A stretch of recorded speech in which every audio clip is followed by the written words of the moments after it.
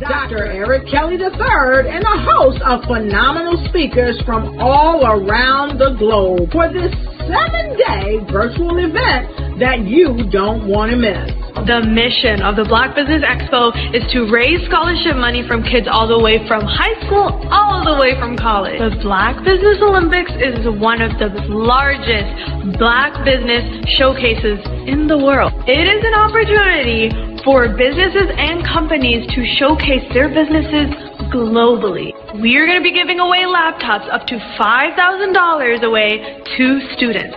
Again, I'm Olivia Appleberry, the founder of 2 Cents Finance and one of the speakers for the expo. I am so excited to see you there. For more info, go to www.blackbusinessexpousa.com or call 919-308-9090 and hope to see you there.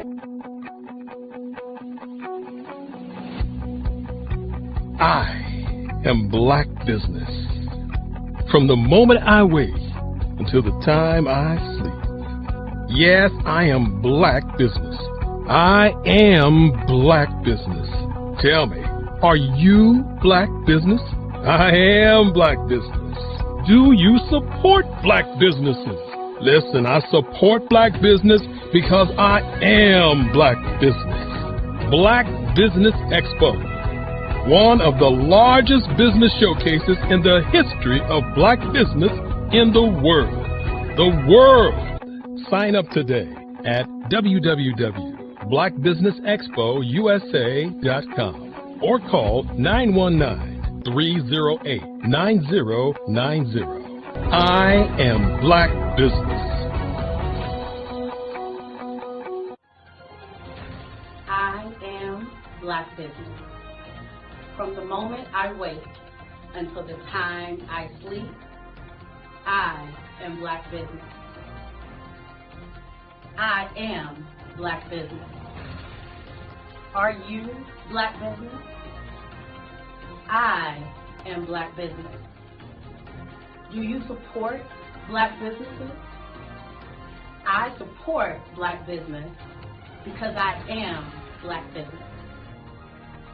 Black Business Expo, one of the largest business showcases in the history of Black America in North Carolina. Join Dr. Eric Kelly III and a host of phenomenal speakers from all around the globe for this 7-day virtual event that you don't want to miss. The mission of the Black Business Expo is to raise scholarship money from kids all the way from high school all the way from college. The Black Business Olympics is one of the largest Black business showcases in the world. It is an opportunity for businesses and companies to showcase their businesses globally. We are going to be giving away laptops up to $5,000 away to students. Again, I'm Olivia Appleberry, the founder of 2 Cents Finance and one of the speakers for the expo. I am so excited to see you there. For more info, go to www.blackbusinessexpousa.com or call 919-308-9090 and hope to see you there. I am Black Business. From the moment I wake until the time I sleep. Yes, I am Black Business. I am Black Business. Tell me, are you Black Business? I am Black Business. Do you support Black businesses?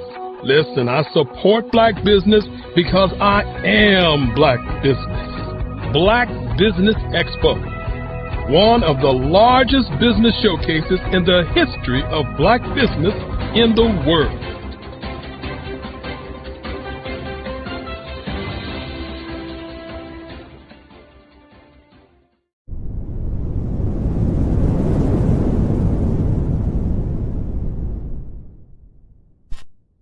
Over the past few years, we've seen the growth of existing and new initiatives focused on financial inclusion, building global networks, and reducing the wealth gap in response to the idea there's not enough seats at the table.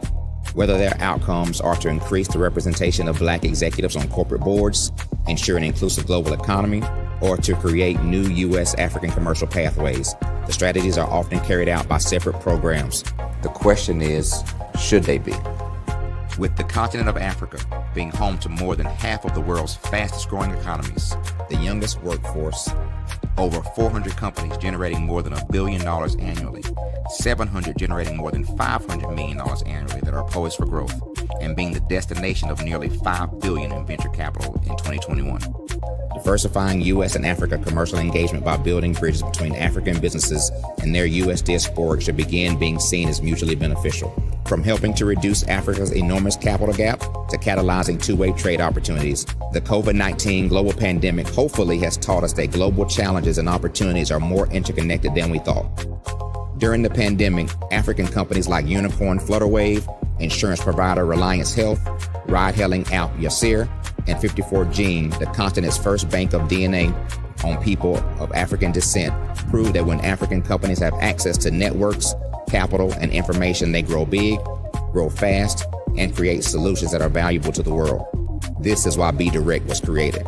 We are the first U.S.-based but African-centric board preparedness and board search company designed to connect U.S. Black talent and corporations to African businesses.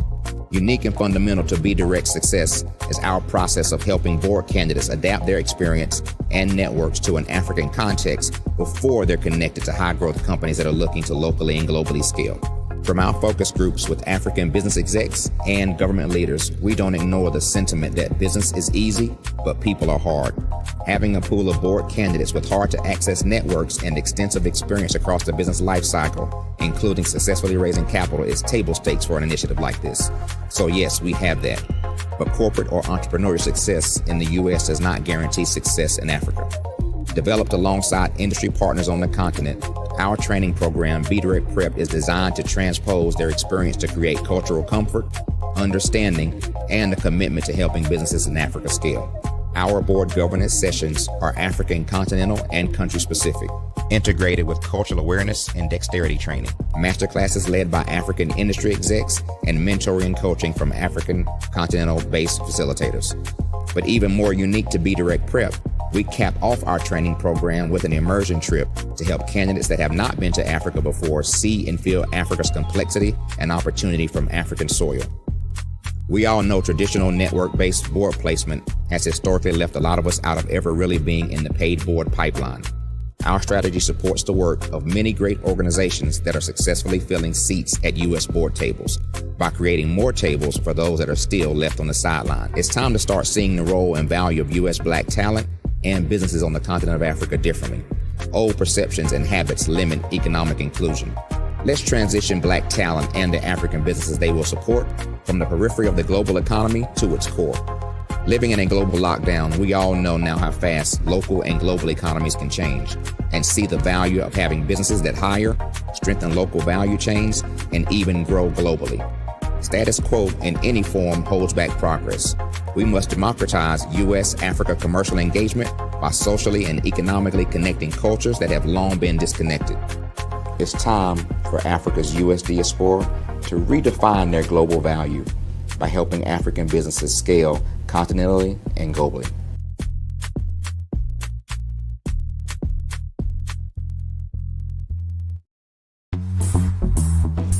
Attention all entrepreneurs and companies. Are you looking for reliable and efficient virtual assistants and back office support to help you manage your business tasks? Look no further than Superwoman Business Services. Our team of virtual assistants provides a full range of administrative support services, including operations management, social media marketing, and much more.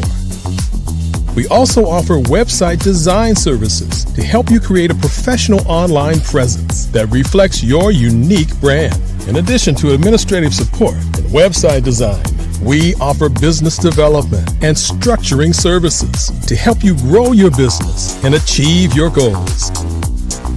We'll work closely with you to identify areas of improvement and develop a customized plan to help you reach your full potential. At Superwoman Business Services, we understand that running a business can be overwhelming and time-consuming. That's why we're here to help you fly high and achieve success. Our virtual assistants are highly skilled, experienced, and dedicated to providing you with the support you need to thrive. Come fly with us and take your business to new heights. Let us help you become the superhero entrepreneur you are meant to be.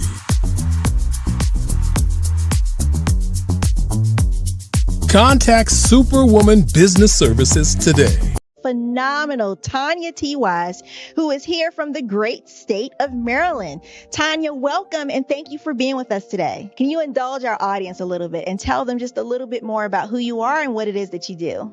Well, I love being able to talk to people and have a magnetic attitude, being able to just show them. So I always like to say, level up is Coach at Tanya T. Wise here. So can you tell our audience, just give them a teaser about what your presentation will be about? So my philosophy is that we should all be living our dream life. So tomorrow I'm going to talk about how you start living your dream life. What are some of the things that you thought about in your childhood that you just kind of let go and dormant? Wow. And I want to reignite that and just give you some pointers and some tips, some tools, some strategies to be able to start living your best life now. And guess what, Wanda? And leave an inheritance for your legacy. Oh my goodness. Okay, I know that's resonating with a lot of people. I've heard that you have a dynamic coaching program. Can you tell us a little bit more about that? Absolutely. So our coaching program help people that have the lack of time, that lack strategies, and lack the confidence to go after their dream life. So we help them implement tools, we help them implement strategies, as well as give them resources so that they can live their best life now and leave that inheritance. Wow. Oh, I love that. I love the leave the inheritance part. Listen, you are dropping some major nuggets, and I know a lot of what you're saying is resonating with a lot of people, but I think we're all curious. How did you even make this transition into the speaking and coaching arena? What's the story behind this? So I started out in finance, and I realized that a lot of people don't necessarily go after their dream life because of the lack of finances or the education behind finances. But it wasn't until I lost my firstborn, my only son, that life changed for me. And where I was going after it all, living the corporate life, hit my 6-figure income and living in my dream house with my dream man, driving my dream car. I nearly lost it all when I lost my son. And so I realized it only takes one financial catastrophe that can change your entire life. That's what made me start All New Beginnings. Because no matter what's going on in life, there's a new beginning. And because of that, we develop a program called Wise Minded. My little slogan is, don't just dream it, let's live it. If they want to connect with you or work with you, what is the best ways for them to be able to do that? Well, for my social media guru, you can connect with me on every single social media platform as Tanya T. Wise.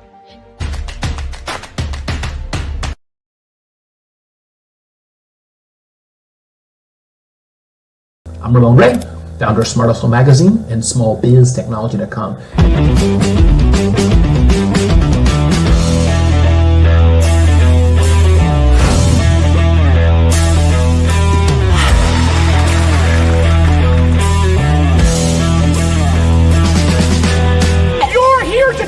To celebrate small business success. Stand up on your feet. You rocked the house. Hey, thank you. It was amazing. Didn't we learn?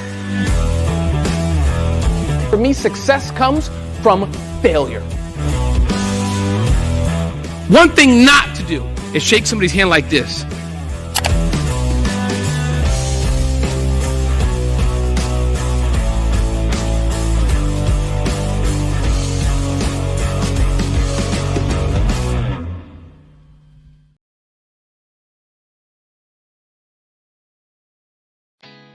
Did you know women represent just 3% of Fortune 500 CEOs and less than 15% of corporate executives at top companies worldwide? Have you wondered what the secrets are to getting into the top ranks, whether in the private or public sector? Do you want to figure out how to stop being held back in your career or passed over for promotion? Then you're in the right place. Hi, I'm Dr. Madeline Ann Lewis, President and CEO of the Executive Women's Success Institute. I have decades of experience in the military, the federal government, and corporate America, and my mission is to help women succeed and tap into their full potential. I want to reach 1 million plus women around the world to become the leaders they are meant to be. So if you want to move into a management or executive level position, or maybe you are a female veteran transitioning out of the military into business entrepreneurship, then reach out to the Executive Women's Success Institute at 301-693-3284. Let us get you on the fast track to success.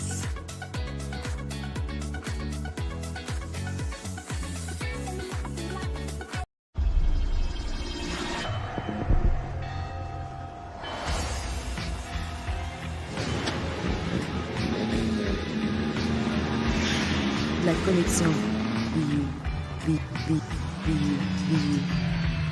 La connexion.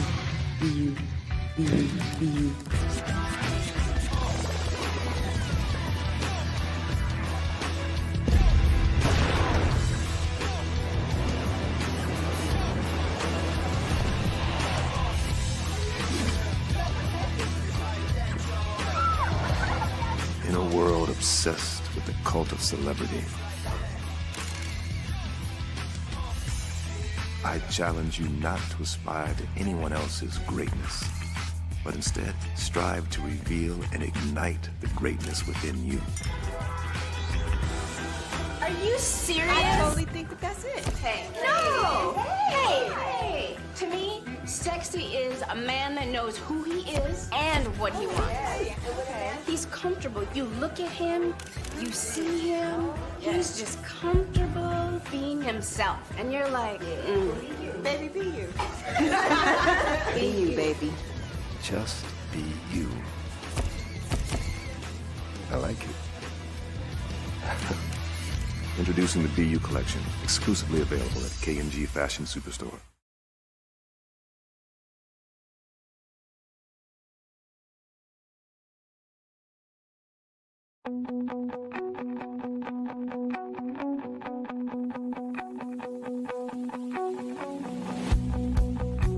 I am Black Business. From the moment I wake until the time I sleep. Yes, I am Black Business. I am Black Business. Tell me, are you Black Business? I am Black Business. Do you support Black businesses? Listen, I support Black business because I am Black Business. Black Business Expo, one of the largest business showcases in the history of Black business in the world. The world. Sign up today at www.blackbusinessexpousa.com or call 919-308-9090. I am Black Business.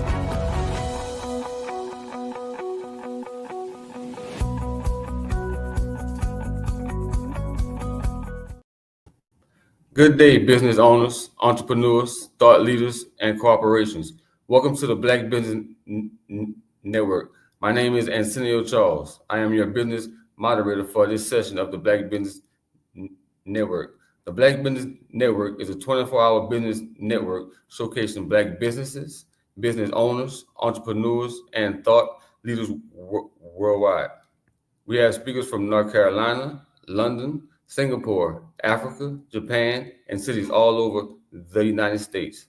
The Black Business Network is a global community sharing business knowledge to empower, inspire, and educate businesses about business.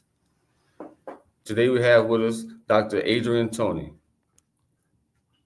Dr. Adrienne Toney is a nationally recognized transition and procurement expert and serves as the Director of Operations for iMorphos Publications Global. With over 30 years of experience as a ghostwriter and consultant across public and private sectors, she is also the author of The Realistic Approach to Work, also called RAW, Diagnostic Assessments and Curriculum, a certified employment support professional. Dr. Tony is an authority in workplace development, career transitions, and training facilitation. She is also the Senior Wellness Director for Planning a Senior Days Out. A Sunday school teacher and a humanitarian, her civic and professional contributions have been honored by the U.S. presidents and the state leaders for her enduring impact on education, employment, and community service. I present to you Dr. Tony.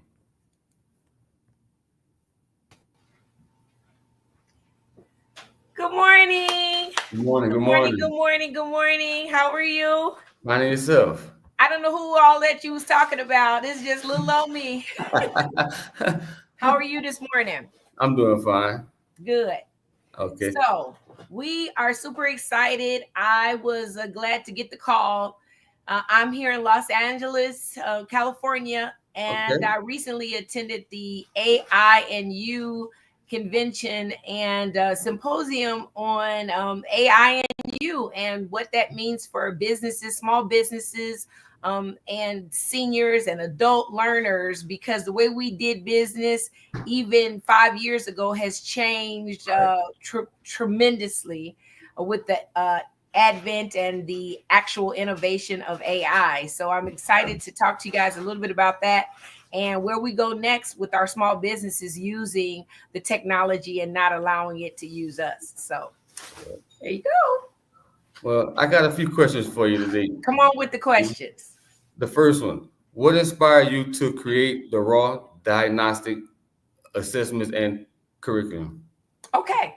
So working as a transition specialist before I became an expert, I was working with students which are in special education and adult learners from the ages of 14 to 25 and really trying to help them focus on their transition plans. In the school system, they have what they call IEPs or 504 plans, which are individualized performance enhancements so that they have the accommodations that they need and the things that will actually make them successful for post-secondary outcomes. And post-secondary could mean work, the military, going to the universities, starting their own businesses. And what I realized in doing that was that our 25-year-olds and older, so once they transition into post-secondary, it's kind of like they're an adult now, you got to figure it out. And you have people that are re-entering the workforce that's been in the incarceration, people that have been in the military who are transitioning out of the military back into civilian life. And so the raw diagnostic tool was created because it's the realistic approach to work. It's straight the facts about that individual, and they're able to use that to leverage their strengths and overcome whatever weaknesses they may have identified throughout their academic career or professional. And it really gives them the opportunity. I am Black Business. From the moment I wake until the time I sleep, I am Black Business. I am Black Business. Are you Black Business? I am Black Business. Do you support Black businesses? I support Black business because I am Black Business. Black Business Expo, one of the largest business showcases in the history of Black business in the world.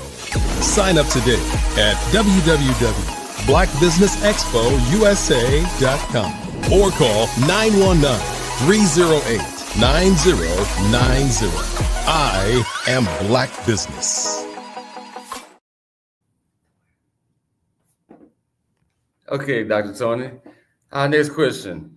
What was the most rewarding part of your role as Director of Operations at the iMorphous Publications Global? Right.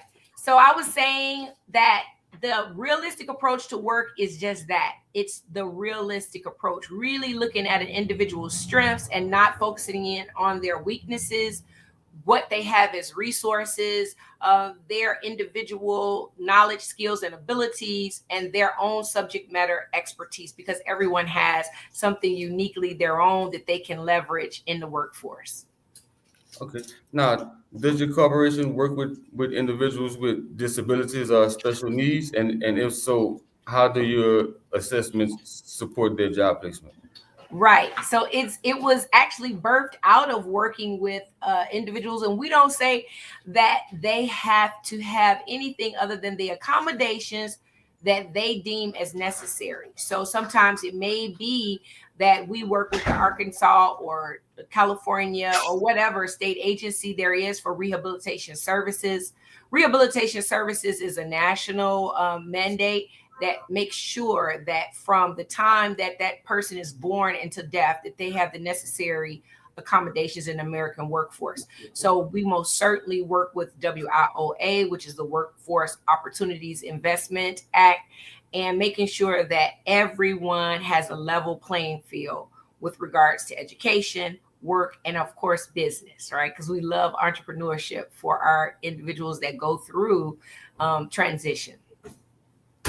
Okay. What are some of the like transitions you're seeing in the workspace right now?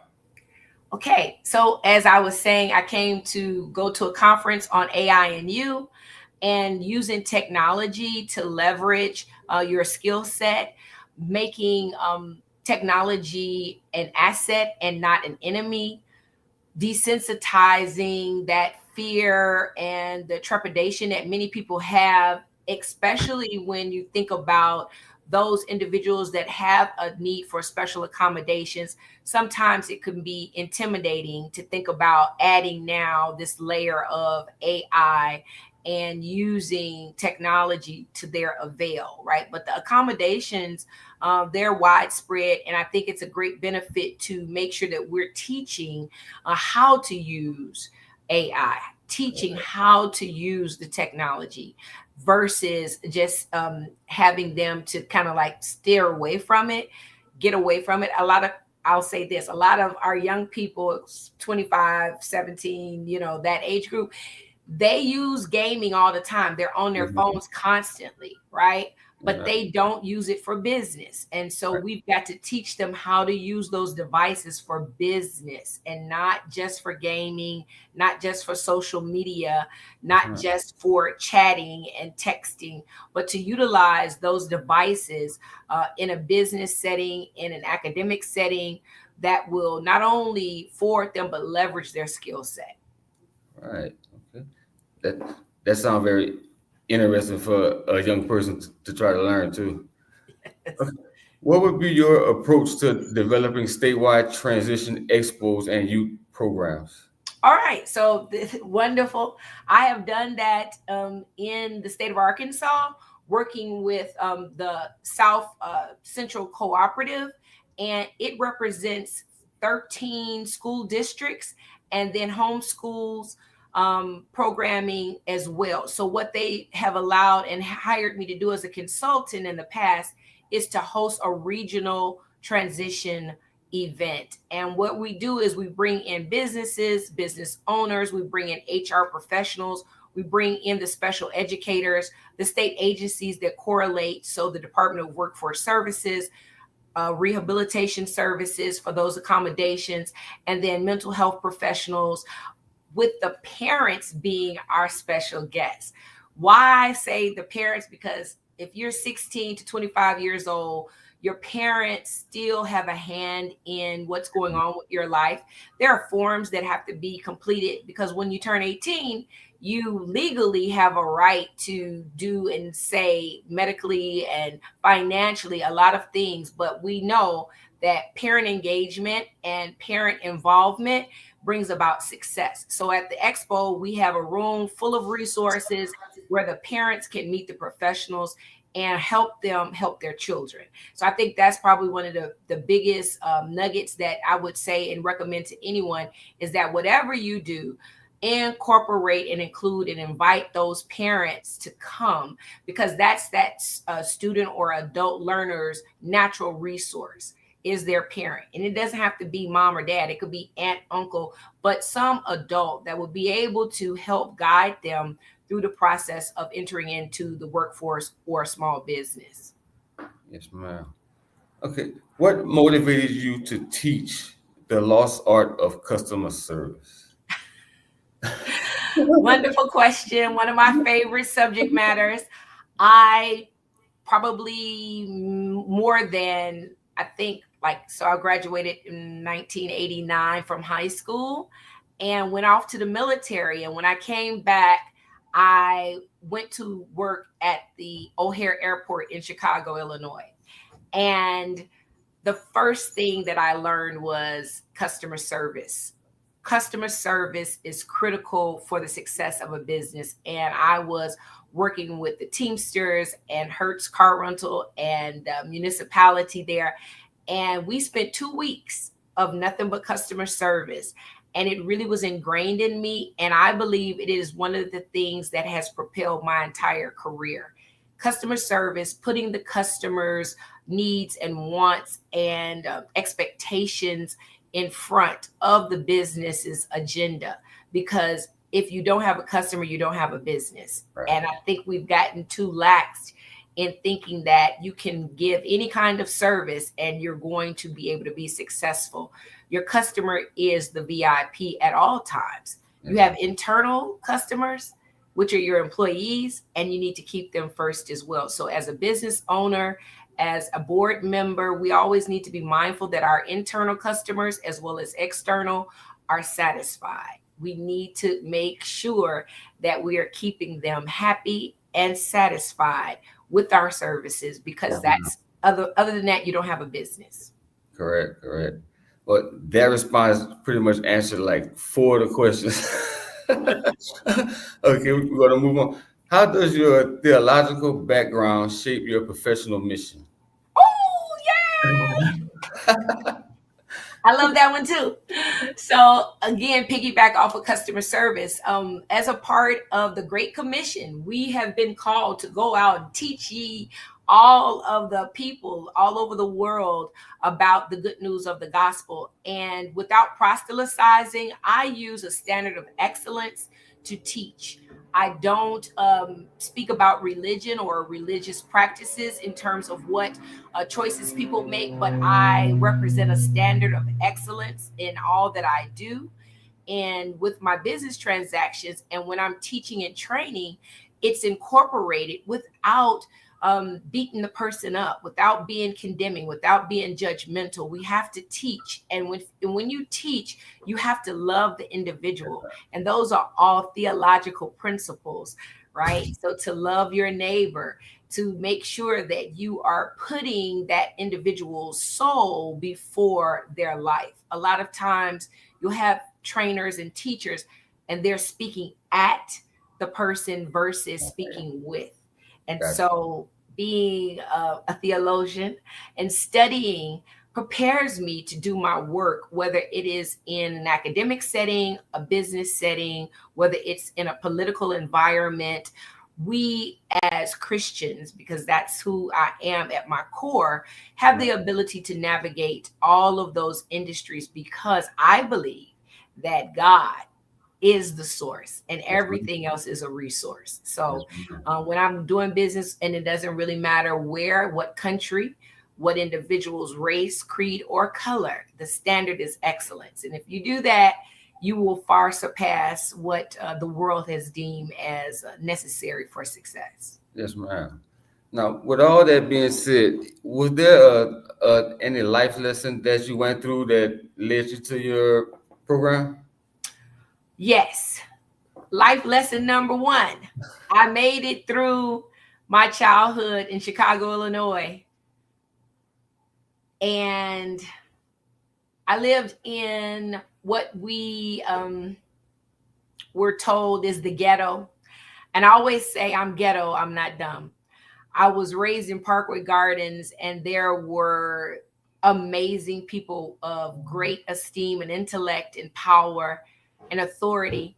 And wherever good is, there's also evil. And I was able to learn very early on to know who I am. I believe if I have one nugget that I can leave with anybody, is to know who you are and to have a very clear sense of your identity, because what the world will tell you about you is only true if you believe it. So you have to have a strong identity. And I did. I was given that opportunity to learn who I was very early on on the south side of Chicago. Good. Yeah. Good. Okay, let's see. What what we're going to get back to the customer service because you explained it so good, and I know that's a major part of the whole operation. Could you tell us what are three principles you teach about customer service? Okay, customer service. So, number one, standard of excellence. Know your product, know your services. Products, goods, and services are how we use a medium of exchange for remuneration. That's how we get paid. So, you have to be very knowledgeable about your products, goods, and services so that you are not always having to defer or call someone else. If you're a frontline worker or if you are the CEO, you need to have a very good grasp on what the products, goods, and services of that organization is. And if you don't, you need to know who does, right? So you don't have to know everything, but you have to know the individuals. And that goes to point number two, which is relationships. Internal customers, which are going to be your suppliers, your vendors, those that you do business with, your accountant, your banker, right? Those are all internal to your operation. And then the external, which are the customers that come through your doors via the online services you may provide, or if it's a brick and mortar. So having that knowledge about your products, goods, and services, a standard of excellence, those two are right off the bat. You've got to maintain that, and it has to be perpetual, continuous. Training needs to be all the time, always pivoting, monitoring, and adjusting. If something isn't work, you don't wait until it's broken to fix it. You want to be proactive. So customer service allows for us to be proactive because we're asking those questions. We used to years ago give out surveys, right? So we would have the customer to write a little customer service survey to see how well they enjoyed their services. I implemented an internal customer service survey where I'm always asking those that I work with and checking their pulse if they're happy, if they're satisfied.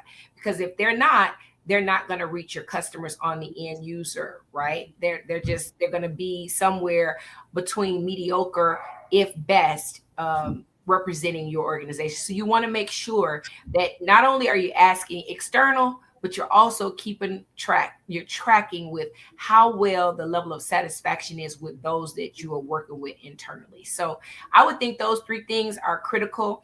More than that, again, it's ongoing training and development, bringing in experts.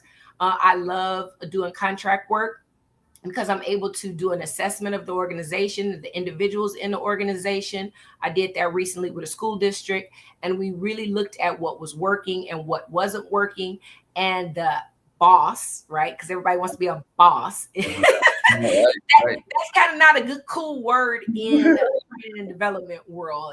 It's like nobody wants to be bossed around. So I prefer using servant leader. But the leader of the organization was able to see some of the things that needed to be fixed, and it didn't have to come from her. She had identified some of those things, but I went in and it's a level playing field because I'm unbiased, right? I'm just looking at the data. I'm making decisions based on the tangibles. So you can't make emotional decisions based on what people feel or how they're acting. You need data. And so as a consultant, I get to go in and I'm looking at numbers. I'm looking at, did you check this box? Didn't you do that? And that allowed for her to make some adjustments that needed to be done throughout the entire organization without her being the bad guy, right? Because I come in, I do my work, and then I leave a tight little bow on top, and then I'm gone, right? So it helps organizations to bring in experts. So if you have any issues, you really compliance with regards to corrective actions, training toward those corrections, and you utilizing an expert to do that is always a good idea, right? So you stay in good relationship with your internal customers. Yes, ma'am. It sounds like you're running that to a T. So, like, what would be a legacy that you would hope to leave in the workforce development community service? Oh, yay. So I have a hashtag that I use and I've been using for over 10 years. And it is hashtag literacy rich giant steps. Literacy rich giant steps. I believe literacy is the antidote to poverty. I learned how to read, write, and speak well as a child, and it carried me through. That's what made the difference between myself and others, is because I really focused on that library experience and reading all that I could. And so I brought that into adulthood and into my profession.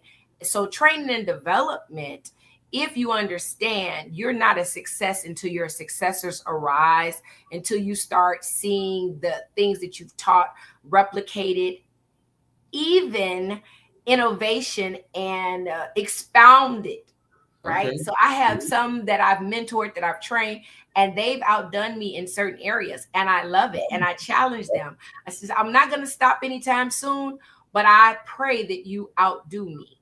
I think that's the best gift back to my legacy, is that these literacy rich giant steps that I've created, those that are walking with me, they will one day outdo me. They'll outrun me. They'll outpublish me. They will outcontract me.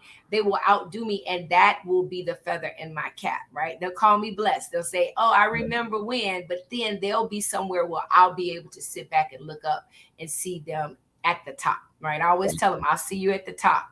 And I love that. I want to see my successors outdo me. Yes, ma'am. With that being said, for the viewers out there watching, what's one piece of good advice you would give to any young professional that's looking to start out right now? Be humble.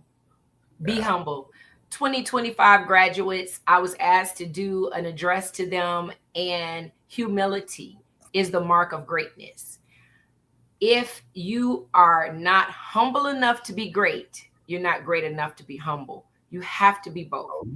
It's a mark that no one, you don't have to announce that. Just do great work. Just do the work and it'll speak for itself. You don't have to solicit and hustle. I always tell the young professionals, I'm grinding. I'm like, you're going to grind yourself down to dust and you will return to the ground quicker than you're supposed to. Hustling, grinding, doing these things, exploitive measures, you won't have any longevity, right? So you've got to pace yourself. You got to do the long game. And so it is that. Are you humble enough to be great and great enough to be humble? Humility will take you a long way. You don't have to fight for your spot, because if you're trained and you're prepared, when opportunity knocks, you'll be ready. So be humble. Be humble. I'm thebomb.com. I know that. And I know that in every room I walk in, but I'm very humble because I know that. Right. How big of a role does patience play? Say that again. How big of a role does patience play? Oh, tremendous, because you have to wait your turn. Everybody gets a turn, but you have to wait your turn. And what do you do while you wait? You exercise your faith. You exercise your gifts and talents. You stay training. You stay learning, continuous learning. If you want to be good at anything, you have to, the performance of the thing is what's going to render the result, right? So you've got to practice. You've got to prepare. If you want to be a great speaker, you've got to speak. If you want to be a great singer, you've got to sing. You want to be a great artist, you've got to do the art. You can't talk about doing it. You have to do it. And that practice, while you're patiently waiting for your turn, will cause you to perform every time. Yes, right? ma'am. Yeah, you'll show up. Okay. Let's see. Before we get off, could you please give us your contact info one more time for the people out there viewing? Oh, sure. So I'm on social media. On LinkedIn, Dr. Adrienne M. Tony, as my name is written here on the screen. On Instagram, which I love Instagram. I don't know why, because I I love the pictures. I love Instagram. So follow me on Instagram. And of course, I'm on Facebook as well. Just type my name in. And let me just leave you guys with this. I used the Gemini AI function to see who I was. And it's like back in the day we used to Google, individuals to see what it said. Well, now you can use AI. And I used AI to find out who Dr. Tony is. And it was amazing. So if you do nothing else today, go on to AI and put in your name and find out who you are according to what has been written about you. And for our people that's out there that's kind of on the edge about it, would it be wise for them to get a mentor? Oh, yeah, of course. You listen. Everything I'm telling you, success and succession, mentoring, mentorship. I serve as the Mayor's Youth Council Senior Advisor. I have mentees that are adult learners that are going through doctoral programs. It's a myriad of business individuals who are starting out in business. You need someone that has traversed the land and knows the pitfalls and is not, first of all, is not going to try to hamper or to stop you from being successful because they're already successful. Getting information and ideas from people who've never been where you're going is not a great idea, right? So if I tell you I'm going to take you to London, England, and I've never been there, probably not going to have a great trip, right? Because I don't know where I'm going either. So you want to make sure that you link up with the individuals that are where you want to be, that have been where you want to go, that have success under their belt, because it makes the relationship that much better for you as the young mentee. And even I'm going to say, stop saying even young. Older people, I have a mentor. I spoke to my mentor yesterday. We were on the phone for over 45 minutes because I'm just sitting like a sponge, absorbing her wisdom. And I value still having someone that can correct me, who can guide me, who can also celebrate me. And that's what mentorship is. One of the reasons why it's so valuable, because your mentor, if they're only telling you how to correct yourself and never celebrating you, it's not a good mentor. Get rid of them. And that's just me saying it straight out. If they never can celebrate you, if they never give you your flowers, if they never tell you you're doing great, that's not your mentor. That's just an individual critic. And of course, critics are a dime a dozen because it's some everywhere. Haters are everywhere. So you want somebody that's going to be on your side and be a cheerleader and tell you the truth, but you want them to celebrate you. Yeah. I can see you take a lot of pride in your work. So where do you see your business in the next, let's say, 15 years? Woo, that's a good question too. The next 15 years, I'm on a 10-year plan right now, which started in 2021. So 2031 will be the end of my 10-year plan. And by that time, I will have built my ranch, which I believe is going to be a state-of-the-art training facility, retreat, luxury experience in the South of the United States of America, in Arkansas, have people come from all over the world. And of course, with the advent of technology, we'll be able to do like we're doing today, but to come and to relax and to be trained in a holistic environment about business and smart business moves and philanthropy and non-for-profits and not-for-profits and business endeavors, but really a dream factory. So I want to make sure that I leave a legacy, not only in brick and mortar, but on the hearts and the souls of millions of people. I pray that everybody would learn to take literacy rich giant steps, become avid readers and lifelong learners. And so I'm going to do my part to make sure that it's some boots on the ground with Thank you. Thank you so much, Dr. Tony.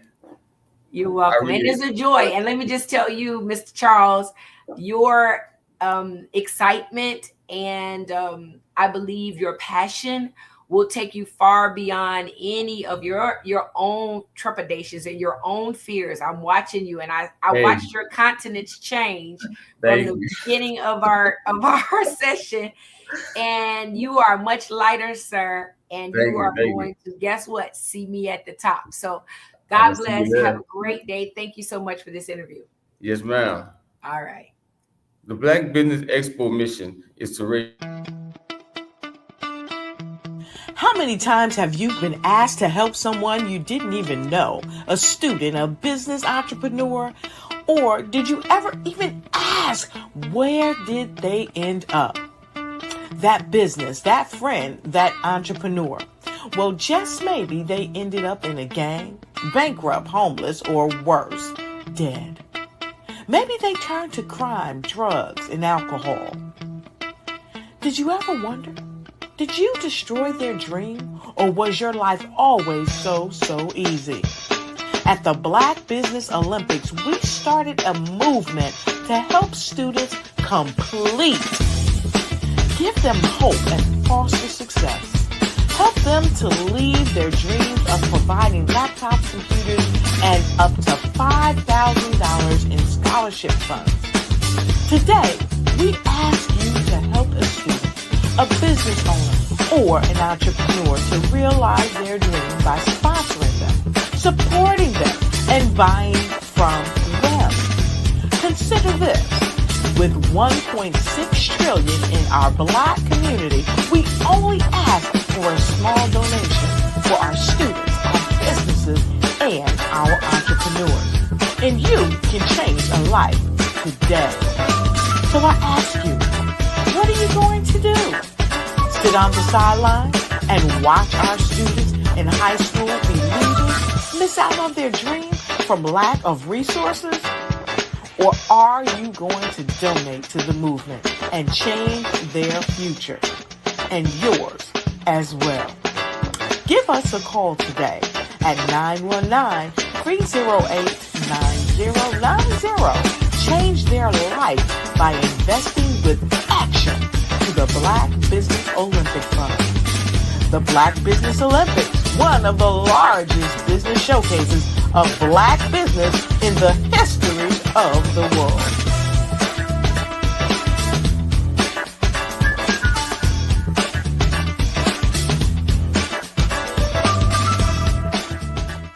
Are you a Black entrepreneur with a vision for global success? Are you ready to take your business to the next level? Introducing the Black Business Network, BBN, one of the largest Black business showcases in the history of the world. The only 24/7 global multimedia ecosystem dedicated to connecting and promoting Black entrepreneurs, brands, and businesses globally. With BBN, you can sell your business now 24 hours a day to over 200 countries. Reach a global audience in real time, build trust, and generate leads like never before. Access a world of opportunity with our live streaming and replay platform, featuring on-demand content, documentaries, and exclusive interviews. Get your exclusive, one-of-a-kind Black Business magazine covers that feature you and your amazing business today. And tap into our Black Business Global Chamber of Commerce, where your voice will be heard globally with over 1 million business owners. Learn the insights and strategies that Black entrepreneurs are using to grow today. Power your business with the Black Business Black Credit and Debit Card. Get cashback, access microloans, and build your business by doing business with Black businesses worldwide. Stay ahead of the curve with the Black Business World Report, our yearly intelligence magazine, providing industry trends, government programs, funding alerts, and so much more. BBN is more than just a network. It's a revolution. It's a global movement, uniting Black entrepreneurs from over 200 countries to share knowledge, build relationships, and create economic empowerment. And for corporations, BBN offers a unique opportunity to demonstrate your commitment to diversity and inclusion and access. Submit your corporate commercial today. Sponsor BBN, reach a targeted audience, and support the growth of Black-owned businesses. Our Black Business Ambassador program provides support and detailed information on all activities. From onboarding to mastermind think tasks, they cover it all. Whether you're looking to expand your business or your viewers, BBN brings together the tools, talent, and technology needed to grow Black-owned businesses worldwide. It's where we speak, sell, connect, and rise. Live and on demand. Join the Black Business Network today. Visit bxtv.org to learn more and unlock your global potential, where business is broadcast live, where the future is today. Call 919-308-9090 for your Black Business Fireside Chat today as we showcase your amazing business to over 200 countries. Black Business Network, one of the largest Black business showcases of Black business in the history of the world. Call today 919-308-9090. 9090 USA.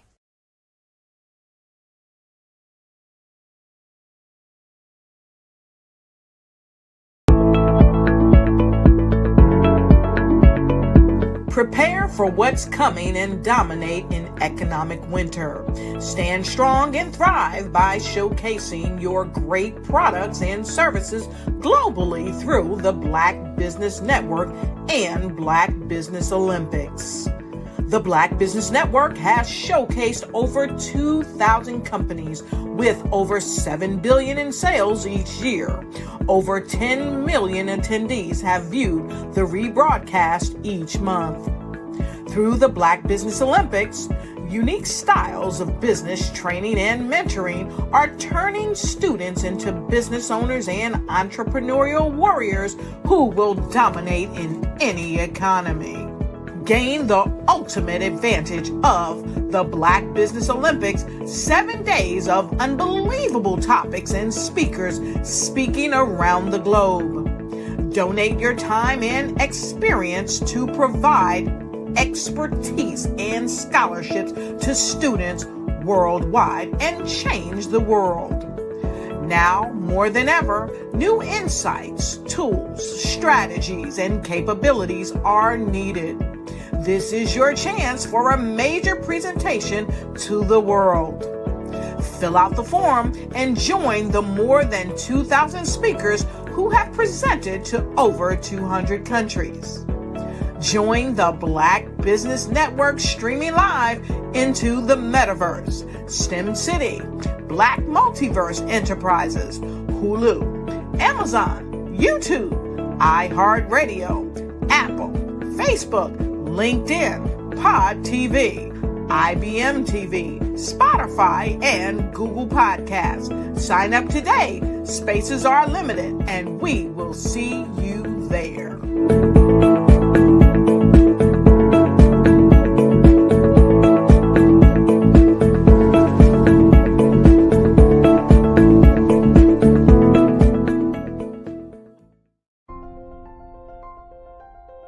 What if you could build your own city? A place where every child can find nurturing people to help them achieve their full potential. A place where every adult can access job training support, where health education is abundant, where social justice ruled the land. A place without limitations. Welcome. You have arrived at STEM City USA. It is what every city should be. A safe and trusted community where you find people and resources to help you become everything you are and beyond. STEM City is unlike anything you have ever experienced. It is a digital twin of the world around you, only better. STEM City is about energy and soul renewal. It is more than a digital world. You can almost feel the power of live cultural events, music, and theater.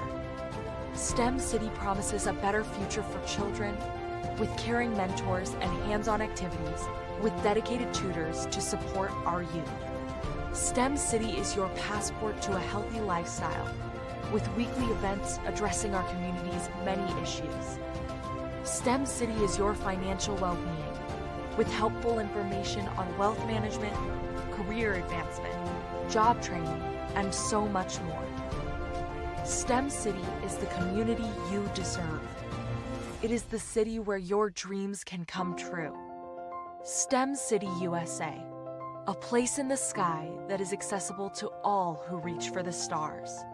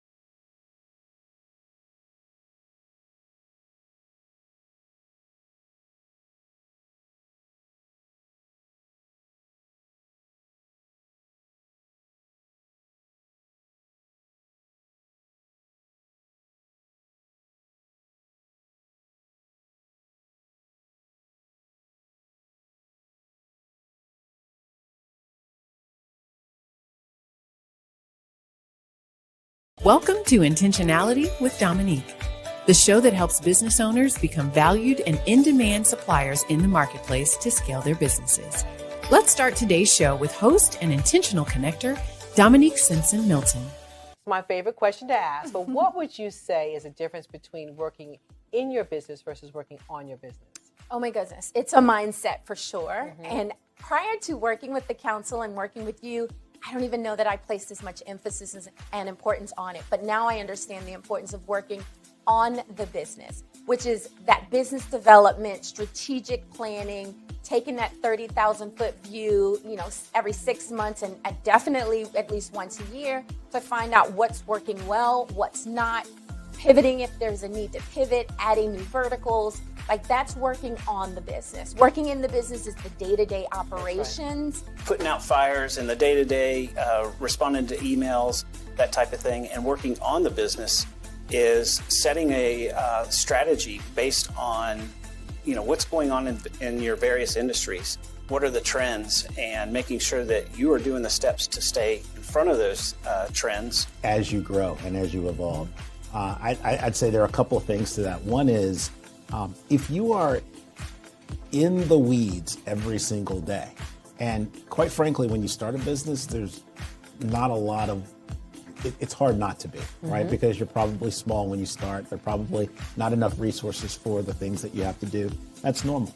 But as you grow and as you evolve, you start to understand that if your view is here, then you cannot gain the perspective to see all of the interrelationships and all of the opportunities and all of the strategic maneuvers that you should be doing in order to take grow your business in step functions as opposed to incremental. Well, working in the business is doing everything. You wear all the many hats.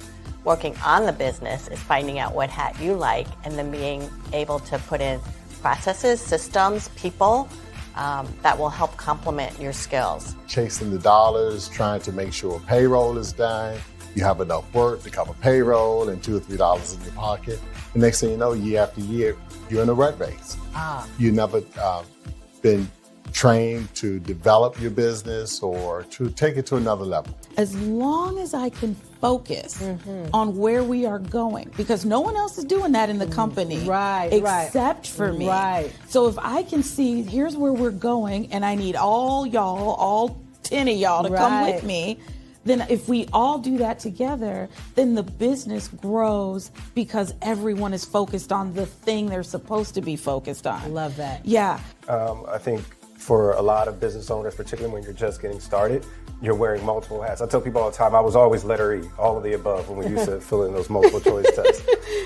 And even now, I still do a lot, but what is really great is that right now I'm in Richmond. My team back in Raleigh is handling everything. I don't have to pick up the phone. I don't have to check that email because I know that they can take on whatever is being thrown at them. Take time to slow down in order to speed up. Invest in CVM SDC developmental programs each year to grow your business. Working in equals maintaining. Working on equals growth. Visit cvmsdc.org for more information on our development programs. Email us at info@cvmsdc.org.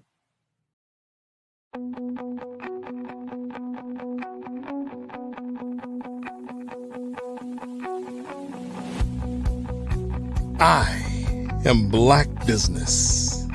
From the moment I wake until the time I sleep. Yes, I am Black Business. I am Black Business. Tell me, are you Black Business? I am Black Business. Do you support Black businesses? Listen, I support Black business because I am Black Business. Black Business Expo, one of the largest business showcases in the history of Black business in the world. The world. Sign up today at www.blackbusinessexpousa.com or call 919-308-9090. I am Black Business.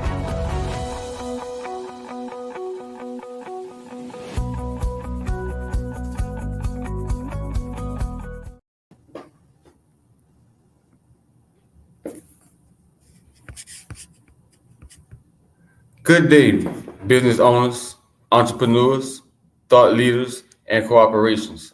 Welcome to the Black Business Network. My name is Arsenio Charles. I am your business moderator for this session of the Black Business Network. The Black Business Network is a 24-hour business network showcasing Black businesses, business owners, entrepreneurs, and thought leaders worldwide. We have speakers from North Carolina, London, Singapore, Africa, Japan, and cities all over the United States. The Black Business Network is a global community sharing business knowledge to empower, inspire, and educate businesses about business. Today we have with us Dr. Norma Hollis. Dr. Norma Hollis is a change agent who writes and implements programs for human development. Her programs assist people to understand and experience the depth and power of their potential. She was the first Black woman to own a speaker bureau for Black speakers.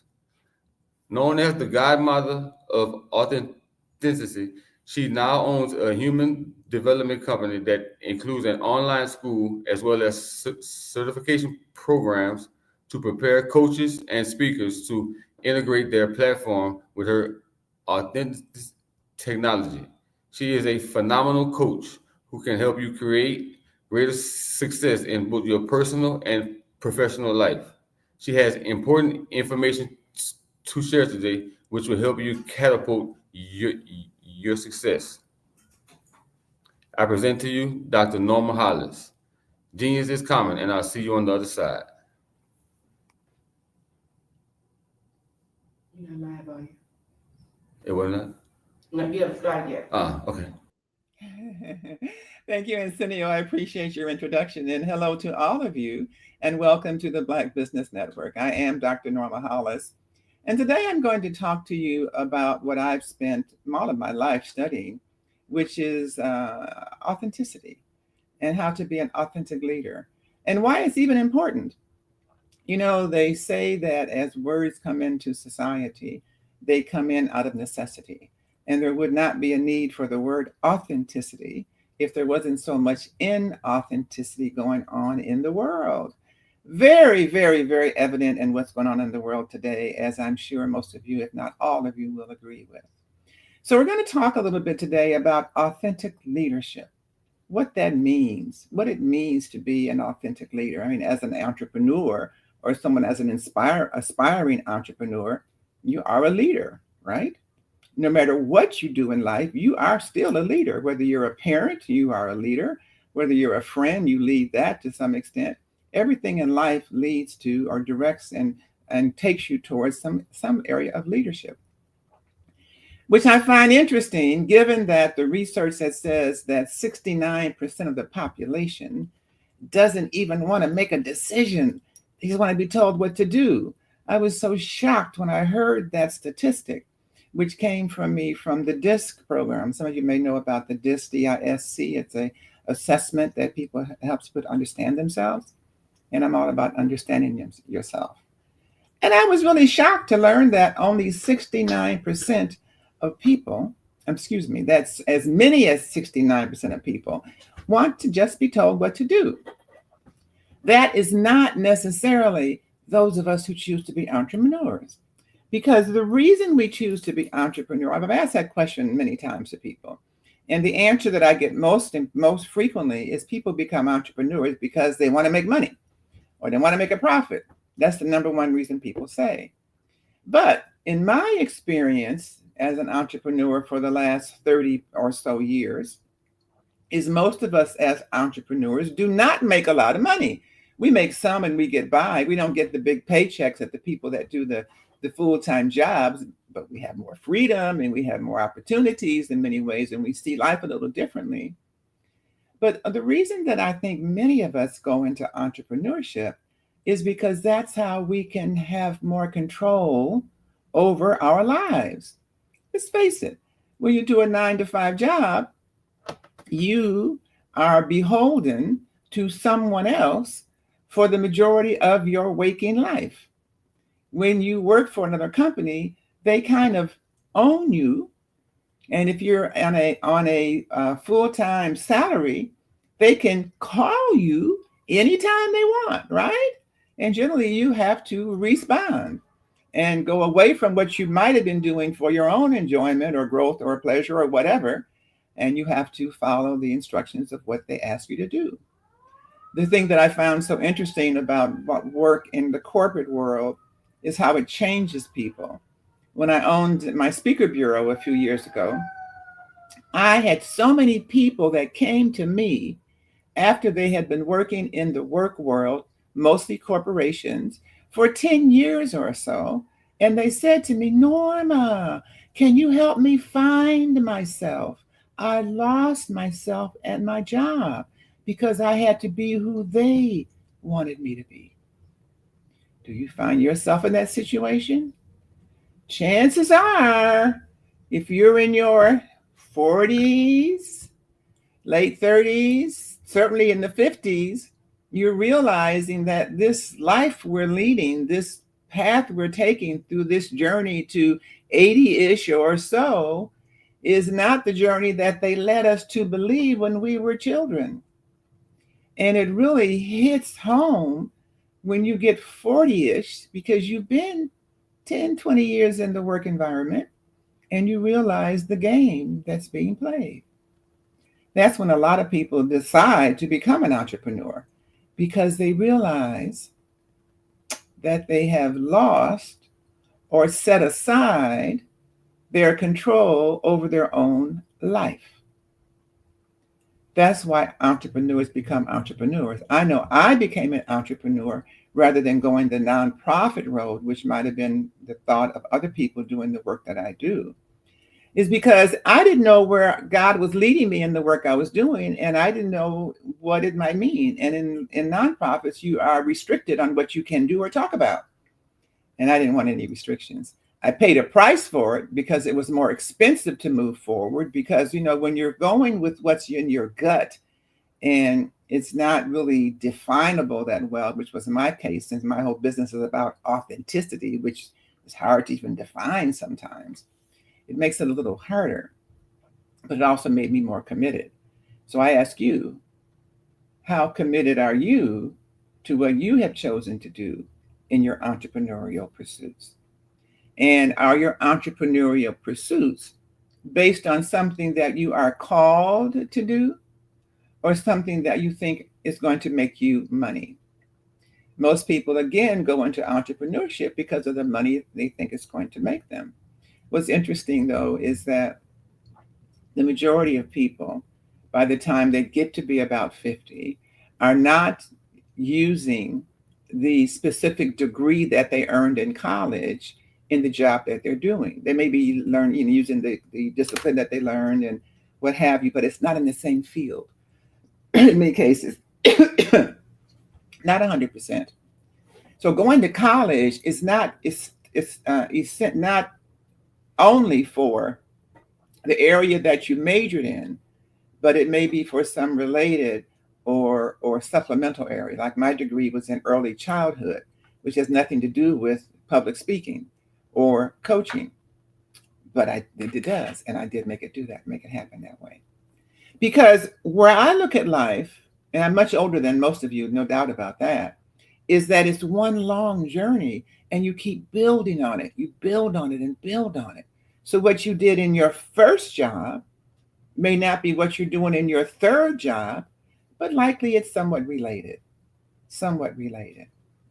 But going back to becoming entrepreneurs and having more control and independence with our life, that is not available to you, at least in the same way, when you do a 9-to-5, whether it's in a corporate environment or a beauty salon or whatever.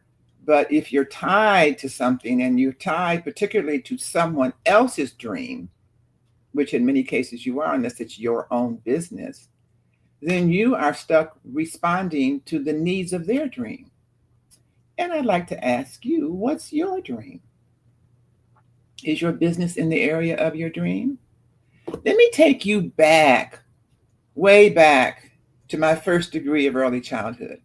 And if you can go back to maybe 5 years old, or at least before you were 7, what did you really enjoy doing? What did you love to do? What is it you couldn't wait to get your hands on because you just loved it? Do you remember what that was? Is that in your life now?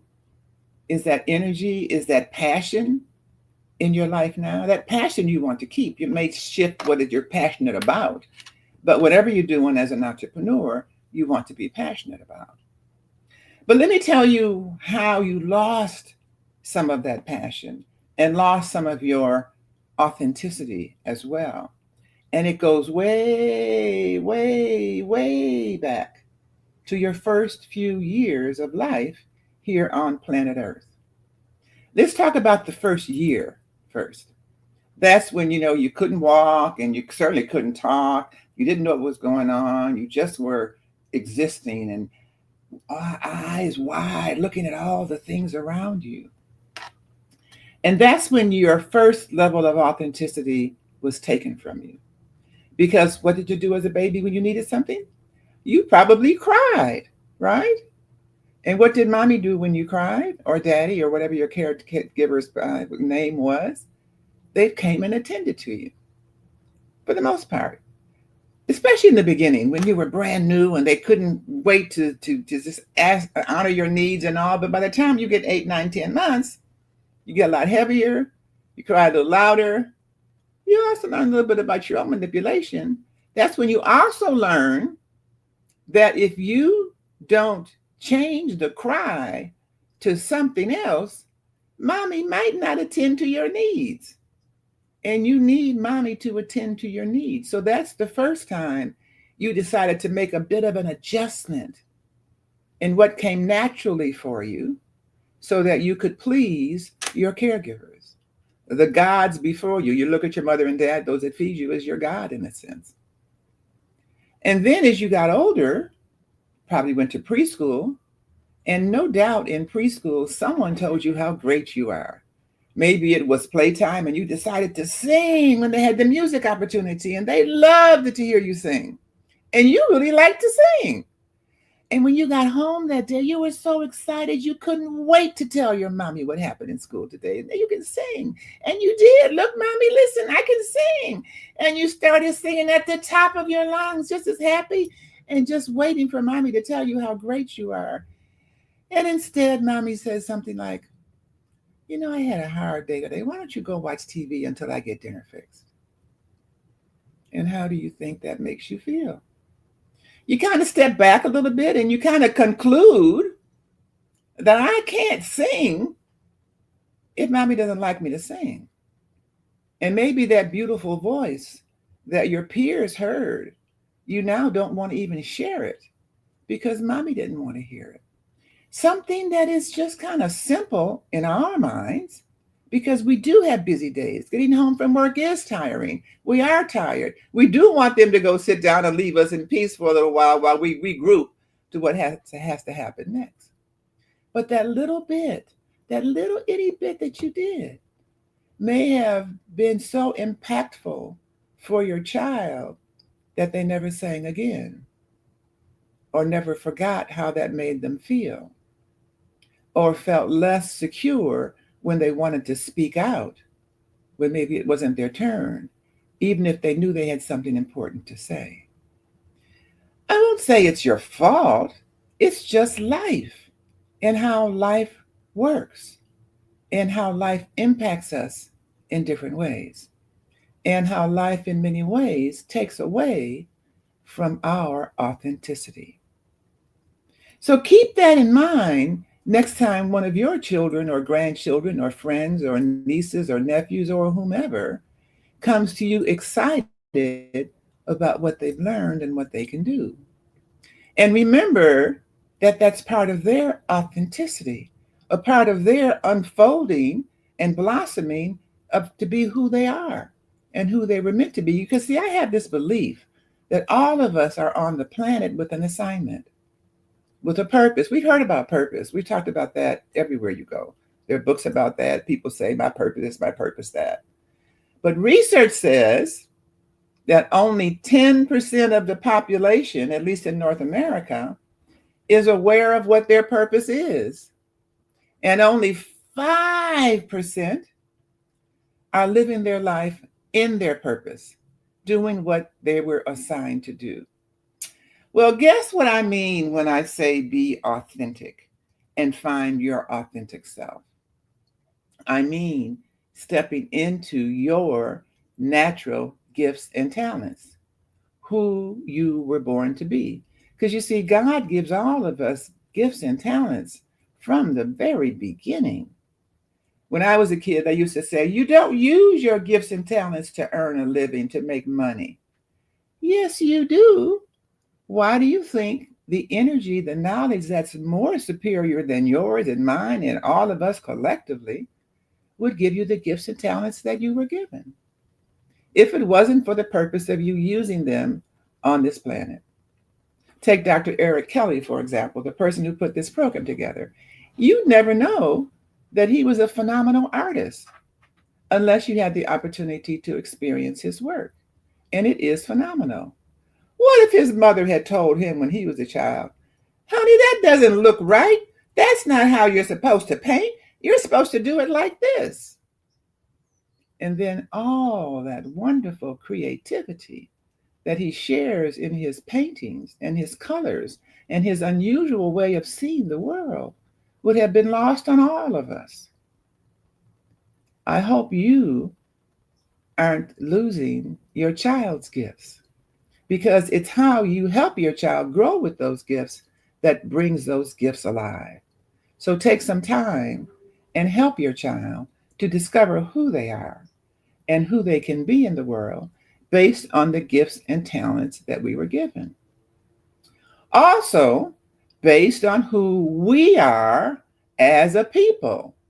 So let me go there for a few minutes and tell you, if you don't realize it, that Eve was a Black woman. Now, you won't read that in the history books. You won't read that in the Bibles that we are led to read most of the time. The Bibles talk about Adam and Eve, and they talk about Adam and Eve as the first people on the planet. Well, the Eve that I'm referring to was not one of the first on the planet. She was here somewhere around 200,000 years ago, give or take 50,000 years or so, depending on what research and information is different. And this is researched, actually true information, that there is or was a Black woman in Africa whose DNA is now in every human being on the planet. That's right. 200,000 or so years ago, when this woman passed, she passed on to her children the mitochondria that was in her cells. Now, mitochondria is a substance that's in healthy cells of all of us. And for years now, they being the researchers of the world, have been researching DNA from all parts of the world. And they found something that had them very befuddled for a while, and probably took a while for them to even publish it, but they did finally publish it in 2018, and it was widely spread in 2023. And so here we are now with this knowledge that everyone on the planet has the mitochondria of a Black woman from Africa who lived 200,000 plus or minus years ago. This has been validated by multiple sources. If you research it, you will find it. There is a video out about it. Lots of information. Don't be scared to find it and read it. Now, some of you are thinking, if that's the case, why are some people white and not Black? Well, it's explained in the video, and essentially what they say is that it took 20,000 years for Black skin to turn white. And that had to do with where the progeny of Eve from Africa migrated over time. And there were some that migrated to areas that were a lot more sun, and that caused their skin to change colors over time. Now, I may have a few facts wrong, but the details or the basic information is absolutely on point. All you have to do is go to Google and research Eve as a Black woman, or African Eve, or anything of that nature, or mitochondria Eve is what some people call her. You will find and validate this information. But this also had me thinking about the current times that we're in, where we are, in many cases, burning books. Not we, but other people in power in different parts of society right now are deciding to burn books and put certain books on ban. And in other places, I'm learning and have learned throughout my entire life that there was a time in Africa when the entire population was Black and the entire population was doing phenomenal things, even some more advanced than the things we're doing in this society 4,000 years later, haven't even caught up with what we did before. But these were entirely Black populations. The richest man in the world was in Africa, a Black man during that time. There are so many stories. I'm not even going to pretend to know them, but there's stories about the phenomenal work that Black Egyptians did way back in history. And I often wonder, well, what happened? If Blacks were these phenomenal warriors, the Black women were these great queens, and they too were warriors. Even the fact that we had wars going on back that long, it's been going on for a long time. But what happened to all the Blacks that were in charge of these locations and doing such fabulous things? Were they also involved in the slave trade and considered like any other person and allowed to come over here to America under those conditions? And look what's happened over the centuries, over the millenniums. And a lot of that, and I haven't fully researched it, but it seems to be based on the advent of guns and more guns and improved ways to use guns and bigger guns and et cetera, et cetera, et cetera. We know some of that history from 1619 on and how it impacted those of us who are Blacks in America now or all over the world.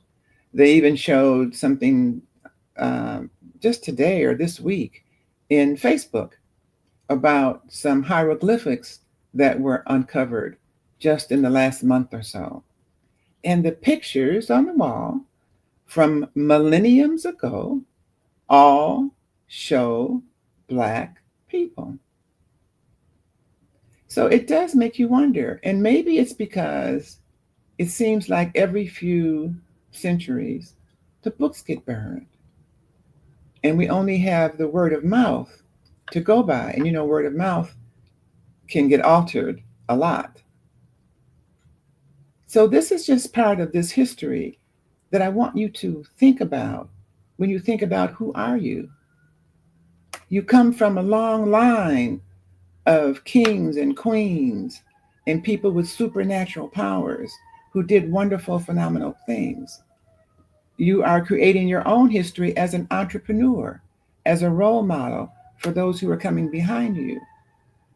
And those who came before you paved the way for all the things that are now available to you, even the fact that we can have a business. I want to say something special to those of you in the music industry, because the music of Black people is copied everywhere all the time. Am I right? But in addition to that, as society is evolving, this is for the metaphysical people out there, as society is evolving and things are coming into the world a little differently, it's the musicians that are the bearers, the standard bearers of what's next. It's through their changed music that society changes. the research done, I think this was by the guy that wrote Pendulum. His name escapes me right now, but he's a literary agent who has multiple books on the New York Times bestseller list. But his research said that as society changes and evolves, it's the music that changes first. It's the musicians that have that connection with source that is so tight and so specific and so prolific and prophetic that when you see the shifts in the music, you can look for shifts in our evolutionary process to come soon thereafter. I'm sorry I don't have more examples for you at this particular point in time, but trust me to say that listen to the music. And when the musicians, especially those who are most popular, are changing their style, their format, their genre, or whatever, look for changes to occur in society also. So now that we know who we are as Black people, Eve was a Black woman. We had kings and queens long before. We are kings and queens now. If you look at the things happening on the planet, so much of what is still being copied is what we bring to the table. So they can mess with us, they can throw us around, they can make life difficult, but still, as Maya Angelou says, we rise. We keep rising, and you keep rising too, no matter what, because the effort is there to pull you down. But let me help you for a moment to see you. Because who are you? I told you who we are, and you are one of that we. Now let's go to you particularly. So particularly for those of you who are that 40 to 50 year age range that I mentioned earlier, because you're the ones who are positioned to make the most impact, because you can not only impact your children, you can impact their children, you can still impact your parents, you can impact your peers, and you can impact your coworkers. And with that, you're impacting really your world. And it's the more authentic you become in your world, the more authentic those around you who are in your world will also become authentic. That's how we change the world. We each become more authentic one by one and help those around us become more authentic. And then encourage them to help those around them become authentic. I know it's not a microwave solution, but we didn't get where we are now from the microwave. We got it from a slow cook oven that's been adding the heat more and more, so systematically, strategically, and slowly that we didn't even realize the heat was rising. And now look where it is. But you individually have the opportunity to create the change if you will accept the challenge. Of course, you can't do it all by yourself, but the key is if each of us do our little part, and it's not a lot, we can create the change that we want to create. First, you want to know more about you and who you really are and what your gifts are. You know, I talked about the children and the little kid coming in singing, and if he can sing that well in preschool, that's probably one of his gifts. Probably so. And what happens when you begin developing your gifts early? They become like second nature. They become very easy. They're no longer considered gifts. They're considered your phenomenal career, your six-figure career as an independent, doing what's in your natural gifts and talents, because that's what God sent you here to do. Doesn't that make sense? Excuse me. The people who are the most successful in school and in business are people who are self-aware. So there is a great deal of motivation for you to create self-awareness within your own life. So what does it really mean to know yourself, to know who you are, and how deep can that knowledge actually go? Is it possible to go really, really, really deep? Well, let me tell you that it is. It's possible to know your thoughts, to understand the thoughts that you're just thinking about thinking, that you're not even thinking yet. Thoughts are in the air. They kind of fly around us all the time. And we grab the ones that relate to us. And if we're not careful, we've grabbed so many that we're overwhelmed.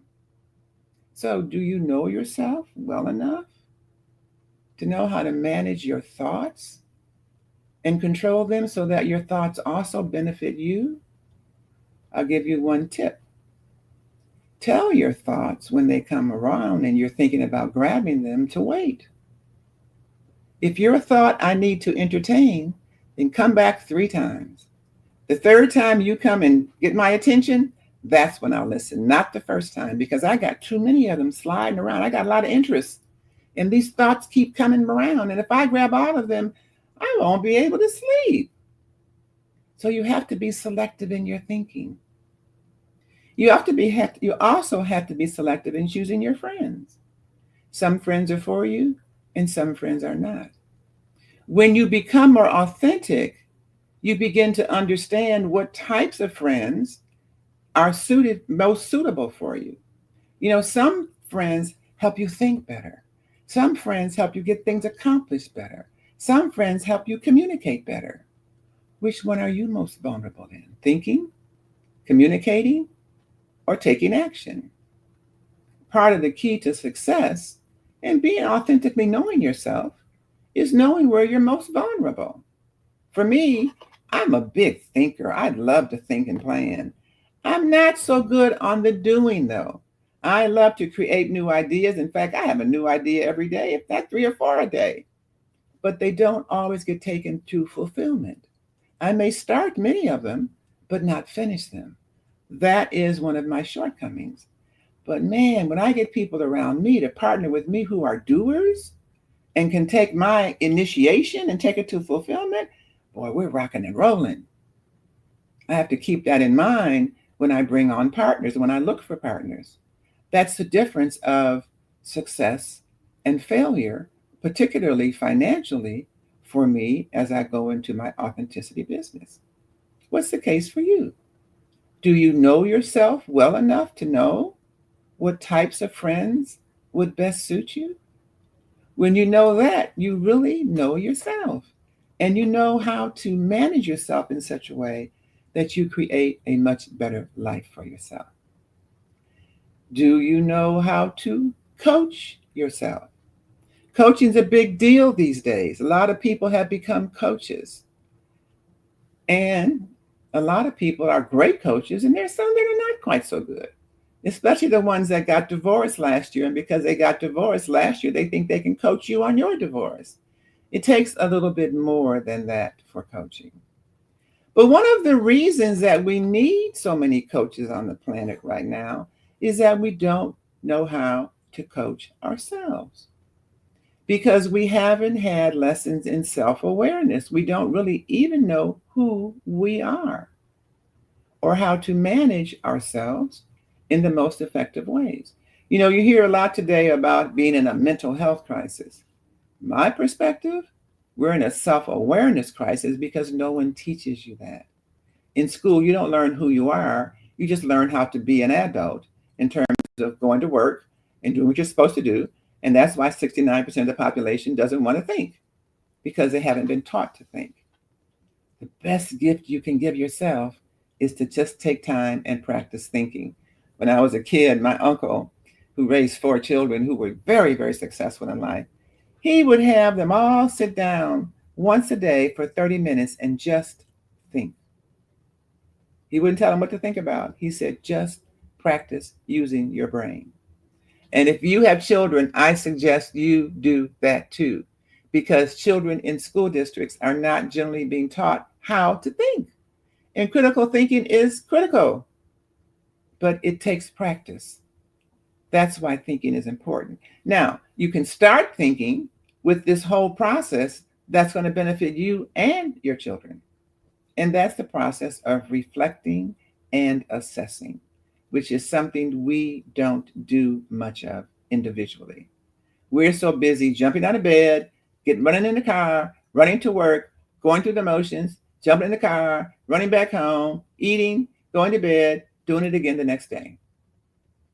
We're on such autopilot doing the same thing every day, the same thing that we in most cases don't even like to do.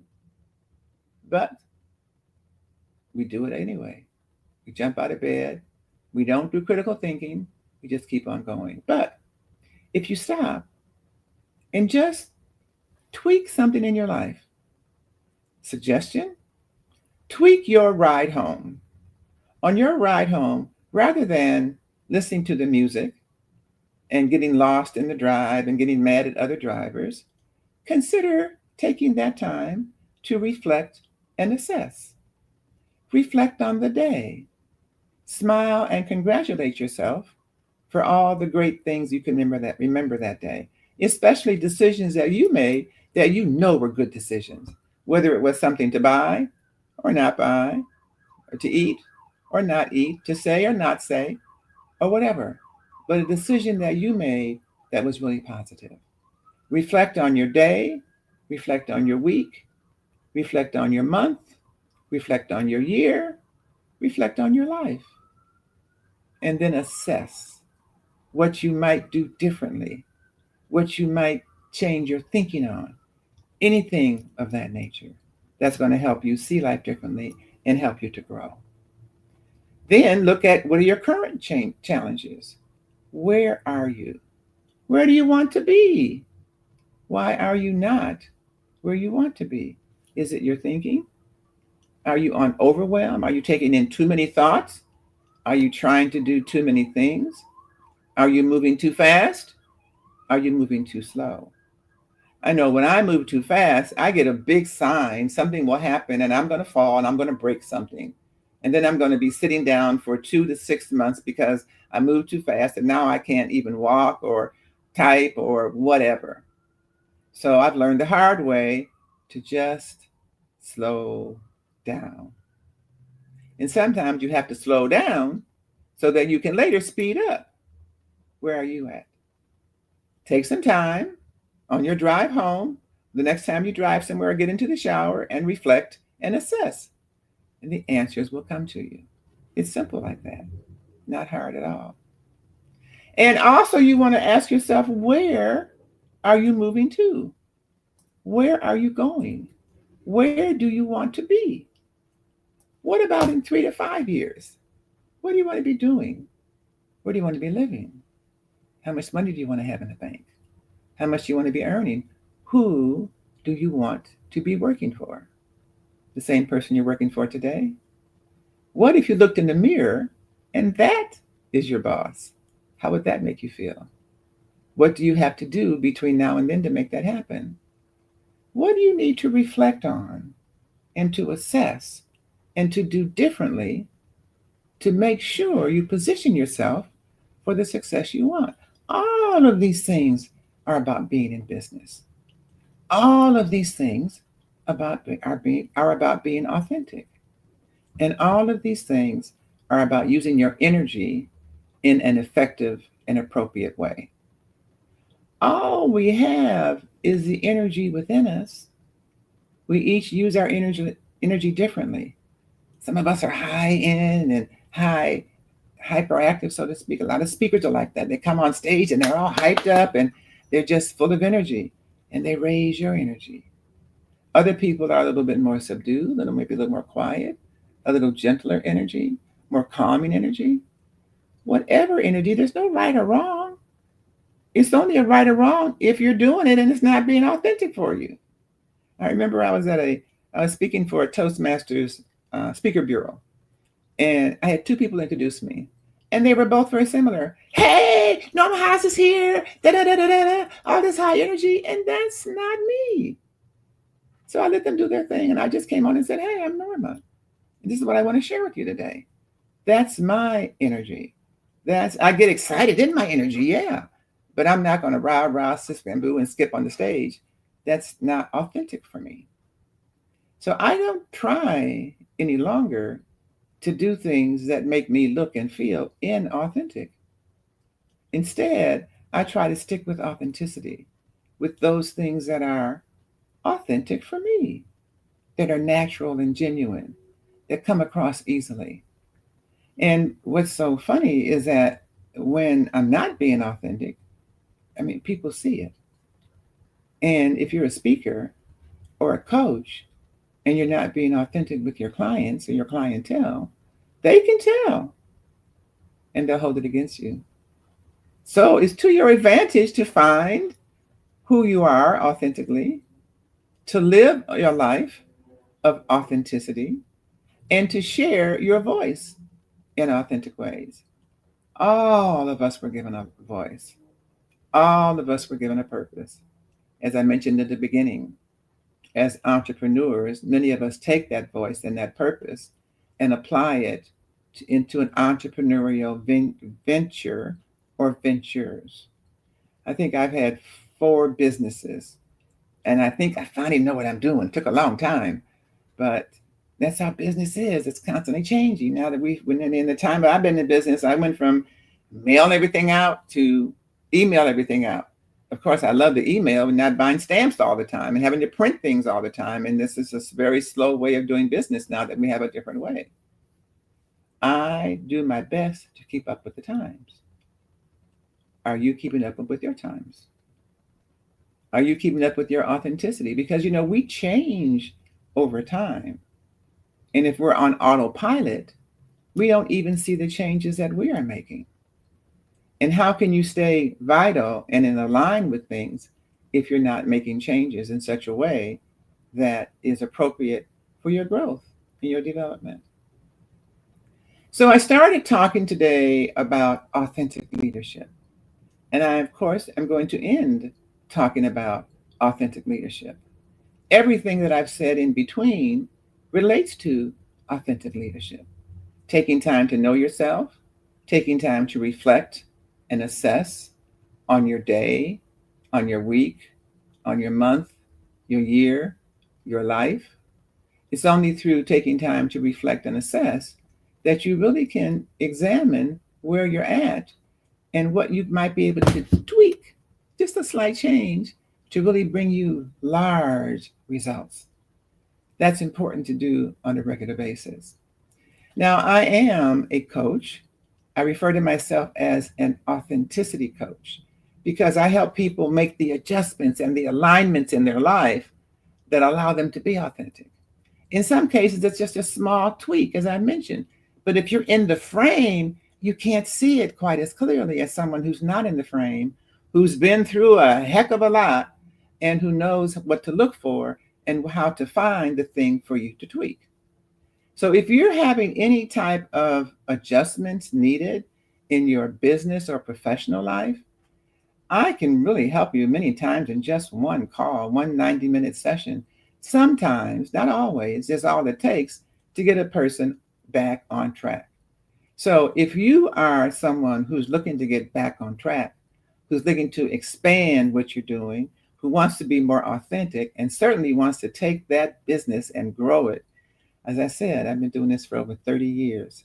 I've learned a lot. I've made enough mistakes for all of us. I can help you shortcut. I can help you get back on your authentic path. Just reach out to me. info@normahollis.com. info@normahollis.com. Feel free to Google me. Feel free to send me an email. Feel free to I'm on all social media. You can find me very easily. And I look forward to hearing from you. Norma Thompson Hollis, Dr. Norma Hollis at info@normahollis.com. I sure hope you picked up something today that I said that will help you to look at your life from a little bit more reflection and assessment perspective. Anicio, thank you. Nice to see you back. Thank you so much. Your presentation was wonderful. Thank you. I'm glad that you enjoyed it. Appreciate it. One more time before we go, can you please give your contact information one more time? Yes, you can reach out to me at info@normahollis.com. Thanks so much. Look forward to hearing from some of you. And be authentic. Stay that way. Thank you so much. All righty. Bye-bye. How many times have you been asked to help someone you didn't even know? A student, a business entrepreneur? Or did you ever even ask, where did they end up? that business, that friend, that entrepreneur. Well, just maybe they ended up in a gang, bankrupt, homeless, or worse, dead. Maybe they turned to crime, drugs, and alcohol. Did you ever wonder? Did you destroy their dream, or was your life always so easy? At the Black Business Olympics, we started a movement to help students complete. Give them hope and foster success. Help them to leave their dreams of providing laptops, computers, and up to $5,000 in scholarship funds. Today, we ask you to help a student, a business owner, or an entrepreneur to realize their dream by sponsoring them, supporting them, and buying from them. Consider this. With $1.6 trillion in our Black community, we only ask for a small donation for our students, our businesses, and our entrepreneurs. And you can change a life today. So I ask you, what are you going to do?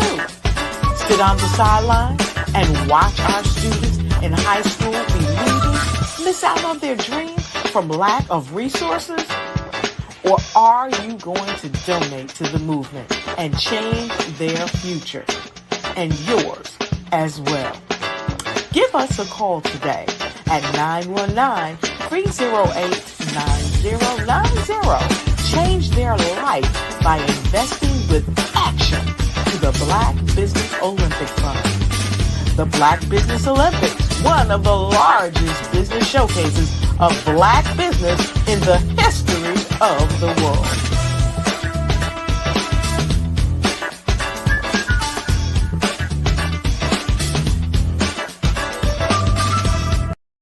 I am from Washington, D.C., but I was raised in Durham, North Carolina.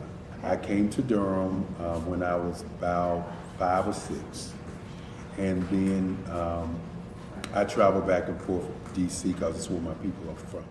One of the unique things about my family is my mother, she's also an artist. She does quilting, and she does a lot of artistic things. And then my son, he draws with both hands, his right hand and his left hand like I do. So that's kind of a family trait. And then my other son, he's a videographer, and my daughter, she works, she's a regional vice president for Sunglass Lab. When you start out drawing and sketching, you want to continue to explore, each avenue. I do pastels, I do pen and ink, I do painting, I do acrylics. I haven't done oils yet, but I try to do all facets of art. What I say to a lot of times to people is, you can't put yourself in a box when you're an artist. You have to explore. And over the course of my life, I've tried to explore different mediums. I also do sculpture as well. I choose my subjects by the intensity that they have in their faces, or the intensity that somebody is moving, because I do more than portrait drawings. I also do I do abstract, and then I do figurative drawing also. Well, what happened in this particular show is that I started out trying to come up with something that would be a little bit different than what everybody else is doing. So I was working on a Barack Obama show, and they wanted me to do some paintings of Barack. And so what I did was, because of the deadlines, I kind of did it kind of fast. And then I realized when I was doing it fast, I enjoyed it. And so then I started doing other pieces the same way, and I started to enjoy those pieces also. And so I came up with this particular style, and it's a style of lines and colors. And what's interesting is that when I was in college, I did a show called Lines, Colors, and I talked about the boldness of the blacks, the hotness of the whites, and this is how this has come about, later on in my life. And the colors comes from a lot of the entertainers that I work with, where they wear different colors. They don't wear, your plain reds or your whites. They wear different colors, and so that's also another piece of what's giving me the colors. The subtitle of this show is faces that speak life. That's real critical. Faces that speak life. Each one of these pieces is a life source and a life energy that's being put on display for people that are looking at it. You know, I always say in terms of my art, it's not important that I draw them. It's important what you get out of what I draw. You know, I don't try to just draw it because you like it. People wanted me to do prints. I didn't do prints.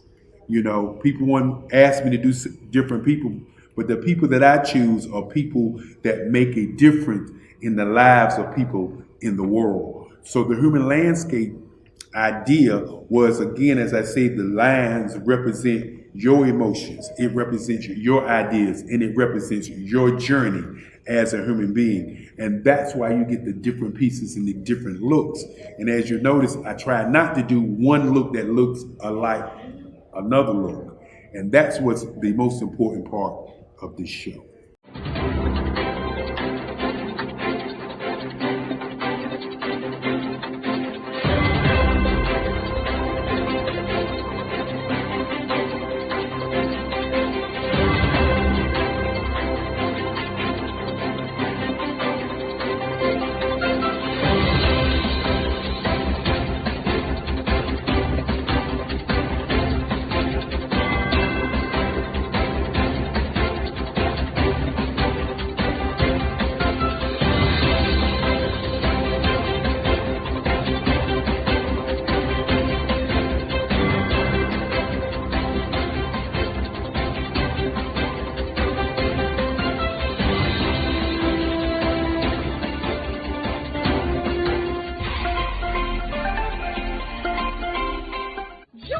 Dr. Eric Kelly III and a host of phenomenal speakers from all around the globe for this 7-day virtual event that you don't want to miss. The mission of the Black Business Expo is to raise scholarship money from kids all the way from high school all the way from college. The Black Business Olympics is one of the largest Black business showcases in the world. It is an opportunity for businesses and companies to showcase their businesses globally. We are going to be giving away laptops up to $5,000 away to students. Again, I'm Olivia Appleberry, the founder of 2 Cents Finance and one of the speakers for the expo. I am so excited to see you there. For more info, go to www.blackbusinessexpousa.com or call 919-308-9090 and hope to see you there. I am Black Business. From the moment I wake until the time I sleep. Yes, I am Black Business. I am Black Business. Tell me, are you Black Business? I am Black Business. Do you support Black businesses? Listen, I support Black business because I am Black Business. Black Business Expo, one of the largest business showcases in the history of Black business in the world. The world! Sign up today at www.blackbusinessexpousa.com or call 919-308-9090. I am Black Business. I am Black Business.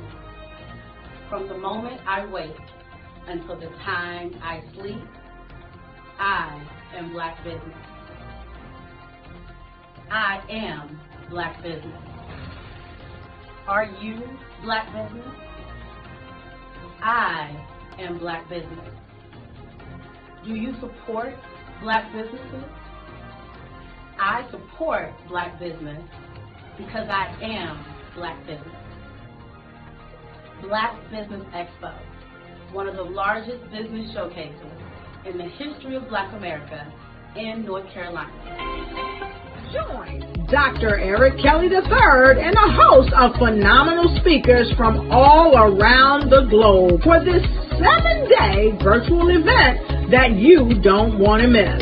The mission of the Black Business Expo is to raise scholarship money from kids all the way from high school, all the way from college. The Black Business Olympics is one of the largest Black business showcases in the world. It is an opportunity for businesses and companies to showcase their businesses globally. We are going to be giving away laptops up to $5,000 away to students. Again, I'm Olivia Appleberry, the founder of 2 Cents Finance and one of the speakers for the expo. I am so excited to see you there. For more info, go to www.blackbusinessexpousa.com or call 919-308-9090 and hope to see you there. I am Black Business. From the moment I wake until the time I sleep. Yes, I am Black Business. I am Black Business. Tell me, are you Black Business? I am Black Business. Do you support Black businesses? Listen, I support Black business because I am Black Business. Black Business Expo, one of the largest business showcases in the history of Black business in the world.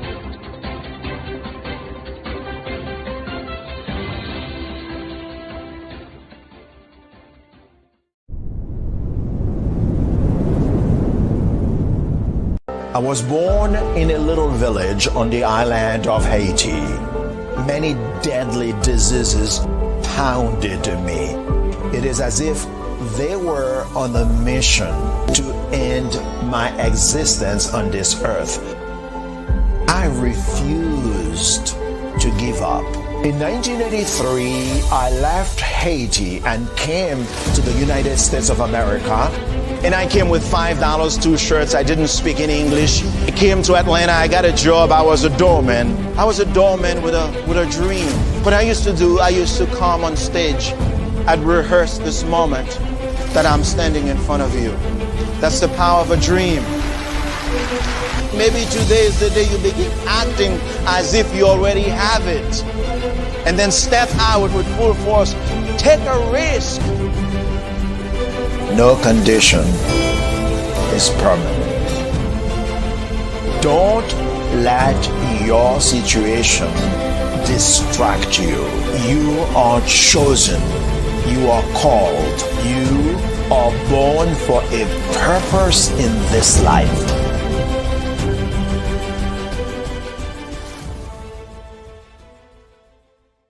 Are you a Black entrepreneur with a vision for global success? Are you ready to take your business to the next level? Introducing the Black Business Network, BBN, one of the largest Black business showcases in the history of the world. The only 24/7 global multimedia ecosystem dedicated to connecting and promoting Black entrepreneurs, brands, and businesses globally. With BBN, you can sell your business now 24 hours a day to over 200 countries. Reach a global audience in real time, build trust, and generate leads like never before. Access a world of opportunity with our live streaming and replay platform, featuring on-demand content, documentaries, and exclusive interviews. Get your exclusive, one-of-a-kind Black Business magazine covers that feature you and your amazing business today. And tap into our Black Business Global Chamber of Commerce, where your voice will be heard globally with over 1 million business owners. Learn the insights and strategies that Black entrepreneurs are using to grow today. Power your business with the Black Business Black Credit and Debit Card. Get cashback, access microloans, and build your business by doing business with Black businesses worldwide. Stay ahead of the curve with the Black Business World Report, our yearly intelligence magazine, providing industry trends, government programs, funding alerts, and so much more. BBN is more than just a network. It's a revolution. It's a global movement, uniting Black entrepreneurs from over 200 countries to share knowledge.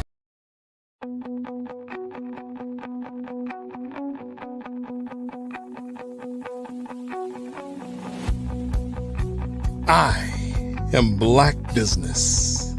From the moment I wake until the time I sleep. Yes, I am Black Business. I am Black Business. Tell me, are you Black Business?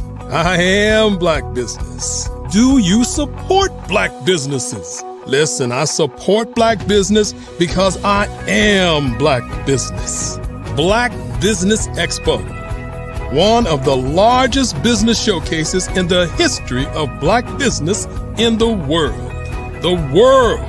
Sign up today at www.blackbusinessexpousa.com or call 919-308-9090. I am Black business.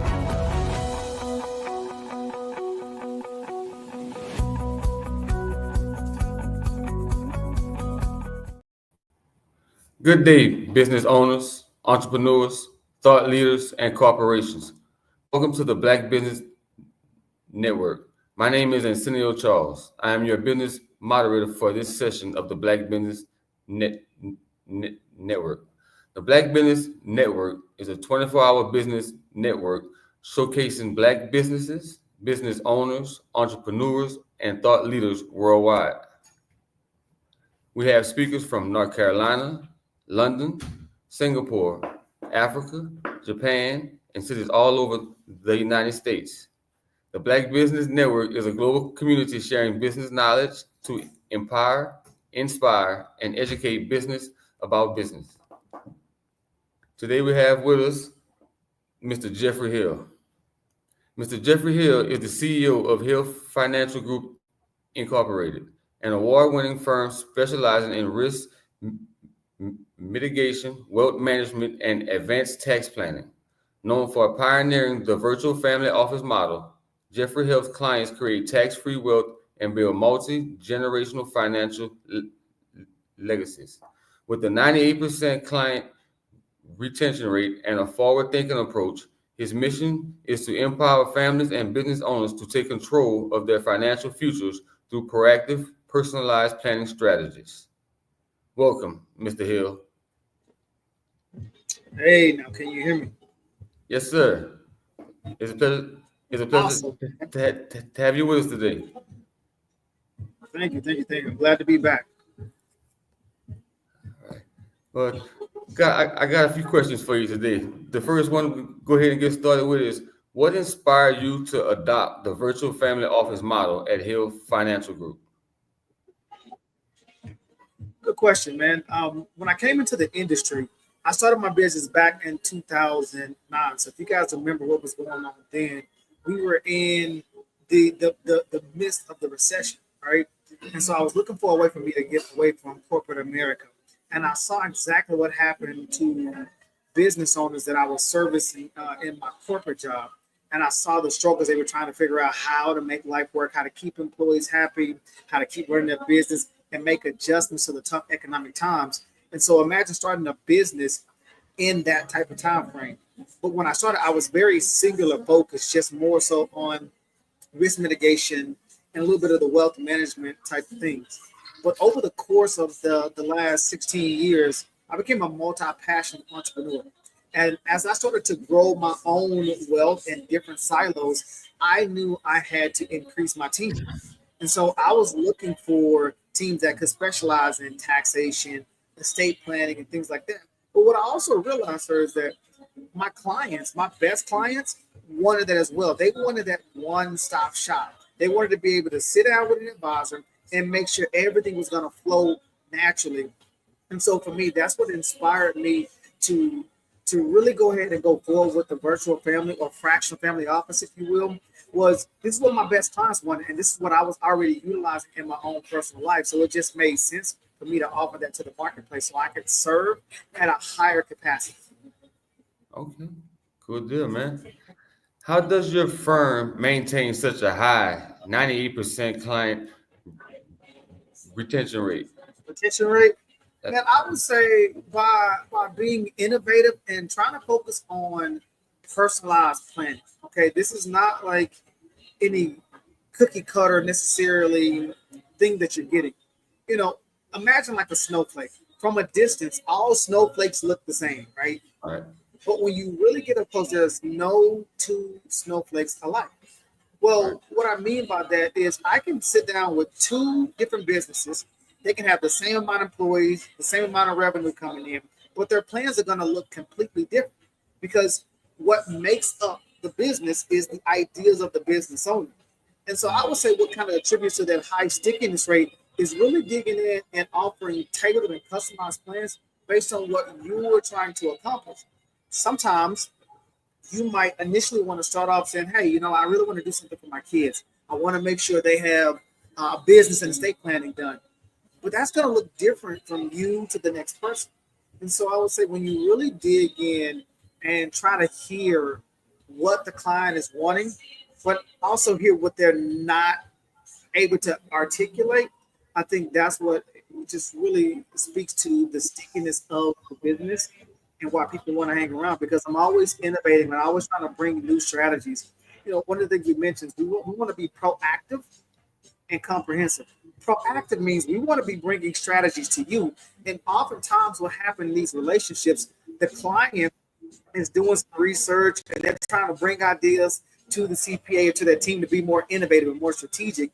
Well, we want to be proactive, but we want to be forward-looking in the advice that we give. Now, that doesn't mean a client won't necessarily hear about something they heard from a friend and say, hey, well, can we do something like this? Okay, great. Well, let's sit down and let's go through and investigate it, and let's take a holistic approach to see how this idea might fit in your overall plans. Because just because you could do something doesn't mean you should. You should, right? Right. Okay. Can you explain the infinite banking concept and how it benefits all of your clients? Oh my gosh, absolutely. Infinite banking is near and dear to my heart because I learned about this strategy before I ever got into the business. I remember I was in corporate America driving my work truck, and I stopped, and there was an advertisement on the radio, and they were talking about this 100 or 200-year-old strategy that's never lost money. It's always been positive through all the tough economic times. There's liquidity. It's based on contract law. It's tax-free. It's protected. And all of these features and benefits. And I'm like, well, I got a 401k at work, and I've lost money in my 401k. I can't access it. It's not tax-free. But what is this silver bullet strategy out there that these people are talking about? And it's like, hey, if you want to know what it is, call this number or go to this website, put this code in. We're going to send you a free 75-page ebook talking about this concept. And I just remember being excited to go home and dig through this 75-page ebook. And when I did, that's when I discovered infinite banking. And it made so much sense to me. I kind of sit back and say, well, why isn't everybody doing this strategy? Because it's based on guarantees. And guarantees matter. Now, anybody can give you risk and volatility. You can get that anywhere.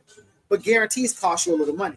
Okay. Right. And because it's rooted in insurance, there's certain laws that have to be in place for it to be insured. Right. And so, when you think about it, people insure their cell phones, they insure their cars, they insure their rental or their mortgages. But why are we not insuring our income, our retirement, our legacy? Right. And so for me, I wanted a tool that was dynamic.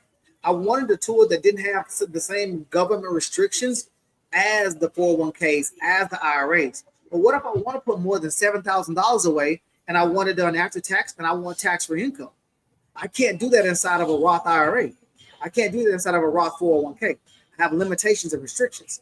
But when I look at infinite banking, as long as it's set up properly and designed correctly, I have way more autonomy and freedom of what I can do. I can never be denied a loan from this particular tool.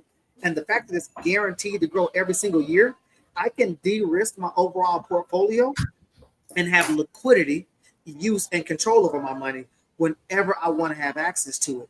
It is an extremely versatile tool, and that's what I was looking for in my life. And so I just dove into learning how the wealthy people were using this tool. And that's when I learned that JCPenney, Ray Kroc of McDonald's, Disney, all of these famous, well-known people out there, the Rockefellers, they had cash value life insurance policies. They had infinite banking policies set up, and they were using them. So in my crazy mind, if I want what the wealthy have, I need to do what the wealthy do. And so I invested in myself in getting this tool in place, and it's a very cornerstone of how I help my clients understand the way to build wealth. Now, it's not for everybody, but the majority of people should at least take a look at it and understand how it fits, because it's a very holistic piece of what you can add in your portfolio. Nice to know. Could you tell our viewers what are the key pillars of your proactive financial planning process? So first, let's I like to call it purpose, process, to pay. So the purpose of me sitting down with people is to really get to know them. And the way we do that is we ask them questions and we let them ask us questions to understand where are you currently in your financial journey. And then once we figure out where you are, then we can start to direct you. And that's the payoff is we'll know if we can help you and you'll know if you want our help. But ultimately, our goal is to help you create financial security and peace of mind. And so I like to use what's called the financial planning pyramid. Okay. The first thing we're going to look at is your protection phase. Okay. So let me ask you a question. If you're building a house, what's the most important part of that house? What would you say? The foundation? Absolutely. You need to have a solid foundation. So I approach somebody's situation kind of like a contractor. I want to go look at your foundation and see if there's any cracks in it. And if there are cracks, what can we do to fill those cracks in so we can have financial security and peace of mind and have something solid to build on?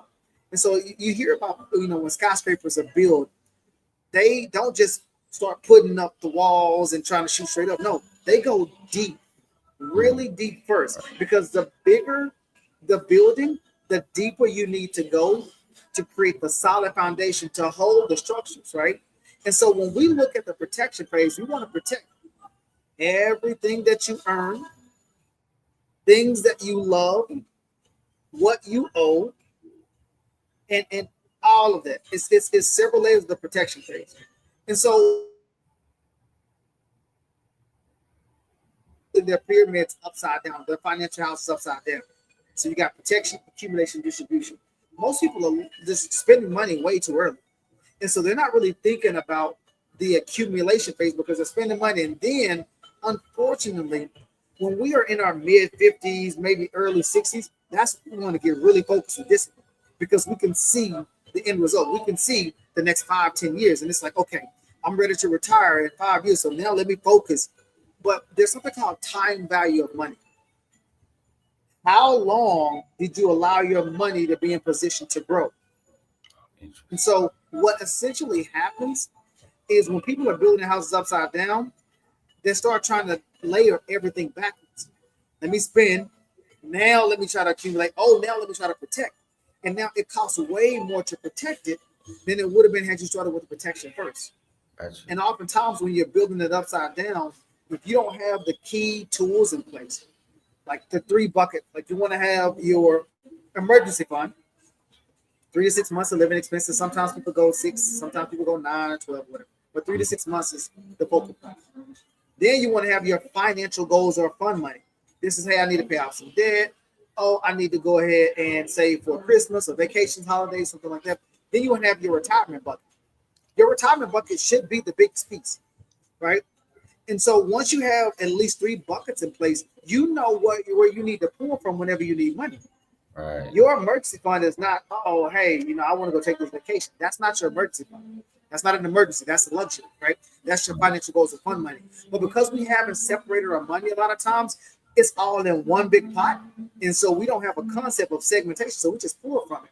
So the foundation for the process is protection, accumulation, distribution. Now, the longest time you're going to spend is probably going to be in the accumulation phase. Okay? Because once you get it protected, you don't have to keep putting money in the protection. You got to protect it. And so if something happens, I have disability insurance. If I became disabled, it's going to continue to pay for my livelihood. If the good Lord calls me home too early, I have life insurance that's going to go in and protect my family, pay off all my debt to make sure I'm okay. I have health insurance because if I get sick, but I can still work, but I just can't work because I'm sick. Health insurance is going to go in and take care of that. And so those insurance pieces are really key because what tends to happen if we're just focused on accumulation, I'll worry about all that other stuff later on. What happens as soon as you hit one of those roadblocks? All that money you've accumulated, you're going to have to spend it to take care of that thing you should have protected first, right? And so then when you get to the top piece of the pyramid, which is the distribution, well, what are we trying to leave behind? Let's think about legacy. Okay, well, do we have too much that we can give enough away now? And if so, what does that look like? You would think it's easy to just go give away money, right? But it's not always the case. There's limitations on how much you can give and when you can give and who you can give to.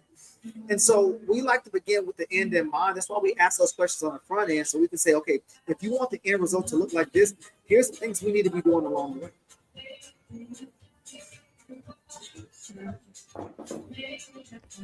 All right, but how do you customize? Now, is it? I'm pretty sure it is different for every household, but like, how do you customize financial strategies for your upper and middle class in the income family? So, one of my mentors taught me this: wealthy people have the same problems as everybody else. They just have more zeros to work with. Okay. And so you structure is still about understanding what it is that somebody is trying to accomplish, right? So sometimes I meet people and they have a lot of good things in place, but sometimes they don't really have a plan. Okay. They got products in place. They got some life insurance. Maybe they have some investment accounts. They got some brokerage accounts. They got a whole bunch of little stuff, but nobody's ever sat down with them to help them really map out how all this stuff works together. And I like to use a golf analogy, right? So imagine, I don't know, Tiger Woods came to you and said, all right, listen, Mr. Charles, I can't play in the tournament this year because I hurt my back. Right? I need you to take my place. But you can only take my clubs or you can take my swing.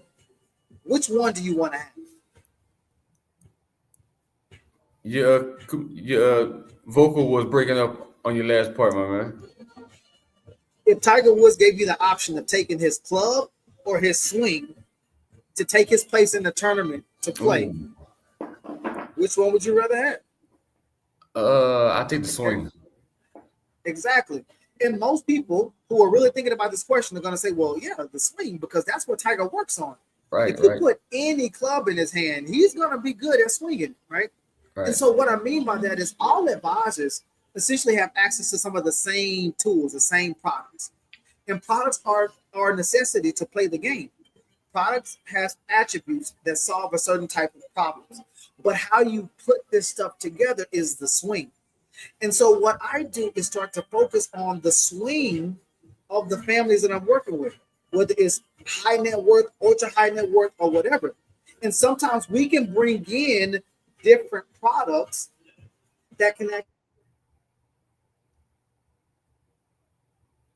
You're fading in and out.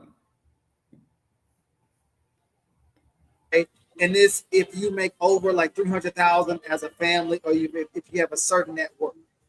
Well, when you have accredited investor status, there's different tools that you can use to build wealth, create tax advantage strategies, produce additional income.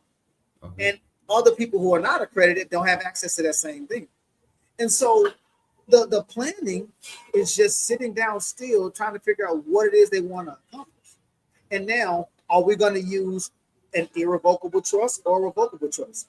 Do we need to have a grantor or a non-grantor? And again, it's the same tool sometimes, but the money that they're putting into these tools make a world of a difference.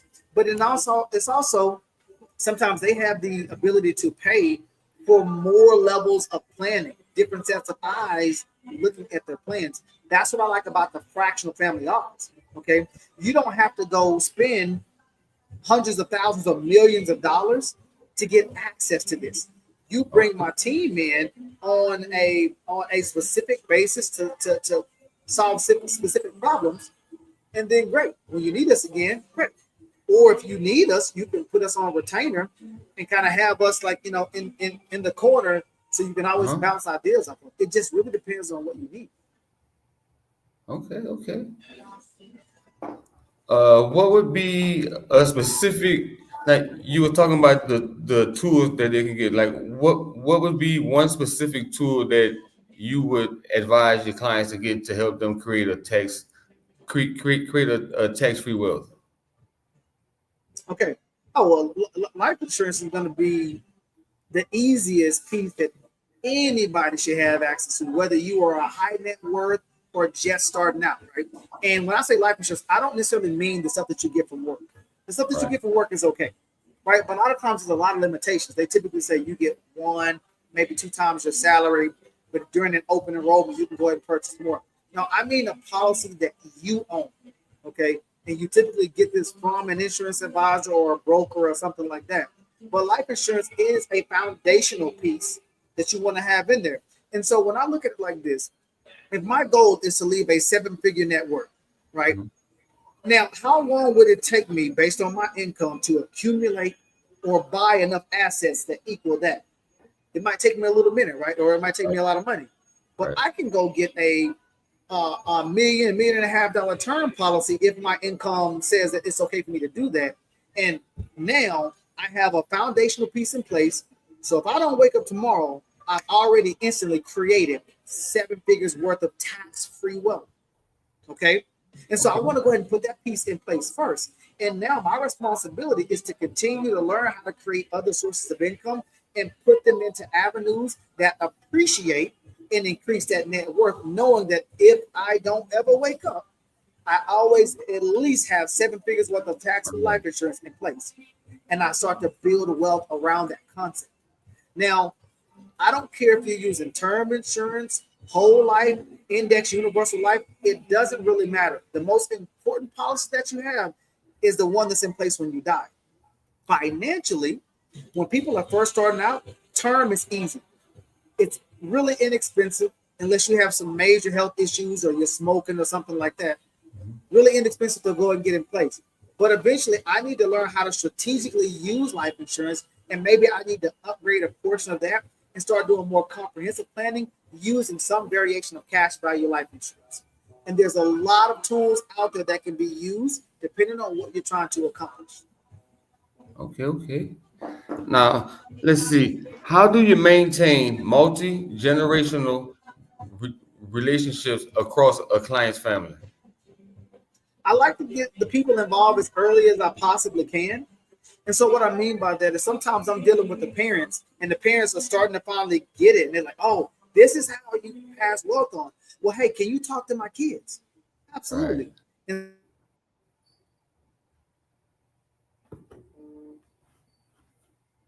I keep on losing you, Mr. Jeffrey.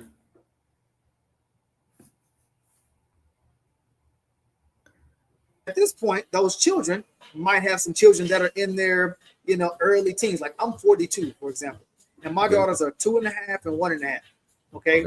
And so my parents are still alive. So think of my parents being late 60s, almost early 70s. I'm in my mid 40s, and then I have a big gap in between me.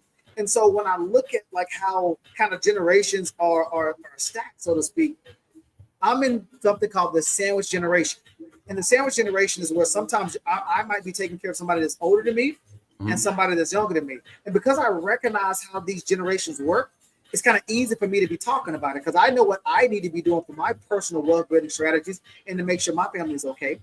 But I also need to make sure my parents are okay. And if they have a goal to leave some wealth, then I need to be helping them manage that. And so this is how you start to create that intergenerational discipline, because talking to the parents who have sometimes the money or the savings, hey, what do you want this to look like? Talking to their kids, what do you want it to look like for your family? And sometimes there's generational skipping things that we do. I have parents who are saying, listen, my kids are okay. My kids make way more money than me. They're doctors, attorneys, business owners, or whatever. But I want to make sure my grandchildren are okay. And so now they skip their children and they go down to the grandchildren. Or if they're fortunate enough to still be around and have some great grands, they want to do generational skipping. Now, do you work with CPAs and financial advisors? And if so, how do they integrate into your growth model? Right. And so a lot of times when I'm partnering with CPAs or accountants, we form something called a proactive planning team. Okay. And so we become the local eyes and ears for the client. So the client comes to us, they have that proactive planning team. And anytime there's something that myself or the CPA can't do, we have access to the virtual family office. And in the virtual family office, there's 5 bubbles that we work with: risk mitigation, wealth management, legal services, business advisory, and tax planning. Because unfortunately, not all CPAs do tax planning. Some of them only work on compliance. They only work on the filing, right? You bring their tax returns to them every year and they file it. Well, sometimes planning is a little bit more sophisticated than making sure everything is keyed in the right slot on the 1040, right? You need to have somebody bringing in strategies like tax credits, leverage charitable deductions. Every single year, the government releases different tax credits and incentives. And so I heard Robert Kiyosaki say this: if you want to learn how to build wealth, just figure out what the government is asking you to do with your money. So, for example, we know business owners have the ability to pay less taxes than W-2 employees. This is why you hear people saying Warren Buffett pays less percentage points than the secretary. This is why you hear Amazon having $2 quadrillion, but they're paying zero taxes, because there's strategies out there to help the business owners reduce their taxes to the ridiculous, and sometimes they eliminate them completely. Okay. And so as an individual, if you start to model what wealthy people are doing, it's going to change your perspective. And so if the government says, hey, this year we're offering some advanced tax credits or some incentives in green technology, you might not be a green technology person, but maybe you need to be looking into it now. Oh, so you mean to tell me if I put $10,000 and buy some solar for my house, they're going to give me $50,000 worth of credits, is going to offset my taxes? Okay, great. You mean to tell me as a business owner, if I'm willing to put this 401k in place to make sure my employees are saving money, they're going to give me some incentives or some credits to do so? Sure. So this is how all of this stuff starts to work. And this is why it's good to have a team. And so what traditionally happens is CPAs will reach out to me and say, hey, listen, I got a client who just won a lawsuit, $5 million. I don't really know how to help them plan with all of the complexities, okay? Because most lawsuits are tax-free. So the CPA doesn't have to worry about any kind of taxation. But what is that client going to do with all of this money? Are they going to go buy some real estate? And now that real estate is going to produce passive residual income, now the CPA needs to understand, oh, okay, well, now they're going to be bringing in some additional income that I do need to worry about how to help them file and how to help them offset taxes. This is why the proactive planning team works. And so let's say in the grand scheme of this example, somebody needs to do some estate planning. They want to go ahead and put a trust in place. Okay, great. Then I bring the legal professionals to the table to walk them through how that works. What kind of trust do they need? Do they need a revocable? Or do they need both, a revocable, and they want to use an ILIT, an irrevocable life insurance trust, so you want to pass something outside the estate, it's always going to be protected. So it's really good when you start building wealth. It's really important that you also grow your team, right? Because you want a different set of eyes on your strategy. And so sometimes with other advisors, we're now in this TikTok generation where a lot of people are rushing to internet, rushing to TikTok because they learn the strategy like, oh, index universal life is the best thing since sliced bread. Put all your money over there. And they're talking about the features, the benefits. And again, there's a lot of great benefits to this, but that's not necessarily comprehensive or holistic using that one tool and focusing on that one tool. How does this tool, how does this club fit with the swing of your overall plans? And so other advisors, sometimes they don't know how to do advanced planning. They don't do fee-based planning, or they don't do financial planning. Well, I have people on my team that do that.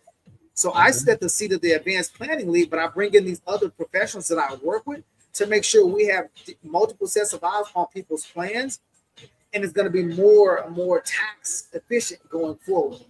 So that's kind of how I start to work with the dynamics of those two. Cool, man. With the way everything is going in the world right now, what is your main method that you use to stay ahead of all the changing tax laws? I am a student. I'm a forever student. So if you see behind my name, it says comma RICP. That designation stands for Retirement Income Certified Professional. That means I have taken a step further in specifically diving deep into how to structure retirement income plans and how to bring different efficiencies to the table. For example, you have people who go to school to become a doctor, right? But not all doctors are created equal. Some doctors say, "Hey, I got my MD, but now I want to specialize in pediatrics. I want to specialize in neurosurgery. I want to specialize in ABCD." And so now, if you have some heart issues, you don't go to a pediatrician, you don't go to a podiatrist, you go to a cardiologist, right? And so when you start thinking about retirement income, do you want to go to somebody who specializes in retirement income? Yay or nay? Great. Right. And so I'm always learning. So, for example, the current designation that I'm in right now is TPCP, Tax Planning Certified Professional. And I started this designation because it uniquely aligns with my vision for my business. I want to be able to work better with CPAs and accountants to help them offer proactive and holistic service to their clients. And so I wanted to go become a specialist in different means of taxation. When I finish that, there's another designation that I'll go into that's dealing more with high net worth and ultra high net worth people, because I'm getting to athletes and entertainers and things like that. And again, when you talk about how do you work with them, I want to go get a specialization in working with those people. And so one of my mentors taught me this: if you want to work with people who make, $100,000 a year, or if you want to earn $100,000 a year in this industry, go work with people who make $100,000 a year. If you want to earn $1 million, go work with people who make $1 million. And so when I look at, my personal goals and the kind of income that I want to make, I need to be aligning myself with that type of wealth, right? If you want to learn how to get into real estate to produce passive residual income, then what do? You go join a real estate investment organization with people who are doing just that. And now you're going to learn from them. And so I start to align myself with people who are always learning and start to learn what they learn, the pitfalls that some of their clients went, or how to evade this particular mistake. And so I'm always learning in this industry. And, biblically it says iron sharpens iron. So let me keep myself around people who are always sharpening themselves so I can stay sharp. But I also am not afraid to bring people to the table who are smarter than me. There's a phrase that says, if you're the smartest person in your group, you need to get a new group. And so I want to continue to surround myself with the thinking that outthinks me. And if I continue to do that, that means I'm always going to continue to elevate, because there's always something that I can learn. If I'm always the one teaching, that's not necessarily a good thing. And now I've limited your ability to only what I learn and what I'm willing to teach. No, I'm always putting myself in different groups. And I invest a lot of money every single year to continue to learn and grow and to strive to be the best version for myself. Because when I'm the best version of myself, I can show up for my clients and be the best version for them. Yes, sir. Yes, sir. Now, with all that being said, I can tell you put a lot of passion into this. Can you tell our viewers one powerful client story of risk mitigation? Yeah, man. And so I'll tell you one that I'm working on right now. It's really fun.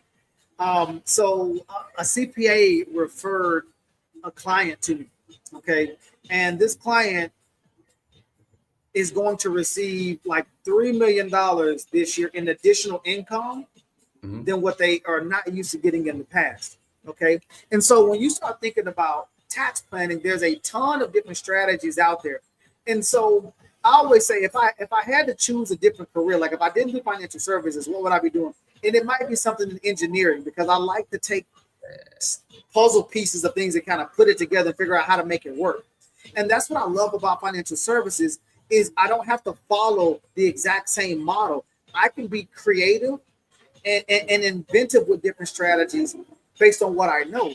And so this particular client, one of the things that we wanted to bring to the table was a leveraged charitable deduction strategy. And so since this is a government approved thing, the government is essentially incentivizing you to do a strategy like this by offering tax credits. And so it's a 5-to-1 leverage ratio. That means if I put $1 in, I'm getting the value of $5. Right. Okay, so let's think about that.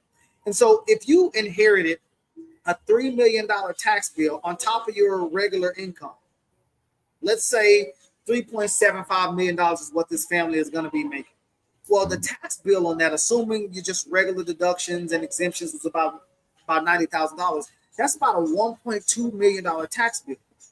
Now, yes, you made a ton of income, but who wants to sign up and pay $1.2 million to the government? Right. Nobody, right? And so one of the things we did with this strategy is we took $500,000 of this strategy and put it into a leveraged charitable deduction. And so what that did, that wiped out all the taxes that this person would have had to pay. And so we took $500,000, put it into the strategy, and now the other $2.5 million of the $3 that he's going to inherit this year, tax-free. He can do whatever he wants to with it. Wow. Now, you might think, but yeah, he had to pay $500,000. This is where the fun happens. In this particular strategy, once he puts it in place, by year 3, there's going to be $500,000 or more in liquidity inside of this particular policy. And so when people ask me why I like life insurance, the government incentivizes using life insurance for this strategy. And so now he took money from one pocket and moved it to his next. So it's not like he lost $500,000. He just had to park it in a particular tool and wrap a strategy around it for it to make sense. So now a charity gets benefited from this strategy on the front end because the bank is loaning money and leveraging it. It's a leverage charitable deduction strategy. The bank is loaning money, multiplying it to give money to a charity. And on the back end, 50% of whatever he agreed to on the front end can go to the charity of his choice. Okay. But in the interim, as long as he keeps his money inside this account, it continues to grow. So there's way more liquidity. In this particular strategy, by year 10, it was over $1 million tax-free inside of this policy that the client can use. So remember, they did this and they wiped out all the taxes with $500,000 and created a charitable donation for a different charity and a charity they're choosing, plus $1 million over a 10-year period for themselves. And they could have used it whenever. They didn't have to wait 10 years. By year 5, there was over $500,000. So a strategy like that is cool. Now, we don't necessarily have to stop there. That's just one piece of it. And so now, what do we do with the other $2.5 million? Well, Mr. and Mrs. Client, well, what do you want your retirement to look like? Okay. And so now we can put this money in a certain tool that's going to guarantee a certain amount of income. So a question that I often ask my clients for when it comes to a retirement standpoint is how much of your retirement income do you want subject to stock market risk, business risk, and real estate risk? So for some people, they think real estate is the safest thing you can put your money into, right? And for the most part, yeah, it's pretty safe. But let's dial it back a few years. What happened during COVID? Literally, the government says, hey, you can't evict these people even if they don't pay their bill. Right. And so you had a lot of people essentially glorify squatting, and there was no income you could collect, and you couldn't kick that person out of your property. So how much money did you just lose during this, 2-3 year period or whatever that you were counting on to feed your own family? Now, we know businesses go through cycles. Mm-hmm. Economically, I was talking to a client this morning, and they're feeling the effects of tariffs because it's costing them more money to get equipment and subscription fees, and everything is increasing. And so, again, what do you do in a situation like this if COVID-19 happens and you got to shut your business down and you can't open your doors and you don't have a way to pivot and maybe do remote work? Or you go back to 2007 and 8, where it's either lose employees or cut benefits. Now, stock market also crashes as well. And so when you go back to the original question, how much of your retirement income do you want subject to stock market, business, and real estate risk? You might say half. Okay, great. So I know 50% of that you want to go manage and do elsewhere with. But this other 50%, if you needed $10,000 a month, what can I be doing with this extra $5,000 that I need to try to help you build? It's going to be guaranteed. Okay. And so now to kind of give you perspective, there are 3 basic types of pension plans. You have a public pension plan, which is basically Social Security. Everybody has access to it. As long as you work and you put your 40 quarters in, you can get access to Social Security. Now, depending on how much you work and how much you make, depends on how large that check is. Then you have something called a private pension plan. This is if you work for a company that offers you a pension plan. Now, less and less companies actually offer that because it costs a lot of money for a company to offer a pension plan, because whether the company has a good or bad year, they have to set aside a certain amount of money for you. Then you have something called asset-backed pension plans. I have a lump sum amount of money and I want to create a guaranteed income. I want to create a guaranteed paycheck. So let me take a piece of this money and let me create a guaranteed paycheck that I cannot outlive. I don't care how long you live, it's going to be coming in. And so now all of a sudden, when you look at this approach, I got maybe Social Security, and let's say you don't have a company that offers you a pension plan, but you got a 401k. When you're ready to retire, I can take a lump sum of this 401k and put it into a asset-backed pension plan and create a guaranteed source of income. And so now I take another portion of that 401k and let's set it up for the future to give you a raise in retirement. And so when I'm planning for retirement, for example, I like to do something called a floor approach, and then I like to do a bucket approach. The floor approach is I want to have enough guaranteed income coming in to cover my basic expenses, maybe plus a little bit. So I want to create a paycheck, and maybe I want to have enough to have a playcheck so I can have a little fun. Then I want to create at least 3 time buckets of money. 1 to 5 years, I need a bucket of money that can handle any kind of nuances that might happen, and I can pull from. Then 5 to 10 years, I want to have another segment of money that's growing that can give me some decent returns, but I don't plan on touching that from year 5 until year 5 to 10.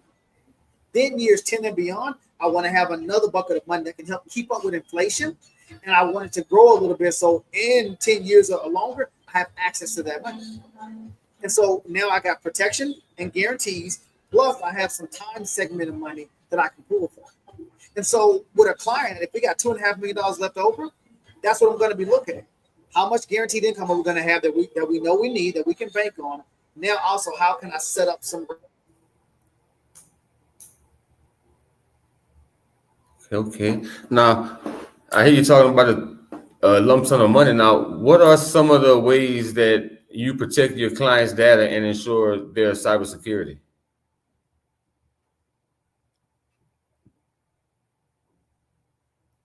Some connections. Okay, there we go. We're back. All right. You heard the question? Are you even to repeat? Yeah, no. Repeat the question, please. All right. What steps do you take to protect your clients' data and ensure their cyber security? Man, so the platforms that I use have bank level encryption. Okay, so 256 encrypted bit, right?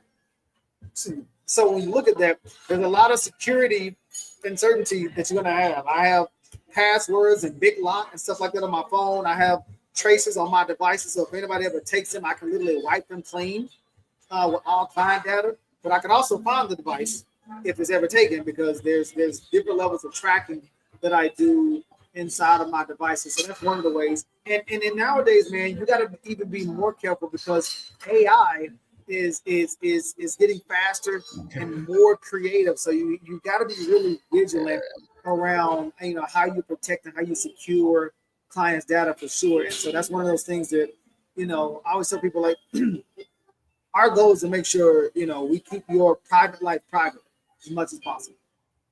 Are we immune to some Y2K or something that we don't know about yet? You can only see what you can see, but we try to take every measure we possibly can to protect our clients' sensitive information. Gotcha.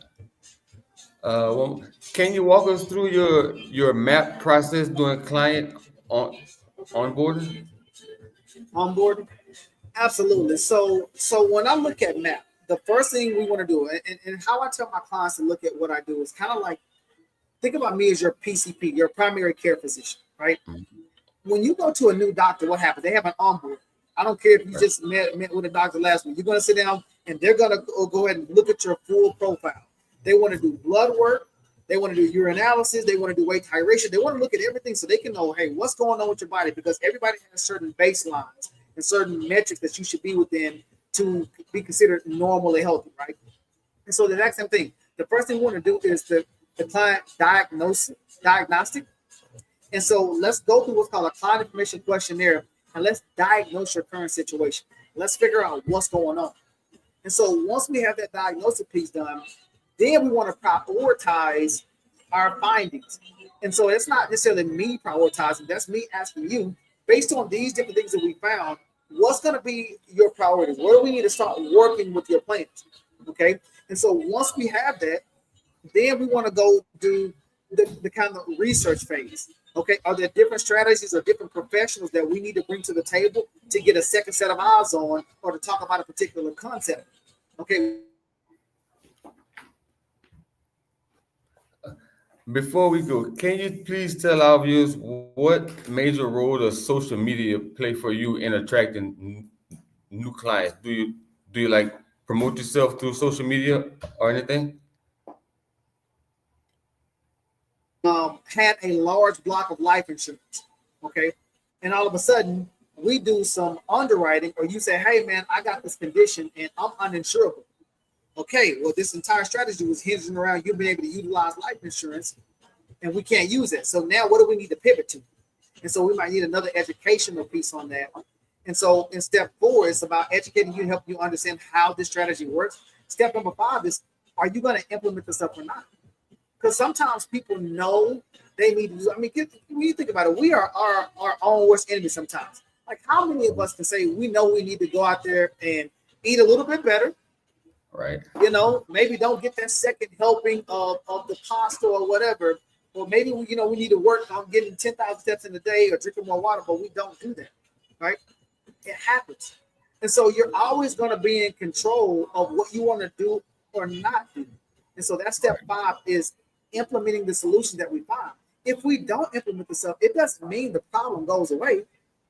That just means we chose not to do it. And so sometimes when you think about it, putting money into a 401k or a traditional IRA is deferring the taxes, right? But all we're essentially doing is postponing them because you have to pay them at some point. Right. And so deferring the taxes postpones the taxes, but it also postpones the tax calculation. You haven't done anything. You haven't really done any planning. You're just saying, hey, I'll worry about that in the future. Well, sometimes my question is, do you think taxes are going to be higher in the future? Just yes or no? Most people are, well, yeah, I think they will be higher. But do you think they can be a lot higher?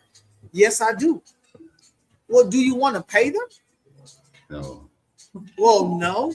Okay, so what's the strategy to make sure you're not going to get harmed by taxes in retirement? So I can ask that question to any and everybody, and they say, well, I don't want to have to worry about paying taxes. Okay, but at the end of the day, what are you going to do about it? So in this process, it doesn't matter how good the strategies and the concepts and what we put together.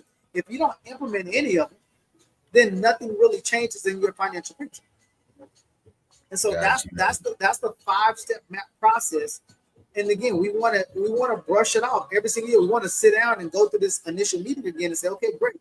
Here's what we've done in the past. Let's look at where we are today. What has changed? You know, the Tax Cut and Jobs Act might sunset at the end of this year. So that means a lot of deductions and credits could potentially go away. Are you prepared for that? If not, are you prepared to pay this potential increase in taxes? And now, is that mean that's less money you can save because you have more taxes to pay? Or do we need to be proactive and say, hey, if this does happen, here's what I need to pivot to. And if it doesn't happen, everything just kind of stays the same. It's all about having a plan and a strategy. Well, Mr. Jeffrey, I really enjoyed this presentation today, man. You answered a whole bunch of questions and you cleared up a lot of things for our viewers, but unfortunately, our time is up, man. And I would like to thank you for coming on the show today. Oh, absolutely, man. Anytime, I appreciate it. And again, I enjoy it, and I always like to kind of give back whenever I can, because I don't want people to say, oh, man, you always charge for advice. No, this is free. Get the free advice. You know, follow me on social media. Get the free stuff that I put out there. And when you're ready to actually change, then, you know, that's when we'll go down that path of what change looks like going forward.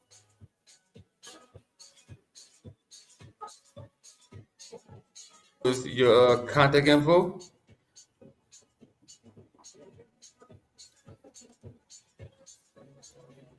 Mr. Jeffrey? I don't know if you caught all that. No, I didn't hear none of it, man. I can hear you now. I can hear none of it.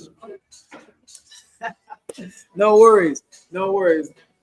No worries. The biggest thing is reaching out when you have questions or concerns or need an analysis done, and we'll be happy to help you. My company is built for times like this.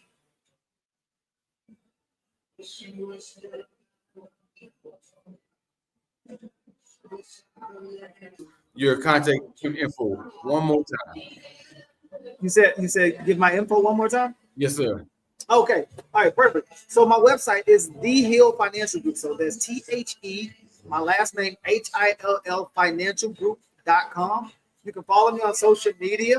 On Instagram is HFGINC, which is Hill Financial Group Inc.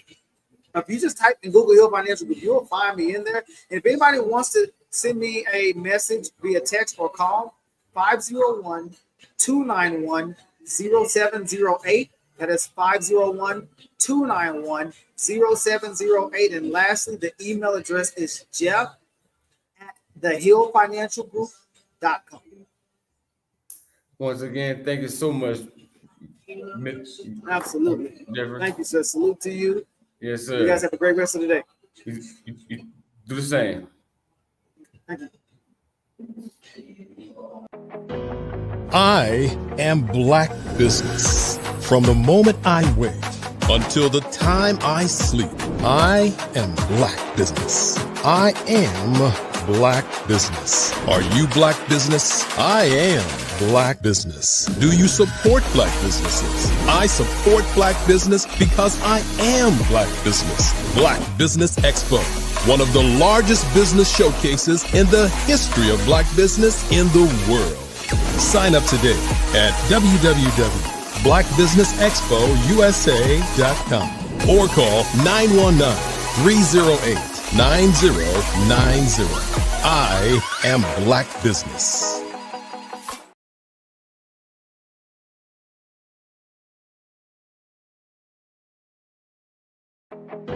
Artist to me is a creative expression of something from nothing. You know, it explodes onto the canvas, or it explodes on in my work. One of the things that I try to do more than anything is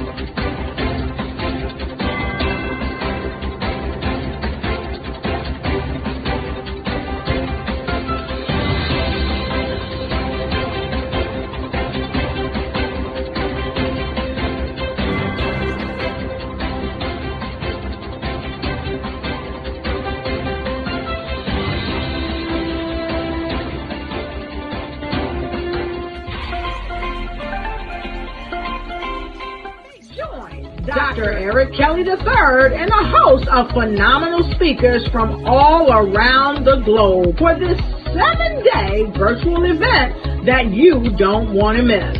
The mission of the Black Business Expo is to raise scholarship money from kids all the way from high school, all the way from college. The Black Business Olympics is one of the largest Black business showcases in the world. It is an opportunity for businesses and companies to showcase their businesses globally. We are going to be giving away laptops up to $5,000 away to students.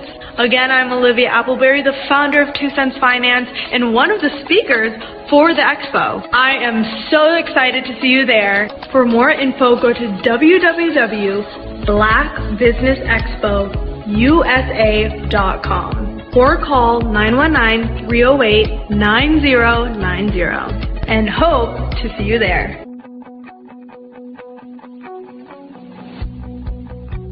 I am Black Business. From the moment I wake until the time I sleep. Yes, I am Black Business. I am Black Business.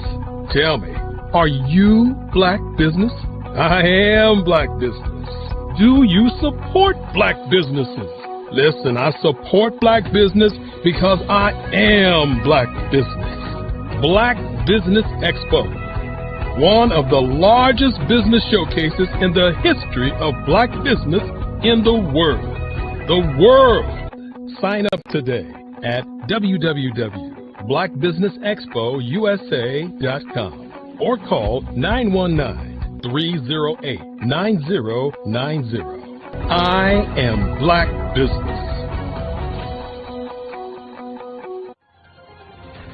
I am Black Business.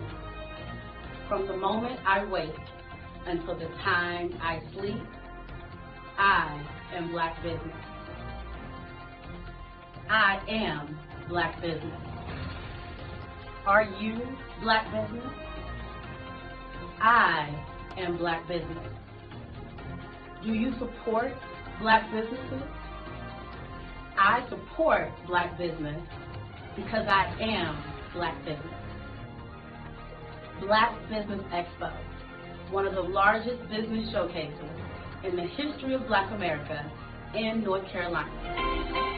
Join Dr. Eric Kelly III and a host of phenomenal speakers from all around the globe for this 7-day virtual event that you don't want to miss. The mission of the Black Business Expo is to raise scholarship money from kids all the way from high school, all the way from college. The Black Business Olympics is one of the largest Black business showcases in the world. It is an opportunity for businesses and companies to showcase their businesses globally. We are going to be giving away laptops up to $5,000 away to students. Again, I'm Olivia Appleberry, the founder of 2 Cents Finance and one of the speakers for the expo. I am so excited to see you there. For more info, go to www.blackbusinessexpousa.com or call 919-308-9090 and hope to see you there. I am Black business. From the moment I wake until the time I sleep. Yes, I am Black business. I am Black business. Tell me, are you Black business? I am Black business. Do you support Black businesses? Listen, I support Black business because I am Black business.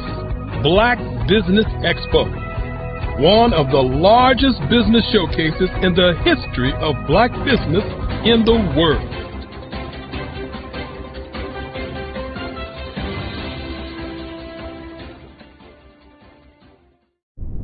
Black Business Olympics welcomes you.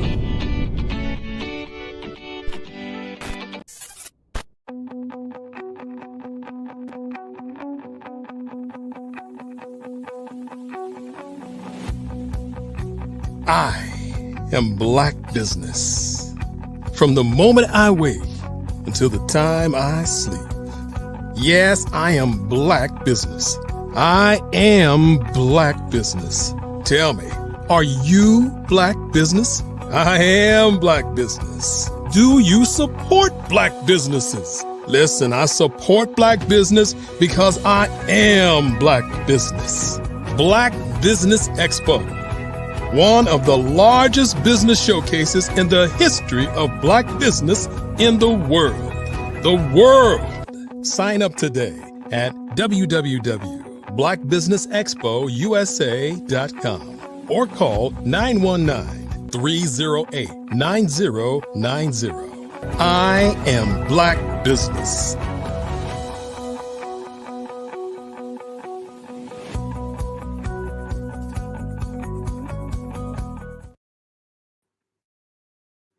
Good afternoon, business owners, entrepreneurs, thought leaders, and corporations. Welcome to the Black Business Network. My name is Spiritual Teak, and I'm your business moderator for this afternoon on the Black Business Network. The Black Business Network is a 24-hour business network showcasing Black businesses, Black owners, entrepreneurs, and thought leaders worldwide. We have speakers from North Carolina, London, Singapore, Africa, Japan, and cities all over the United States. The Black Business Network is a global community sharing its business knowledge to empower, inspire, and educate businesses about business. Our next keynote speaker is Taria Hodge. Taria Hodge is the owner of Mayaba Consulting Services, and founder of Social Media Saturdays and Serve, Share and Shine, online platform committed to helping others, coaching, consultants, and thought leaders share their authentic message in the marketplace. Our commitment is to help you discover the brand story that reveals the lesson learned at times in your life where you found the courage to show up and shine. I present to you Taria Hodge. All right. Good afternoon, Spiritual Teak. How are you? Good afternoon, gorgeous soul. I am doing well. Genius is coming, and I'll see you on the other side. Thank you. Thank you. Are you struggling to grow your social media following despite your consistent effort? If that's you, I want to let you know I totally understand because I've been there before. Or perhaps maybe you lack proven strategies to help you attract your ideal audience and increase your engagements. Now, I know that this is one of the issues that's faced by many entrepreneurs. So, if you can identify with any of those two questions and you answered yes, then this conversation is for you. Today, we're going to sit back and we're going to talk about 3 proven strategies to amplify your influence on social media. Now, how many of you feel frustrated with social media times? And it's okay. And if you feel frustrated, just go ahead, utilize the comments. I always like to know who's out there with me. Utilize the comments and let me know if social media has been an area of frustration for you.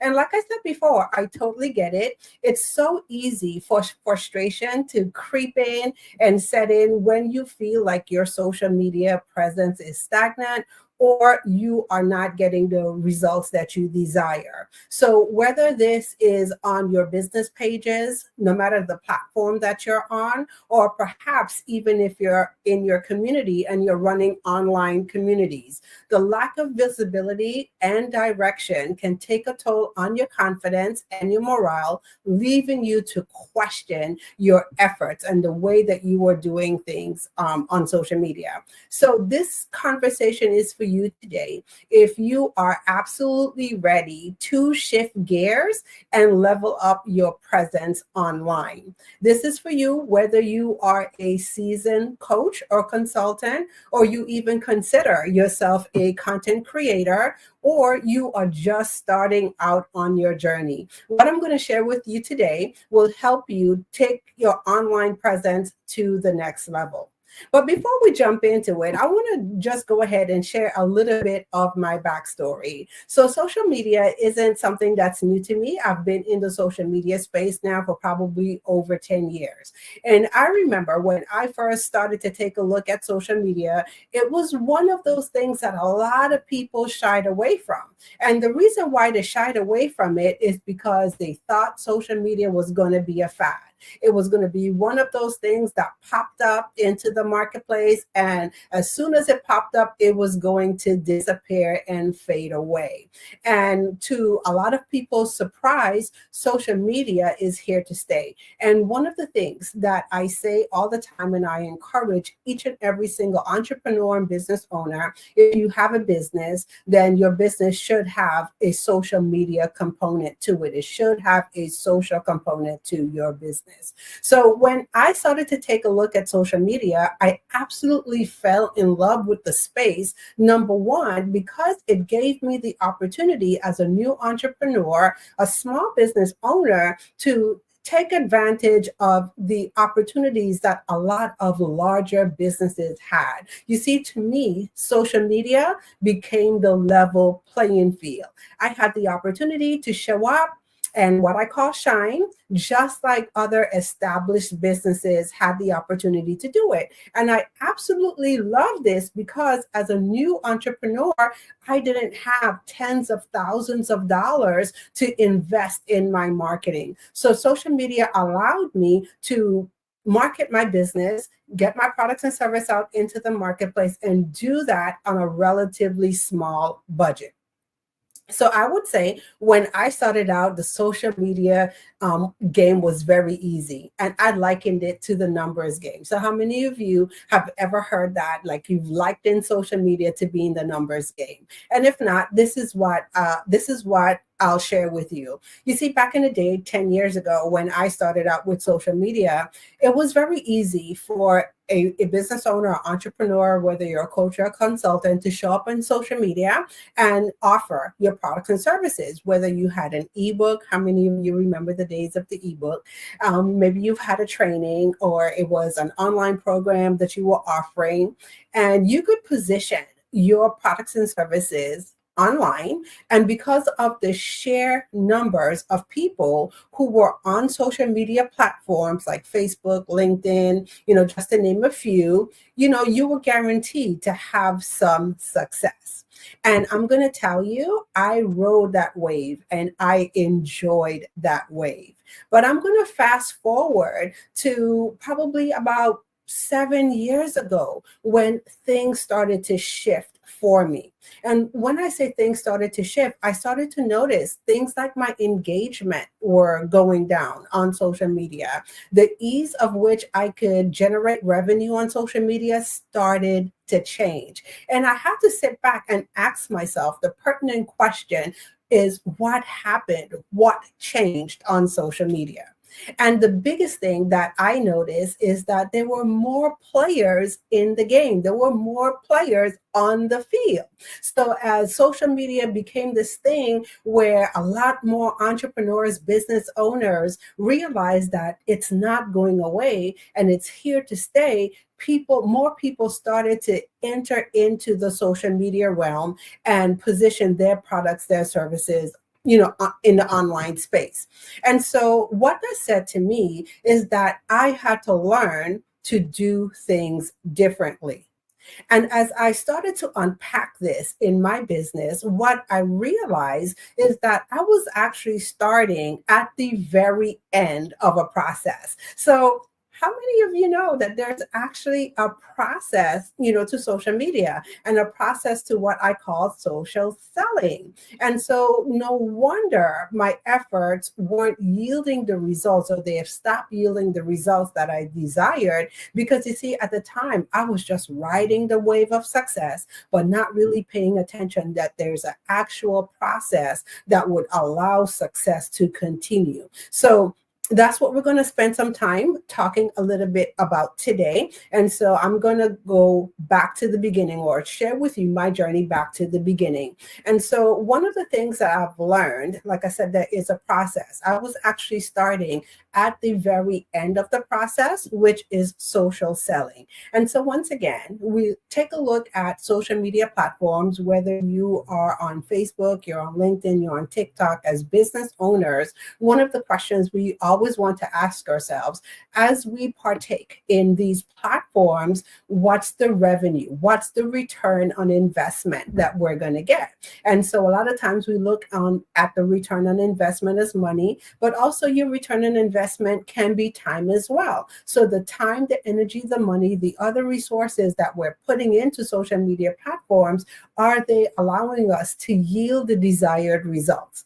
And so as I started to look at this, one of the things that I've learned is that there are actually 5 stages that an entrepreneur, business owner need to go through that would allow them to have effective social media marketing. Okay. And so what I'm going to do, I'm just going to give a brief overview, of the 5 stages, but there's one particular stage that I want to pay attention on today. And so if you've never heard this, there's actually some things before you get to the social selling part on social media online. You actually need to implement active social listening. And social listening is one of the things, like, I liken to putting your ear on the ground on these social media streets and gathering intel on your audience. Next, we have social influence. And social influence is all about how you show up as a resource in the marketplace and inspire your audience to action. And then social networking is all about how do you network and you collaborate with others to increase your footprint on social media or increase your online presence. And then once those 3 things happen, you have a very fertile environment for social selling to occur. But now it doesn't stop there. There's the 5th step, and the 5th step is social follow-up. And so a lot of times what I find people do is that they do a wonderful job in making online connections, but they fail to take their connections offline. But we're not going to dive too deep today into each of those 5 steps. There's one particular step today that I want to focus on because I think it's so important for us as the business owners to really understand that, or understand this step. And this step that we're talking about today is social influence. So before we jump into the things that I'm going to share with you today, let's take a minute to define social influence. So social influence is all about establishing your authority on social media through the distribution and the sharing of valuable content. In other words, simply put, it's all about how you show up in the marketplace as the expert. So, as we take a look at social influence gives us the opportunity to do three specific things. And the first thing it allows you to do is be able to establish your authority in your niche. Because once again, we all want to be known for something. We want to be known for what we do in the marketplace and what we do in our business.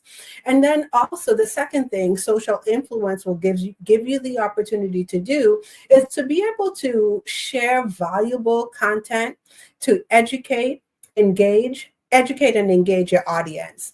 And then lastly, social influence gives you the opportunity to influence decision making through how you show up, influence decision making through your influence. Okay. And so we're going to specifically cover three things in our conversation today. So the first thing that I'm going to cover is the three things, as a coach or a consultant that you should be honing in on while you're on social media. And then secondly, I'm going to cover what you need to consider before you share content online. And then lastly, I'm going to share with you the secret to having more visibility online. So let's go ahead and jump right in. So the first thing that I want to really sit and have a great discussion around is the three things as a coach or a consultant that you should be honing in on when you are on social media. And I know for some of you, these things will just be a refresher. So meaning they're things that might not be new to you in hearing them, but the question always becomes, how well are we doing these things in our business? So the first thing that you should be considering or honing in on is your audience. And so a lot of times I see people kind of jumping over the importance of identifying who their people are on social media, or who are you speaking directly to on social media. So have you sat down and taken the time to understand and know exactly who your target audience is on social media? How do you hone in on your people?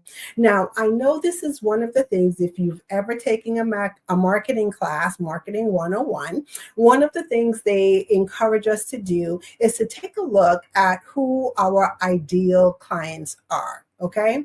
And a lot of times when we talk about our ideal client, we tend to stay in the range of the demographics. So are they male? Are they female?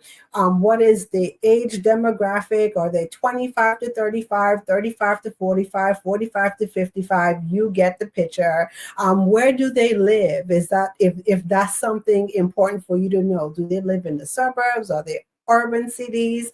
How many kids? What does the family structure look like? And I always joke all the time, because one of the things that I hear is the 2.5 kids. Now, I don't know about anyone out there. I have 3 whole kids, so I don't even know what a 0.5 of a kid is, okay?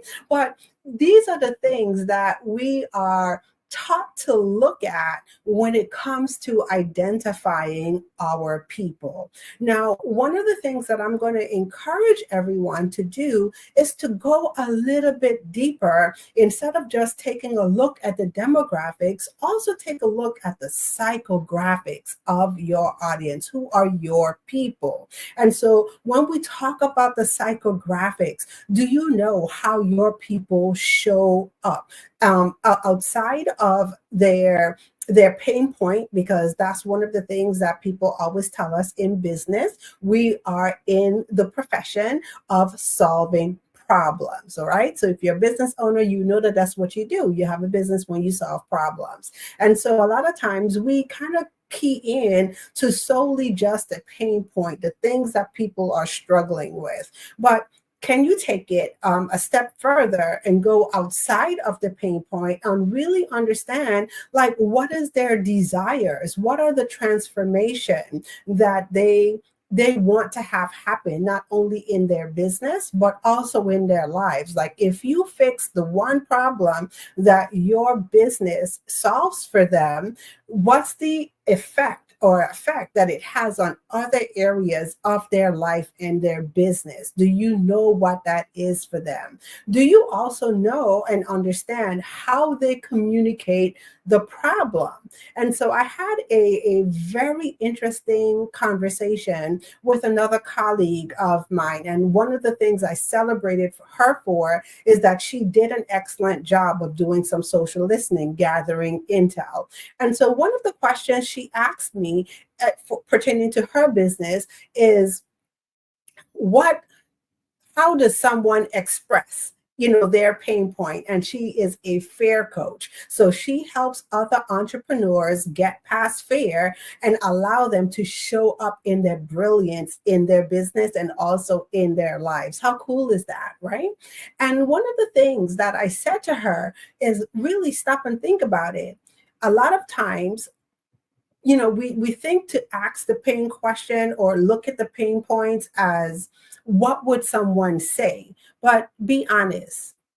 Do we all walk around talking about we're in fear? No, nobody talks that way. And so I challenged her to go a little bit deeper. Look at the psychographics. As a result of fear, how does this person show up in the world? Can you go a little bit deeper and look at the behavioral patterns? Now, people will tell you, and you will be able to see and gather all of this intel on social media. So if you are in communities, you're active on social media, you not only have the opportunity to hear conversations, but you pay attention to behavioral patterns of your audience as well. And so it is our job to really hold in on who we are called to serve and understand things, not just the pain points or not just the demographics, but what are their behavioral patterns? What are their social patterns? What all intel can we gather, from this person? And so that's the first thing that you want to hone in on. You want to be very, very clear on who you are talking to on social media, because this helps you show up in a certain way or in a different light on social media. And so we're going to get to that in a little bit. The second thing that I'm going to share with you that coaches and entrepreneurs need to pay attention to is platform. Okay. And now, why am I saying this? Pay attention to your platform and hone in on your platform. Is it just me? Or does anyone else out there feel like there are new social media sites that are popping up like every Monday morning? I know for one, I have a tendency to kind of get overwhelmed with everything that's going on in the social media world. And so one of the things that I usually share is that, pick one or two platforms, okay? And the way how you pick the platform that you're going to hang your hat on is not by choosing the platform that you like or the one that you are most comfortable with. It's by choosing that platform where your people are on. So do you know where your people are hanging out? Are they hanging out on LinkedIn? Are they on YouTube? Are they on Instagram? Are they on Facebook? Are they on TikTok? Okay. Once you know and have identified where your people are hanging out, that's where I encourage you to go ahead and establish your presence and build a strong strategy around that platform. Okay.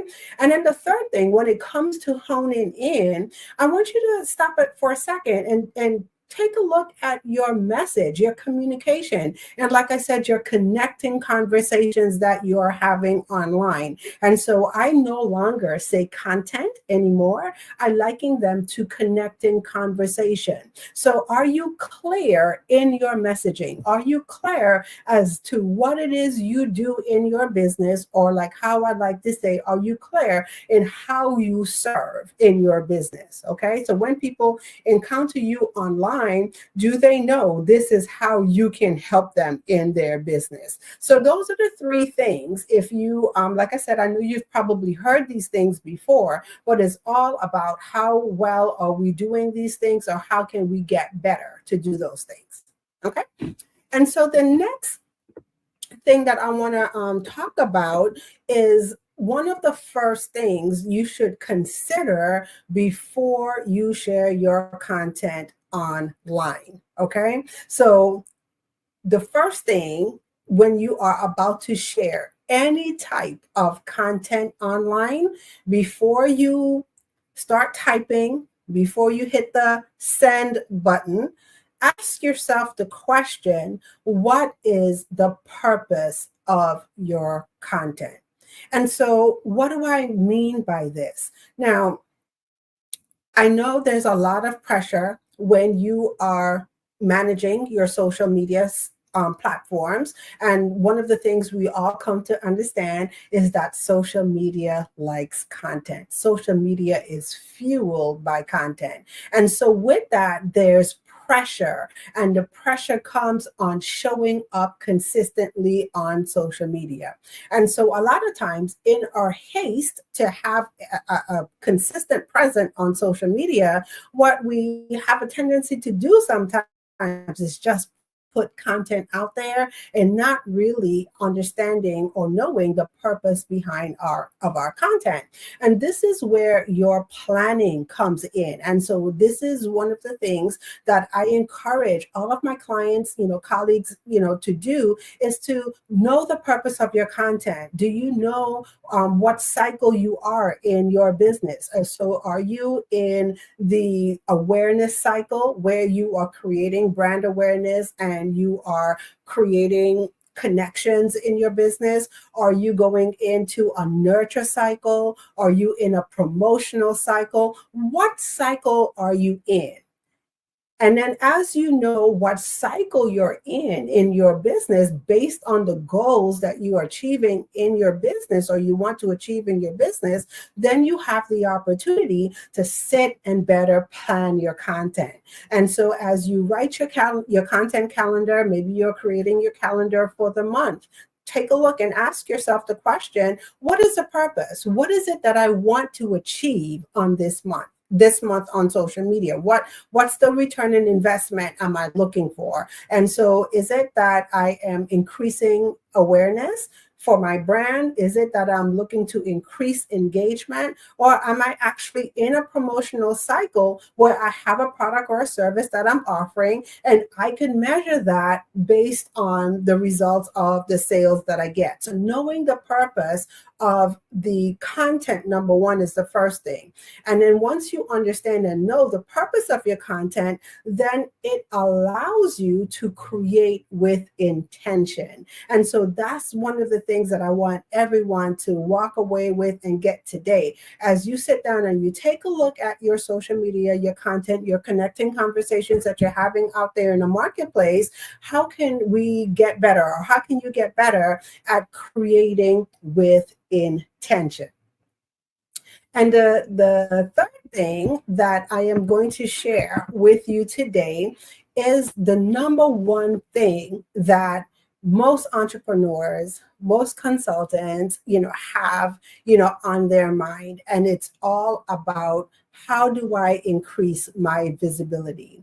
And I have to say this is why platforms like the Black Business Olympics exist, because I'm going to hang my hat and say that each and every single one of us who are participating in this platform, that's the one thing that we all want to do. We all want to have the ability to go ahead and increase our visibility, increase our footprint along our social media or our online presence. And so when it comes to increasing your visibility, one of the biggest things that you could start to take a look at is, how well are you collaborating with others?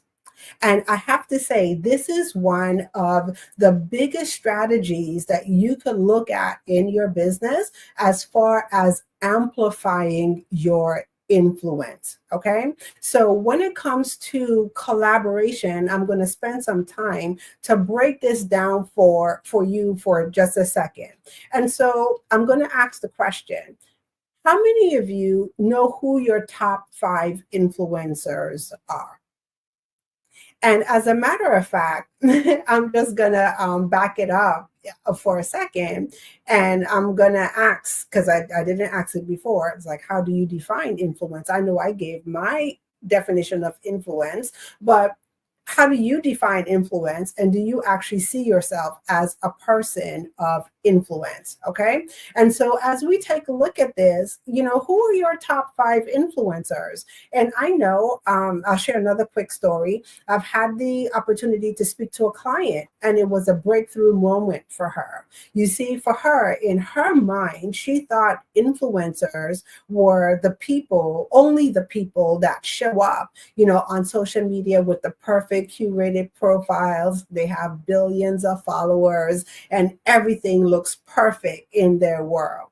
And I kind of had to shift her for a moment and share with her, you too, my dear, are an influencer, meaning you have the ability to inspire action from people. You have the ability to show up in such a way that would allow others to take the desired actions that you would like them to take. Okay. And so when I ask the question, who are your top 5 influencers? I'm not talking just about the big influencers. I'm talking about the people that we know and we have in our space, the people who serve the people that we also serve. And when I say the people that serve the people that we also serve, I'm not talking about the people that do the same things that you do. If you're a financial advisor, who's the next financial advisor? No, I'm talking about who are the people that as a financial advisor also serve your people in different facets. And then once you have identified who those people are, how well are you creating opportunities to, number one, network, and then also build relationships with those people that they would allow you to increase your footprint on social media. Okay. So if you have not thought about that question before in identifying your top 5 influencers, people who have your audience of people, that's one of the things that I'm going to encourage you to do today. Start to identify a list of people who serve the people that you desire to serve in the marketplace. Okay. And then under increasing more visibility, one of the things that you always want to keep in mind is to show up as a resource. And so I say this all the time. Things have shifted on social media. So social media is no longer the place where we show up to hawk our wares, as I call it, meaning that when we have a product or service to offer, we show up on social media solely just to promote. And then when our promotional season or promotional cycle is done, people don't hear from us, and then we just kind of go dark until the next thing that we have to promote. And so I'm going to say it's all about showing up as a resource. So one of the things that I always say, and then I'm not saying that social media is not the place for you to position your products and services. So I just want to go ahead and get that straight. It is a perfect place for you to do that, but it's how you do it. So one of the shifts that I encourage everyone to do is take a look at social media, not as a selling tool, but look at social media as a serving tool. And how can you use social media to show up as a resource? Okay. And when I say show up as a resource, are you the household name in your particular field? Are you the household name for your audience? Whatever it is that you solve in your business, when people have that problem, does your name automatically pop up? And that's the thing that you want to go for. You want to be able to show up as a resource. And how do you show up as a resource online? Is by serving. And you serve through your content. And how do you serve through your content? You absolutely give value. So as you share, as you show up, every piece of content that you share should have value attached to it. And it goes back to what I said before. So as you sit down and you plan your content, are you being intentional with your content? Can you show up as a resource? Are you showing up and adding value every time someone comes across a post or a video that you do on social media? And then the third thing under increasing your visibility is collaboration. And when we actively collaborate with others, this gives us the opportunity to have our value add dispersed amongst more people. And so what does this look like? This can look like you being a guest on platforms like the Black Business Olympics. It could be you appearing or hosting your own events, whether it's, you know, a webinar that you're doing, whether it's a Facebook Live or some type of live stream that you're doing. How well are you seeking opportunities to be a guest on someone's platform? And then also, how well are you opening up your platform to allow others to come in? Okay. And like I said, it's done through podcasts. How well are you seeking out podcasting opportunities? How well are you seeking out opportunities to do webinars, and not just host your webinars, but be a guest on other people's webinars, or giving opportunities for others to come in on your webinars as well? Because once again, it is not just about us. Okay. And we sometimes get locked in to the mode of thinking about all the things that we want to achieve in our business, because of course we have our goals. But stop and pause for a moment and think about your audience. And your audience should always be top of mind. And the question should always be, how can I serve my audience today? And so as we take a look at, you know, those three specific areas, those are the key strategies that you can use to help you amplify your influence in the marketplace. And so as we get ready to wrap it up, one of the things that I'm going to leave you with is your journey to social media success begins with a single step, but the path is illuminated by clarity. So remember, before you can shine on social media, you must first align your strategies with intention. So start with clarity, offer value, and embrace collaboration. Amplify your influence and attract your divine clients. And so with that being said, I am going to open it up for any questions.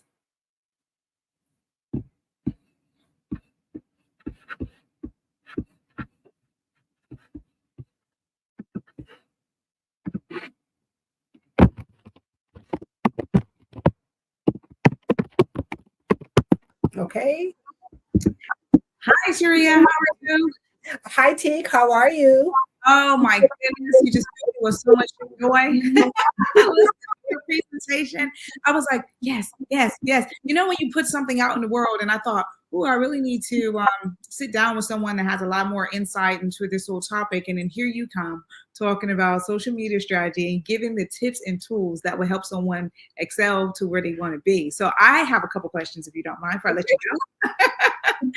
So in terms of individuals who you're working with, I mean, are you open to work with whether people at the beginning stages of their journey, or, you know, have a huge following, or I think I heard someone say the other day, a micro influencer, and I was going, oh, okay.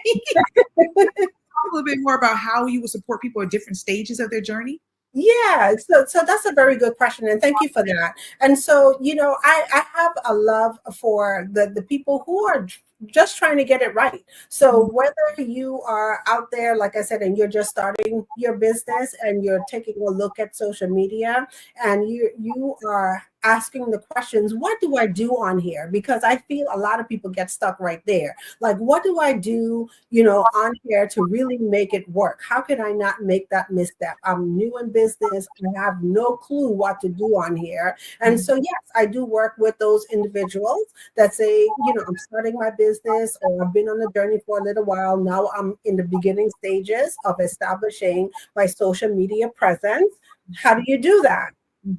And then you have others who have been on social media for quite some time and, experienced the same, issue I had. Like I said, I started off back in the beginning where, things were easy. You had a $10, ebook and you were in the money back then, and things have shifted. And so people also come to me for a revamping of the strategies. Okay. So maybe they're looking to grow their business in another way. They're looking at different things that they do. So what are the strategies that you can put in place that would always align with your business goals? Okay. So whether you are, like I said before at the top, whether you are a new person, in business, or you're seasoned, it's all about looking at what does that social component for your business look like, and then what are the strategies that you can implement that would allow you to hit your goals. So great question. No, that is absolutely beautiful because, I connect with beautiful souls all the time, and I have my platforms as well. And so this is why this was very fruitful for me too, listening to it. And it's good to know that you're supporting people in the beginning where it might feel like a little bit more, anxiety, because it can be overwhelming, all these different platforms. I think I get lost in all the different platforms myself. But equally, I love that how you are able to support people to scale, or do that facelift, revamp from where they are, but still keeping that authentic message. And I think that's the key anyway, because I think I loved your question when you said, well, what is your purpose for whatever you're about to put out? What is your purpose for putting it out? And that is so key. That is so key. So before I let you go, please dive into, I've already taken your details. So but please how everyone that's watching can find you, the best way you will want them to connect with you. Let us know your perfect channel. Yeah. So one of the best ways you could connect with me, I could be found on also, well, I shouldn't say all social media platforms because definitely not all, but Facebook, Instagram, LinkedIn, I am Turia Hodge. And so if you just search my name, you will find me.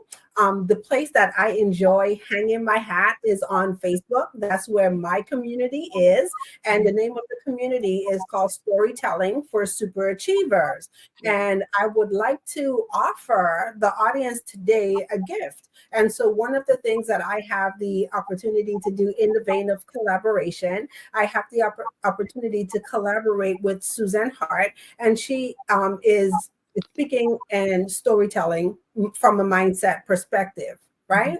And it's one of the things that I found paired so well with social media because it's all about how do we show up online, how do we show up as influencers and attract those people. So I no longer tell people it's about finding your clients, because I think we've all heard that, right? But it's about for us how we show up in such a way that we attract our people, our divine people to us. And so I would love to invite the listeners of the Black Business Olympics to join us on our Unleash the Power of Your Story Masterclass. And so I will drop the link in the chat, and that's utpmasterclass.com. I have to remember it for a second. So it's UTP for Unleash the Power Masterclass.com. And that's happening on May the 17th, and it's May the 16th, and it's a free masterclass. So I'll put the link on there.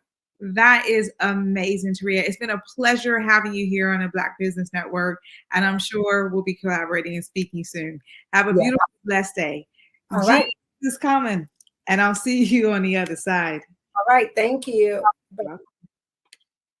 The Black Business Expo mission is to raise funds for for high school seniors going to college or kindergarten through 12 entrepreneurs. This expo was a fundraiser for students. You may go to the www.blackbusinessexpousa.com to donate to the scholarship fund or use the Cash App that's somewhere on the screen. Our goal is to give laptops and up to $5,000 to 10 students, and students can register online at www.blackbusinessexpousa.com. Every dollar counts. So we want to remind you to donate to the scholarship fund.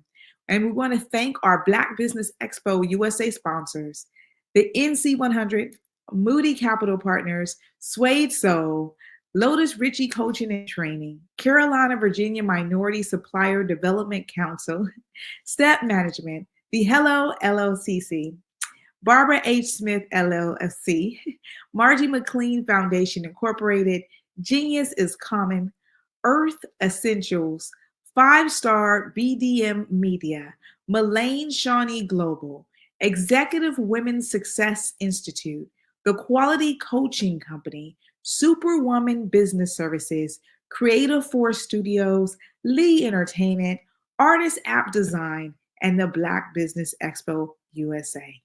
Genius is coming, and I'll see you on the other side.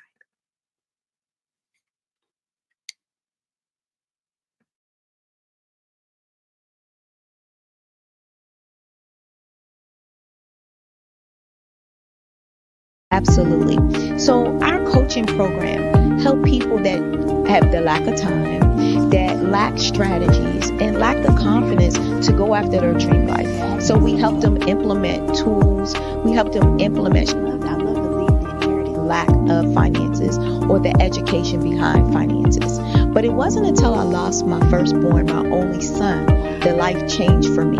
And where I was going after it all, living the corporate life, hit my 6-figure income, and living in my dream house with my dream man, driving my dream car. Wow. I nearly lost it all when I lost my son. And so I realized it only takes one financial catastrophe that can change your entire life. That's what made me start All New Beginnings. Because no matter what's going on in life, there's a new beginning. And because of that, we develop a program called Wise Minded. My little slogan is, don't just dream it, let's live it. If they want to connect with you or work with you, what is the best ways for them to be able to do that? Well, for my social media guru, you can connect with me on every single social media platform as Tanya T. Wallace.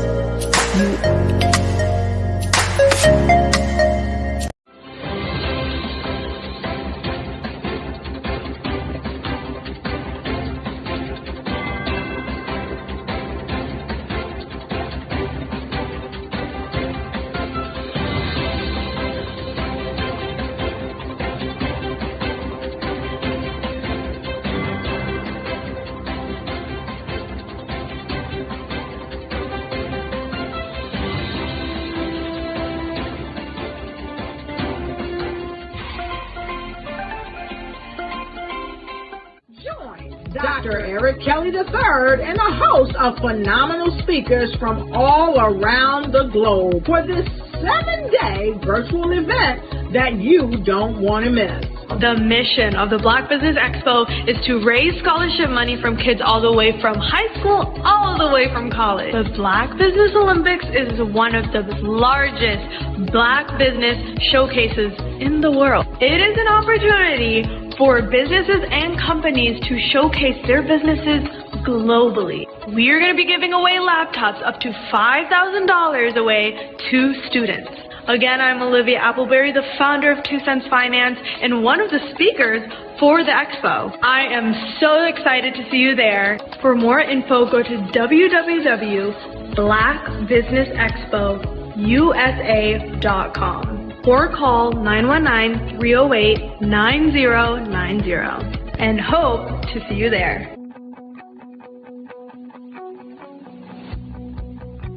I am Black Business. From the moment I wake until the time I sleep. Yes, I am Black Business. I am Black Business. Tell me, are you Black Business?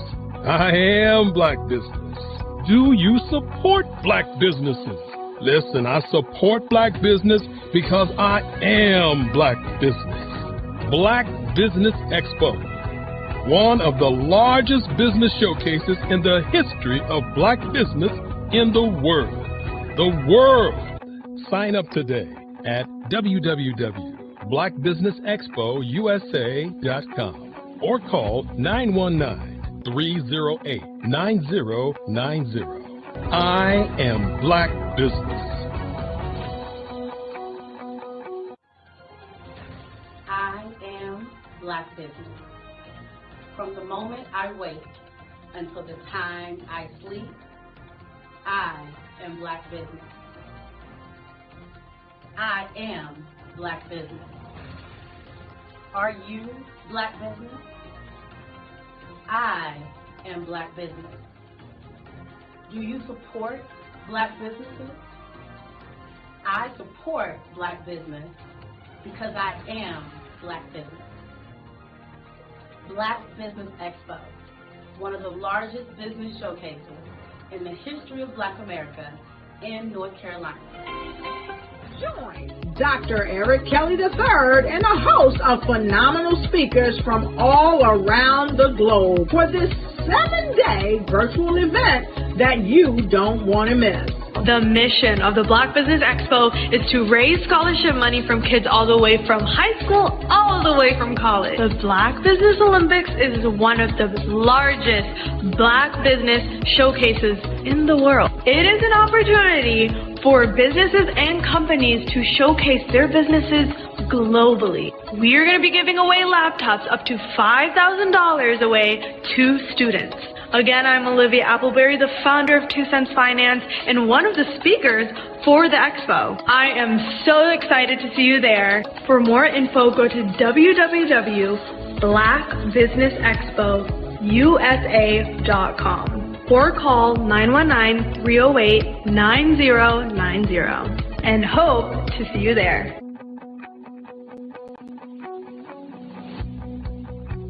I am black business. From the moment I wake until the time I sleep.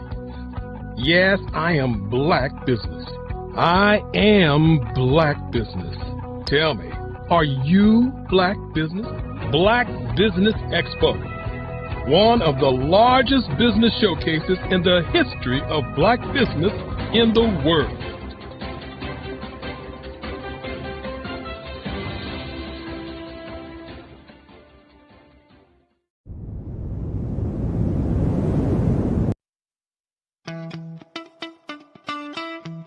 How many times have you been asked to help someone you didn't even know? A student, a business entrepreneur?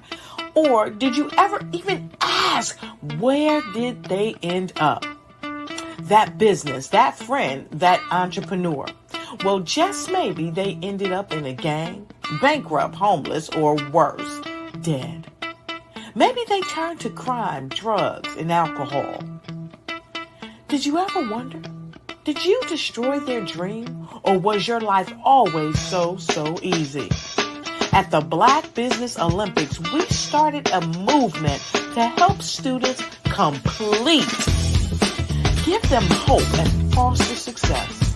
Help them to leave their dreams of providing laptops, computers, and up to $5,000 in scholarship funds.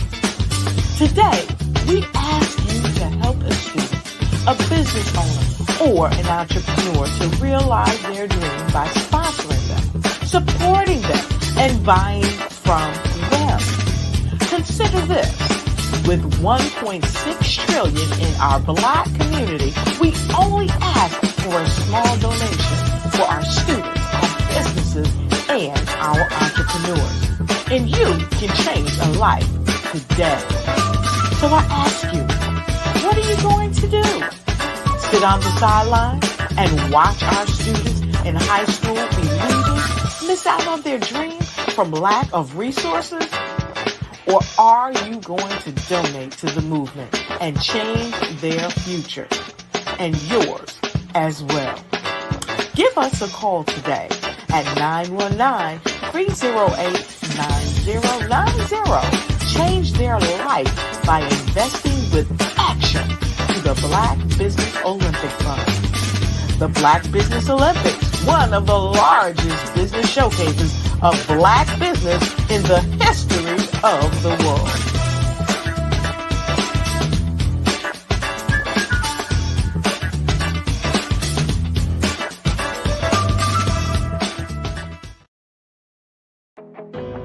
I am Black Business. From the moment I wake until the time I sleep, I am Black Business. I am Black Business. Are you Black Business? I am Black Business. Do you support Black businesses? I support Black business because I am Black Business. Black Business Expo, one of the largest business showcases in the history of Black business in the world. Sign up today at www.blackbusinessexpousa.com or call 919-308-9090. I am Black Business.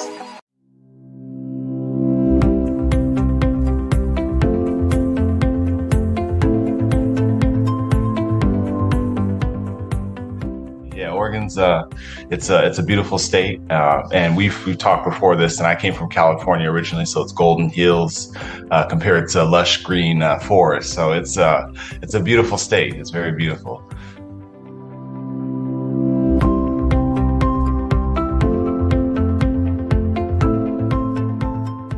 Understand how to take your what you know in the real world as a human and what you know about your business. And you need to marry that with the algorithm. You need to combine human with machine learning.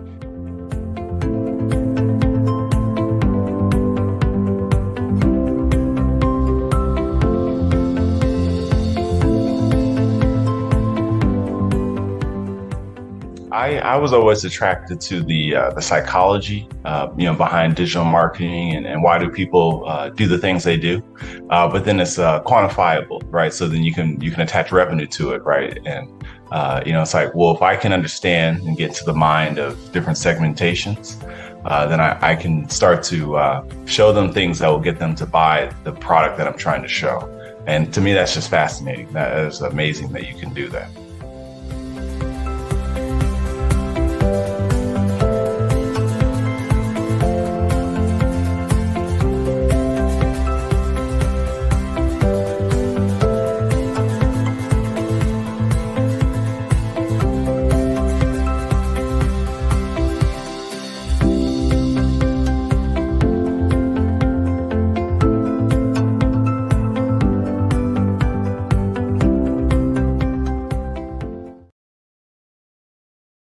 Over the past few years, we've seen the growth of existing and new initiatives focused on financial inclusion, building global networks, and reducing the wealth gap in response to the idea there's not enough seats at the table.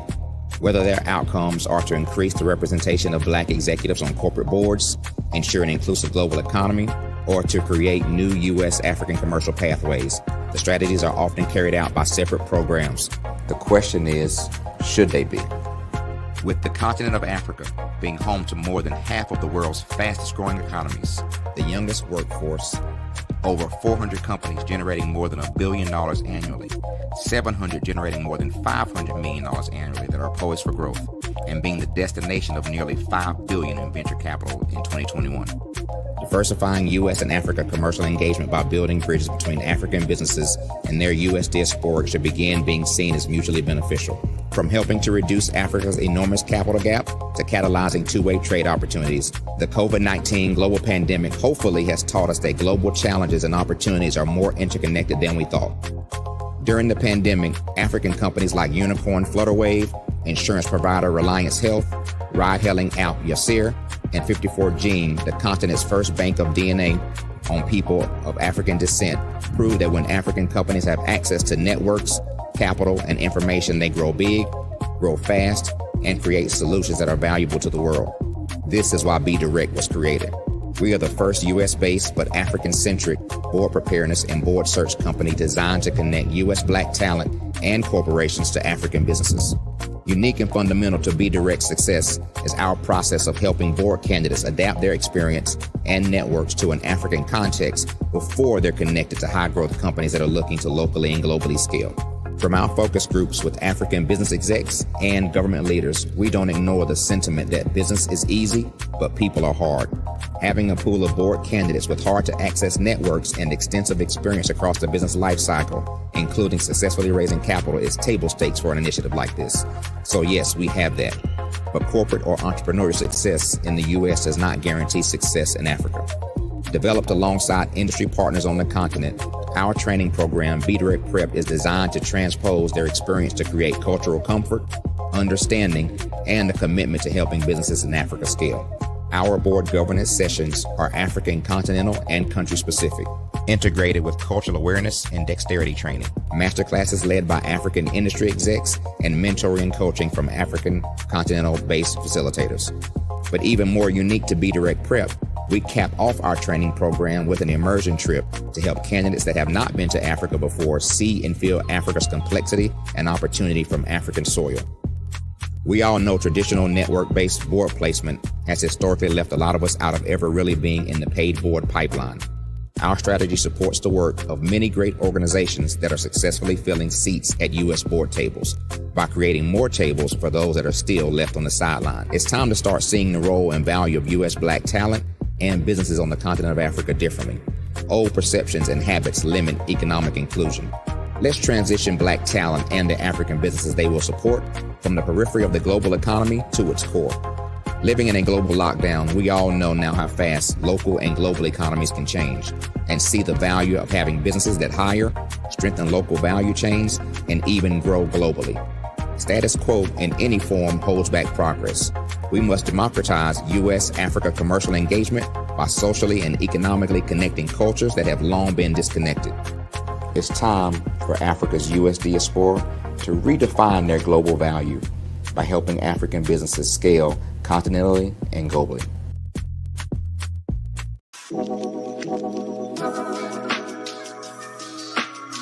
The African company and the African CEO is making a conscious decision to bring on someone external to the continent versus bringing on someone who is from Ghana or Kenya or South Africa.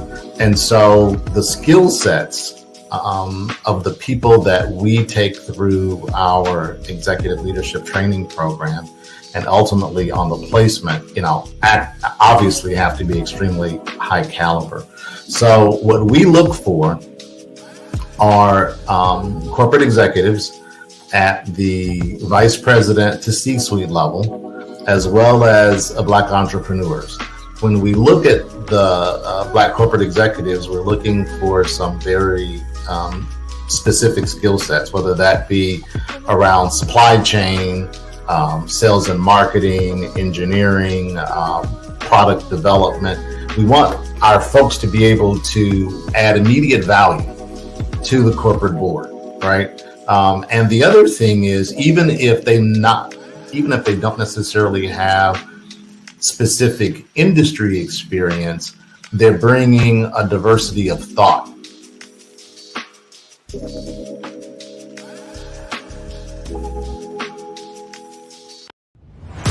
Social media is evolving. It's more vibrant, more colorful, more energetic, and so are you. It's not just photos anymore.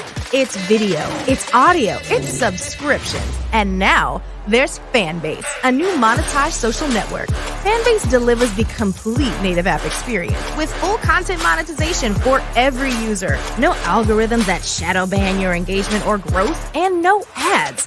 Follow anyone for free and subscribe directly to your favorite creators for $4.99 a month. Plus, show some love by tipping on any post. Also, make a Fanbase page and monetize your content the same way. Finally, connect with your followers by posting the amazing content you already create. And now, get paid for it. It's time to energize and monetize, because everyone's a fan of something and everyone has a fan base. Artistry is a creative expression of something from nothing. It explodes onto the canvas, or it explodes on in my work. One of the things that I try to do more than anything is I try to just give the lines and the movements and emotions and expressions into to what I do. Art really means to me a chance to express how I feel deep down inside. Most of my art begins as a thought that I might have, whether it's sports, whether it's history, whether it's a woman or a man. It pretty much starts as an idea of thought before I get into the actual image of what I'm going to draw. I do a lot of historical pieces. I was a history minor in college, and I love to do history pieces. And a lot of times I'm thinking about history, and then I try to make that history impact you as you look at it. That's one of the reasons I do pictures so large. People ask me, why do I do the pictures so big? And I tell them, I want the piece to impact them as they're looking at it, to kind of dominate their space. And most of my pieces I try to do off page. I don't try to do anything that's going to be in those four corners or in a square. And I want your imagination to be a part of the piece that you're looking at.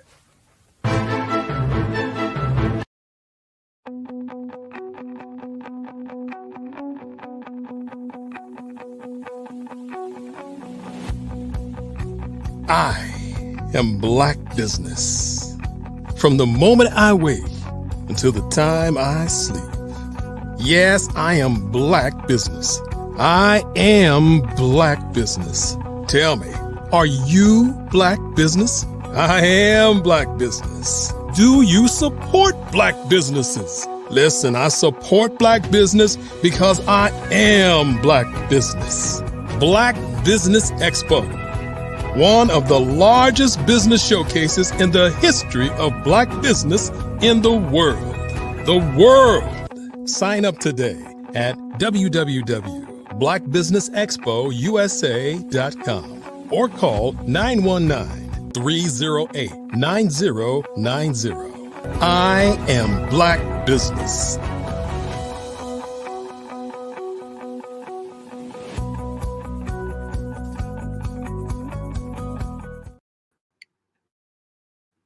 Good afternoon, business owners, entrepreneurs, thought leaders, and corporations.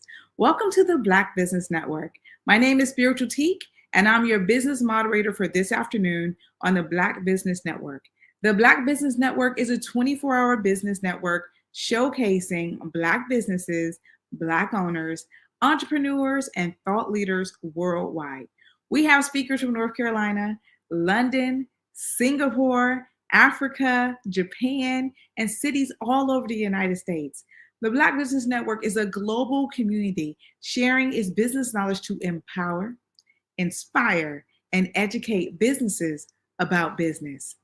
Our next speaker is Dr. Stephanie Audrey.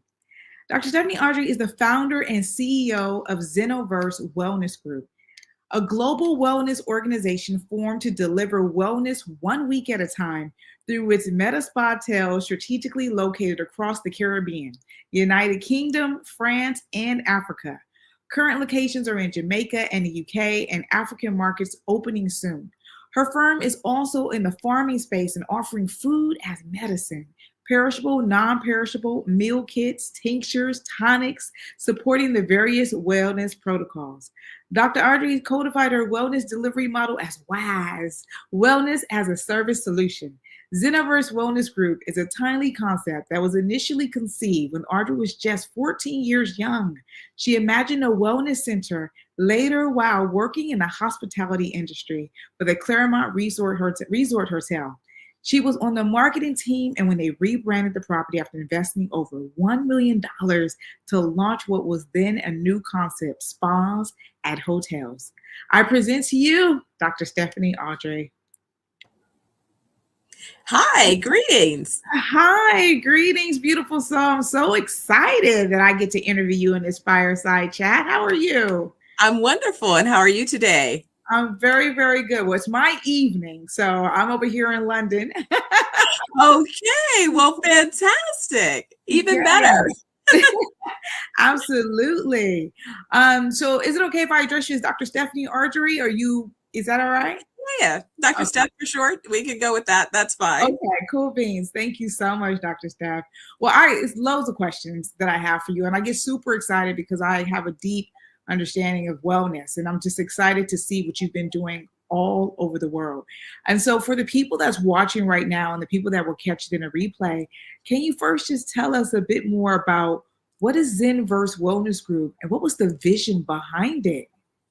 Absolutely. So Zeniverse was our decision to both make sure that we were meta ready, ready to exist both in the physical and the digital world. So creating an organization that would not only be timely in its physical presence, but be able to translate that into virtual spaces and how we show up in all of those particular environments. So thinking forward always. But when I looked at the idea of wellness, what I realized is I was really first introduced to this idea of wellness at 9. It was my mother who made this big declaration. We had just bought our home, and she decided that now that she was responsible for cooking, she was going to teach me how to cook differently than she experienced. And so she set a clear intention that she did not want me to have any lifestyle chronic illnesses. So she bought 2 books. My school was having a elementary book sale, and she bought a book called Back to Eden, and she bought a soul food cookbook. But that's really where, for me, the idea began. I love that. Intention is everything. You're speaking my language. Definitely. So right back from when you were young, having that instilled inside of you has been sort of the foundation to this. So that inspiration then led you to get to Medi Spas Health, TM, and expand your wellness across multiple countries. Can you tell us a bit more about that global expansion?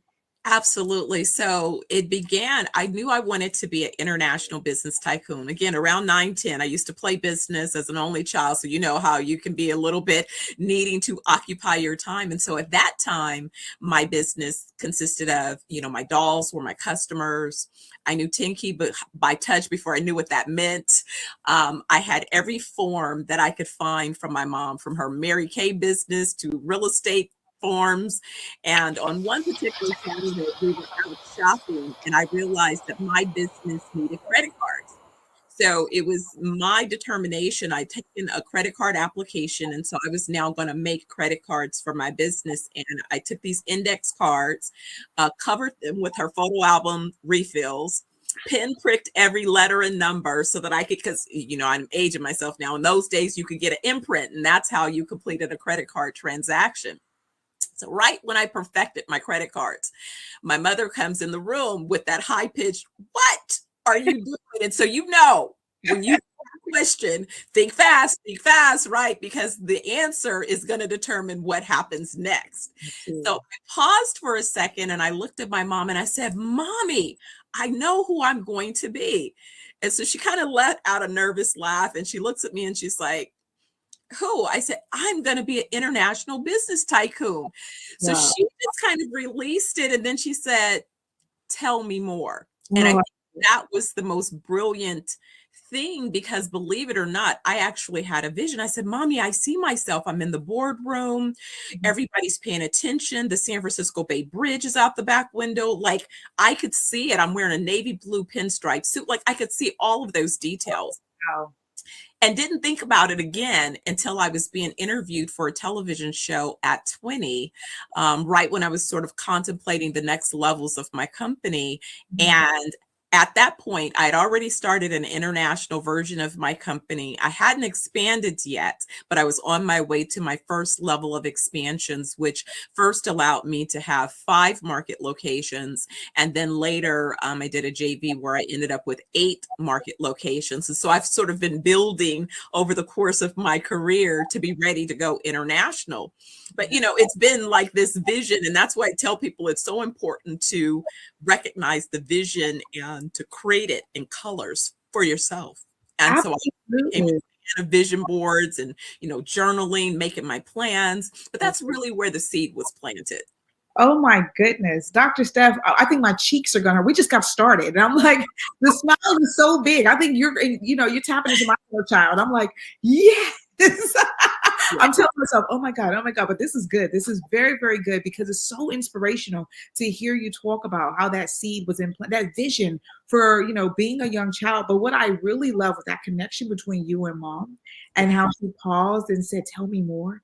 And then she poured into you. And then that just blossomed, it seemed, into, I'm going to say that was the beginning or the foundation. And then it's blossomed to where you are today. And that gets me to the question of, Zeniverse, the wellness group, like, how would you say it differentiates itself from other wellness group organizations around the market or just around the world? How would you say it's different? So now wellness has become a big thing. Expected to reach just under $700 billion in the next couple of years globally.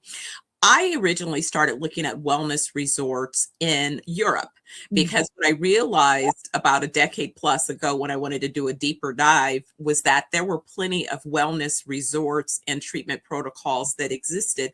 But what I noticed is it wasn't really an Americanized kind of thing. Definitely wealthy or culturally focused schools tended to lean in to those types of places more so. So really the journey kind of happened with a pivot. I started off in advertising and marketing communications where I had an opportunity to advise Fortune 500s. After my experience with Claremont Resort, I ended up being an advisor to Hyatt, Park, Oakland, and some of these other hospitality brands and assets, as well as a young entrepreneur, I was asked to give a keynote address, I remember, for the National Conference of Black Mayors. And again, I couldn't have been more than 22 at the time. And so after that, each of the mayors invited me to their various cities to give them advice on economic development opportunities. And so again, from a strategic point, I could see opportunities. We would talk about entrepreneurship, entrepreneurial opportunities. We were doing incubators and accelerators again, before that became a thing again. But it was at that time that I noticed is every time I gave a recommendation, somehow or another, the real estate developers would come in and make money. And I couldn't figure out how they got paid, but they were making money. I'm like, that was my idea. My idea. How are they making money? So really what happened was sort of a good thing and a bad thing, in that the bad thing was suddenly I lost my mom after my 30th birthday. She took a nap. She was only 48 at the time and died from a brain aneurysm. That was my, heartbreak, devastation. I say I hit the wall. I hit that fork in the road. But what I decided was that I was going to bring the rest of her life to life. And I was going to go ahead and take the leap and leave advertising and start all over in real estate development. And that's what I did. And so now I spent the last, 2.5 decades of my career in real estate development. And thankfully, I began my career. I had the vision about mixed use and other types of uses. So I started the career there. What made me create the MediSpa as a concept was about 15 years ago. I was speaking to some hotel developers. In fact, the brother that developed the largest Marriott in DC.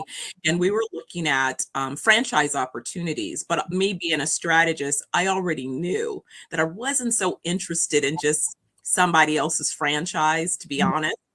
So I had this opportunity to speak and say, hey, what do you think about this idea? And he said, you need to develop your idea. Well, that's great. But typically, my smallest development project is about $150 million project. So I figured by wellness, MediSpa, I needed about $500 million.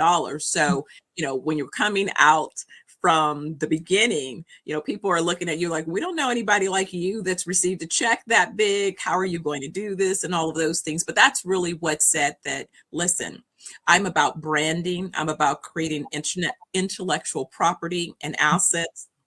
And I'm about blending my real estate knowledge with my market knowledge, my business knowledge, and understanding global markets. So I have basically framed us as the Marriott for wellness in a sense. So when you look at Marriott, Marriott owns several brands that are similar to my first three brands. The W is like my 420 wellness brands. The Four Seasons would compare to my Amani Haba brand, and my luxury, ultra luxury brand, Turquoise, is similar to the St. Regis or the Ritz-Carlton. So because again of understanding these markets and understanding the business opportunities, really looked for an opportunity to distinguish ourselves. And it's not just about our physical properties, because you can go to any spa, you can go to many hotels, they'll have a spa, they'll have a gym. It's the same old humdrum boring. They feed you the bad rubber chicken, so you leave there and you're sicker than when you arrived. So basically I said I was going to fix all of those things. Okay. Very deliberate. So we focus on mind, body, and soul healing. Yes. Yes. Yes, I love that. I love that. And I love the way that because anyone that did you take us through the journey, because I really feel I'm very visual. So I felt the story along with you. And so it really is inspiring and empowering for anyone that is watching, because what you're doing, what you're saying is that how you're evidencing how things are transferable, your skills, and then how that can pour into whatever it is you want to expand your dream. And it sounds very much so solid that what sets you apart is, everyone needs healing whether they know or not, right? And so it sounds like you got that formula locked in. So we're talking about healing. What wellness protocols do your organization offer? And how do they contribute to the overall well-being? Because we're already tapped into that. Absolutely. And it's an excellent question. And so the first thing that we do is when you book your wellness retreat, and it's 7 days. So when Dr. Oliver, and since you said you're in London, you probably have heard of Dr. Aubrey Oliver, because he has a practice there as well and is on UK Galaxy Radio, broadcasting around the world on a regular basis. So when we combined our visions around what we wanted to do with treatment protocols, really looked at, I said, well, what's the minimum amount of time that we could have someone and really make a difference in their well-being? So we established that would be about, a 7-day, 6-night kind of program. And so in that, what we do is we conduct an assessment. And so this assessment is a simple, non-invasive assessment, but it's thorough. So when I first participated in my assessment, about a 40-something page document, but it gave me an overview of how each of my organs were doing. And more importantly, it provided me with insight on things that the doctor hadn't identified, like my brain was being poisoned by hair dye and excessive cortisol secretions, and that I really needed to do a complete detox, a detox that would detox not only my brain, but every organ in my body that potentially would be compromised, but that it was really important to zero in on gut health. Yes. And so once we establish, so we focus on, when we say mind, we're focusing on thought leadership around helping you heal from emotional trauma, because that cortisol and even current statistics telling me that, for example, women around the world don't know it, but oftentimes are suffering from post-traumatic stress disorder. And then that coupled with the stressors of hormonal changes and hormonal imbalances.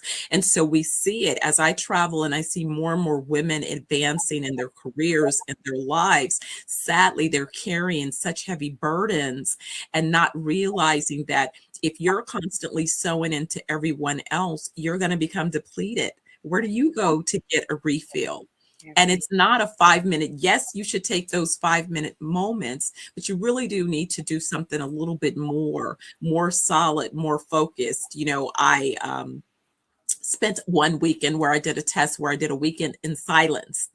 And it was such a healing gift. It's such a healing gift to hear. And that's really kind of where we go. So we say mind, body, and soul. And so when we're really doing that deep soul work, being able to quiet yourself so that you can hear your ancestral assignments clearly. And you can only do that when you take care of the first two. If you take care of your mind and you take care of your gut, that body part of your well-being, then it begins to create the space for you to then have the capacity to then address your soul assignments. And it helps to have a tribe of other like-minded individuals that you don't have to explain your why in terms of why this would be important. It's important for them as well. Then you can deal with, now my personal why is about X, and you have a whole crew of folks saying, yes, you can do it. Let's go forward. Let's do it. That's what I've envisioned, and that's what's important about the protocol. I love it. I love it. Again, you're speaking my language. I understand everything that you are sharing, and the true authenticity of sharing that, especially when you gave the example about women, and the changes and the hormonal changes in the body and how that impact, and just trauma in general, people not having a deeper understanding of trauma on all levels, whether it's acute or chronic. So I'm enjoying how you guys are supporting people. And I just wanted to ask a sort of follow-up question before I move on, because I have so many questions for you. I'm so excited. But when you talked about having, the detox and having a scan, right? So I'm just curious, because I know a little bit when it comes to that, right? And so is that like, I've heard of bioscans. Is that the sort of technology where it's reading the electromagnetic energy of the body? Yeah. Okay. Yes. So you're getting that insight again in a non-invasive form, because people are like, oh, do we have to give blood? I'm like, no, you don't have to give blood. We don't have to take on any invasive type protocols to establish your baseline. And oftentimes, again, we encourage people before, even when they book their trip, we'll do a virtual assessment with the wellness team just to discuss, do you have any particular elements that you might be concerned about? Again, you can be healthy. You don't have to have an ailment that you're concerned about to book your wellness. It might just be that you want to come and get away and see what we're all about. Our tagline is escape, evolve, elevate. So you just may need to escape. You want to evolve and you want to elevate. We got you. I love that. And it's like driving a car. A car requires a tune-up. Your body requires a tune-up. So escape, evolve, and elevate. I absolutely love that. So that gets me, I enjoy saying WAS, so can you explain that concept of wellness as a service solution, Yes, that's a little techie in me, right? Because I'm like, they're selling SaaS and all this other stuff. So I said, well, let me speak to my tech folks in a way that they can understand. This is really a WAS.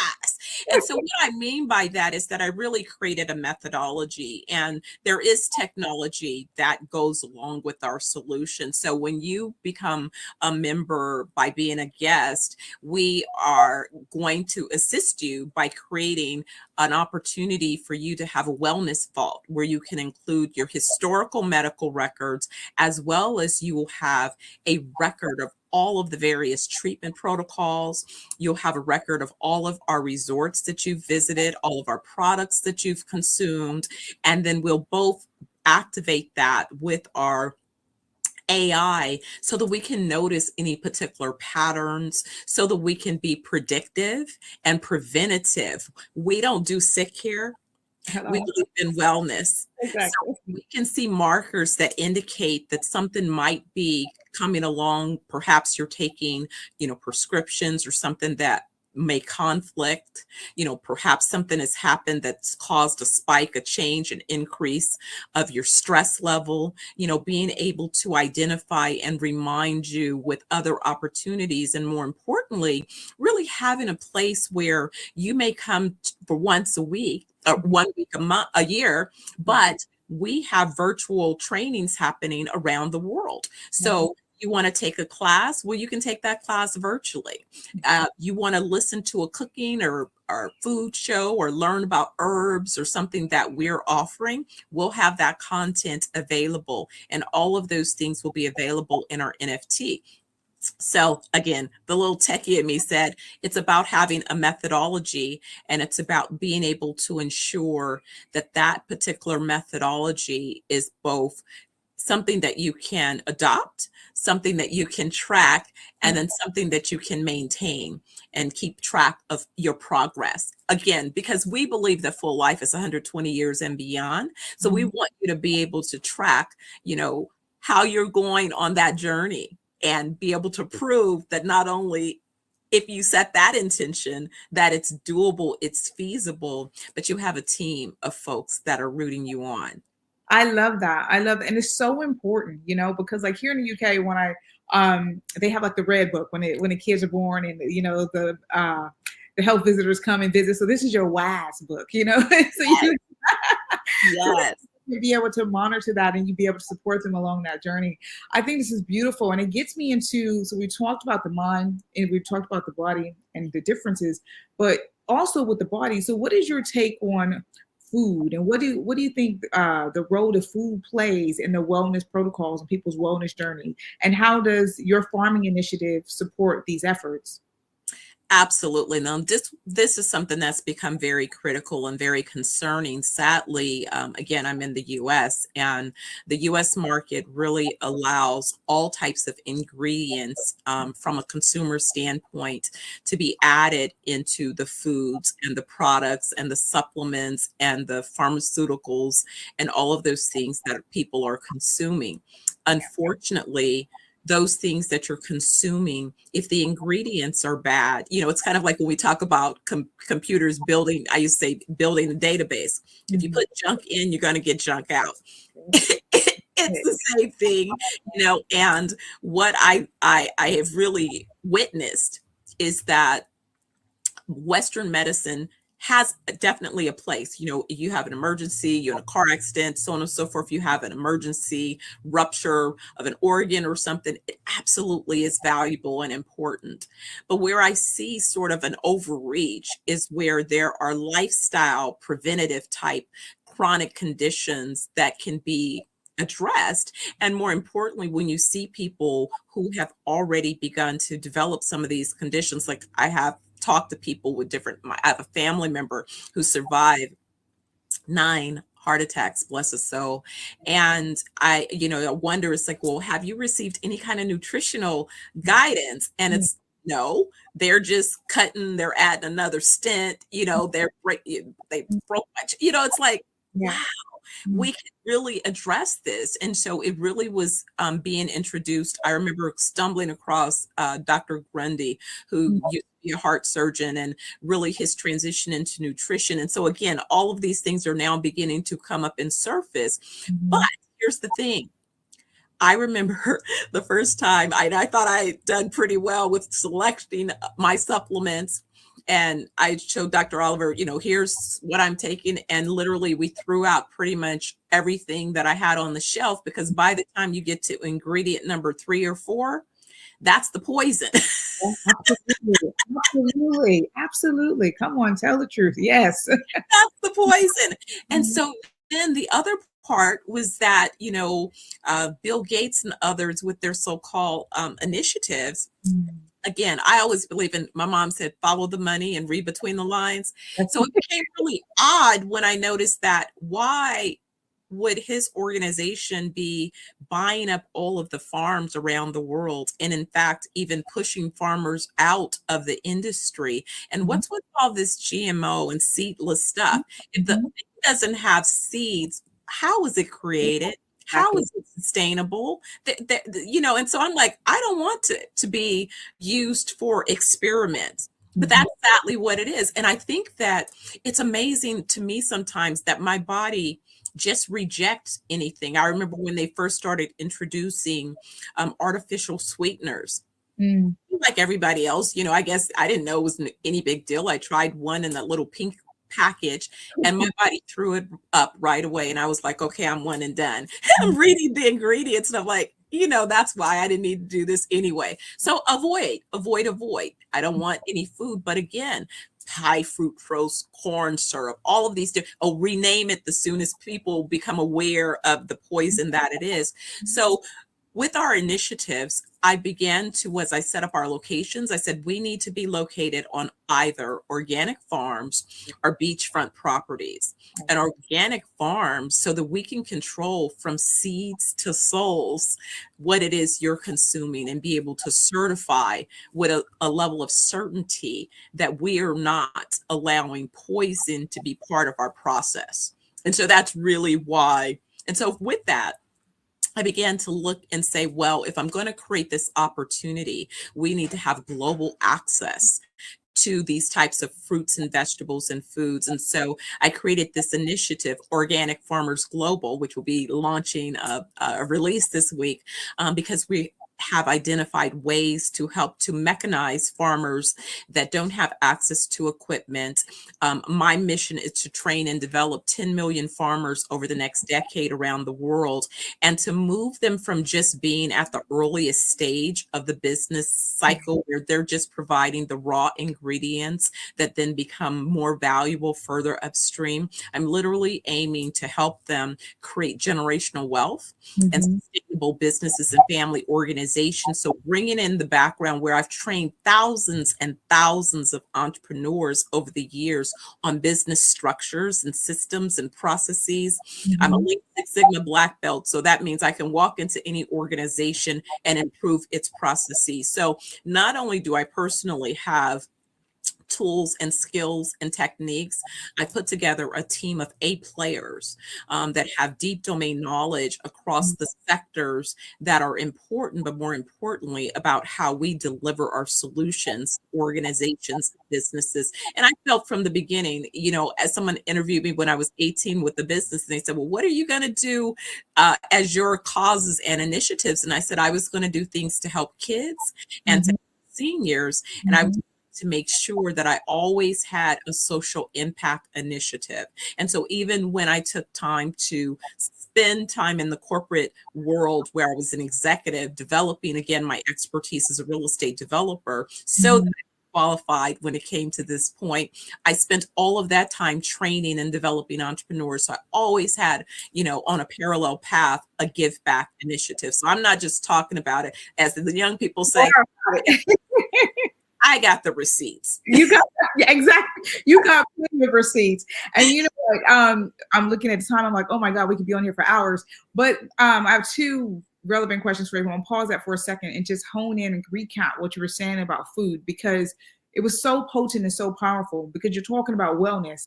And what you're saying is I think you said seed. I heard soul. You might have said, okay. So I heard the souls. The souls.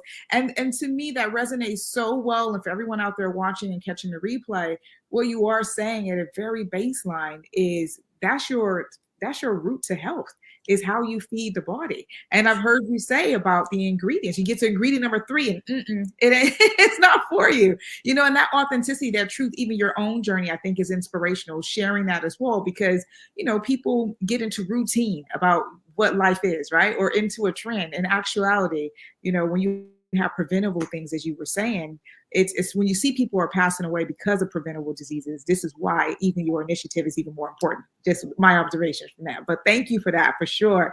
So that brings me into, though, just for someone that's been on your journey with so much knowledge, so many connections in terms of how you've been bridging the gap from your marketing to the real estate, et cetera. For anyone on a wellness journey or on a business journey, what would you say were some of your challenges and sort of that they should look out for to help you excel, feel forward? It's some of the same things that tend to come up. I've found myself being the first in many organizations. So when I was the first Black person in an executive position in every organization that I've ever entered, it seems, sadly.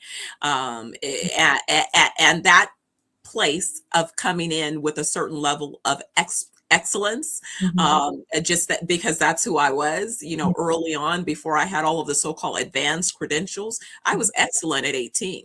When I won my first contract with the California State Library Association right out of high school. So I've been excellent for a long time. I had people evaluating me early going, well, you don't have this degree, you don't have that degree, but I'm advising you. How about that? But if you need me to get it, no problem, I'll get it. So it was that. People would always try to find what they feel is missing and create that as the reason. Rather than focus on the solution and the outcome. So early on, I started documenting my journey by keeping a spreadsheet of the financial value that I made. So my stage name is Dr. Money, not only because I have a DBA with an emphasis on venture capital, which is money, Dr. Money, but because I looked at every organization that I touched and the money that I save for every organization. And like you said, I kept a track record of those things because that's what kept me in those doors once I entered those environments, and had to deal with all of the other politics and all of those other things. And so now, as I'm out on the world raising capital, people are sort of gloss over when I said, well, my seed raise is $100 million. And they're kind of looking at me like you have the audacity. I'm like, listen, $150 million, $100 million is smaller than what it would take for me to build one project. And I'm buying 8. Right. Clearly, there's a genius in what it is that I'm talking about. And if you look at this value of this portfolio and the IP, the way that I put it together, that 100 million is a multi-billion-dollar organization, global organization. Mm-hmm. Mm-hmm.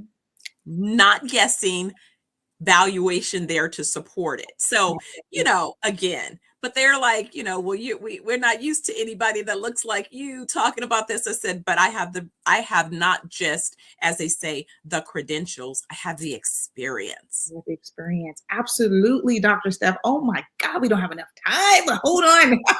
Because you're getting into an area as well that I would love to dive deep. So you definitely have to come back again because there's so much knowledge with you and it's such an inspiration. But when we get into, being a person of color and how you are moving through business and what that means and the challenges, it's just inspirational to hear your story, and how you documented and continued, because there would have been those challenges there. And so, no, thank you for sharing that. I really, really appreciate it.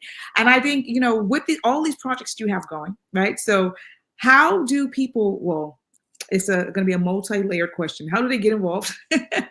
How do they find you? How will they get on the retreats? What's the best way to get it, even if they want to be trained or want to go into farm? You have so many different avenues for people to contact. What would be the quickest way to start? So I would send them to 420. It's www.420wellnessjamaica.com. You can start there, and that's where you can identify, us, get a little overview of the initial organizations that are opening, and get on our email list. Mm-hmm. We'll be putting information through that location. The Organic Farmers Global is organicfarmersglobal.com. So between those two locations, if you're interested, if you're a farmer and you're looking to find resources and how you can have assistance with growing your production, if you have equipment that you'd like to learn about monetizing, that would be the location to find your way as part of that particular initiative. So 420 Wellness Jamaica, I want you to book your wellness week. And then if it is that you're interested in the global farming, Organic Farmers Global. That is absolutely amazing. And do you do any form of coaching yourself? Do you coach businesses or individuals, entrepreneurs? Yes, I am beginning to accept very limited clients. You got to be ready to be a growth player though, because I'm an A playing coach. So, and I follow the coaches that coach the billion-dollar companies, or as I say, I was reading up and listening to one of the coaches. He says he coaches trillion-dollar organizations. So, if that's who I'm paying attention to, right? I'm like, let's go. I want you to play at a level that is definitely a level that will allow you to create generational wealth. And so, that's what the whole 10 million initiative is about. 10 million farmers and entrepreneurs globally, to really give them the tools. I don't have to recreate them, I have them. So I can just give them and train you through a process that will produce outcomes. Because remember, I keep the receipts. So I want to measure, because guess what? I tell people, look, if I gave you a strategy and that strategy is not working, I know how to pivot and fix it. So it's no problem. Yes, you do, Dr. Steph. You definitely got the receipts and you got the foundation solid. Okay. Thank you so much for joining us here this afternoon, my evening. It's been an absolute pleasure to interview you. Thank you so much. Thank you. I've enjoyed it, and I can't wait to see you. I'm going to be headed back to London. In fact, I have some acquisitions in London as part of this first phase as well. So you definitely make sure we contact and stay connected, okay? Thank you so much. Genius coming, and I'll see you on the other side. Thanks again. No worries. Thank you. Oh, what a beautiful soul. The Black Business Expo mission is to raise funds for high school seniors going to college or K through 12 entrepreneurs. This expo is for a fundraiser for students. You may go to the Black Business Expo USA.com to donate to the scholarship fund or use the Cash App somewhere on this screen. Our goal is to give laptops and up to $5,000 to 10 students, and students can register online at www.blackbusinessexpousa.com. Remember, every dollar counts, so we want to remind you to donate to the scholarship fund. And let's thank our Black Business Expo USA sponsors, the NC100, Moody Capital Partners, Suede Soul, Lotus Ritchie Coaching and Training, Carolina, Virginia Minority Supplier Development Council, Step Management, The Hello LLC, Barbara H. Smith LLC, Margie McLean Foundation Incorporated, Genius is Common, Earth Essentials, 5-Star BDM Media, Malane Shaney Global, Executive Women's Success Institute, The Quality Coaching Company, Superwoman Business Services, Creative Force Studios, Lee Entertainment, Artistic App Design, and the Black Business Expo USA. Genius is coming, and I'll see you on the other side.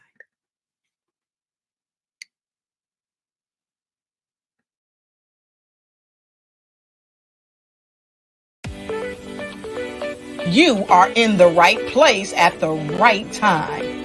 The Black Business Network opens again for its Black Business Olympics, a 24/7 broadcast on business, strategies, global branding, social media marketing, finance,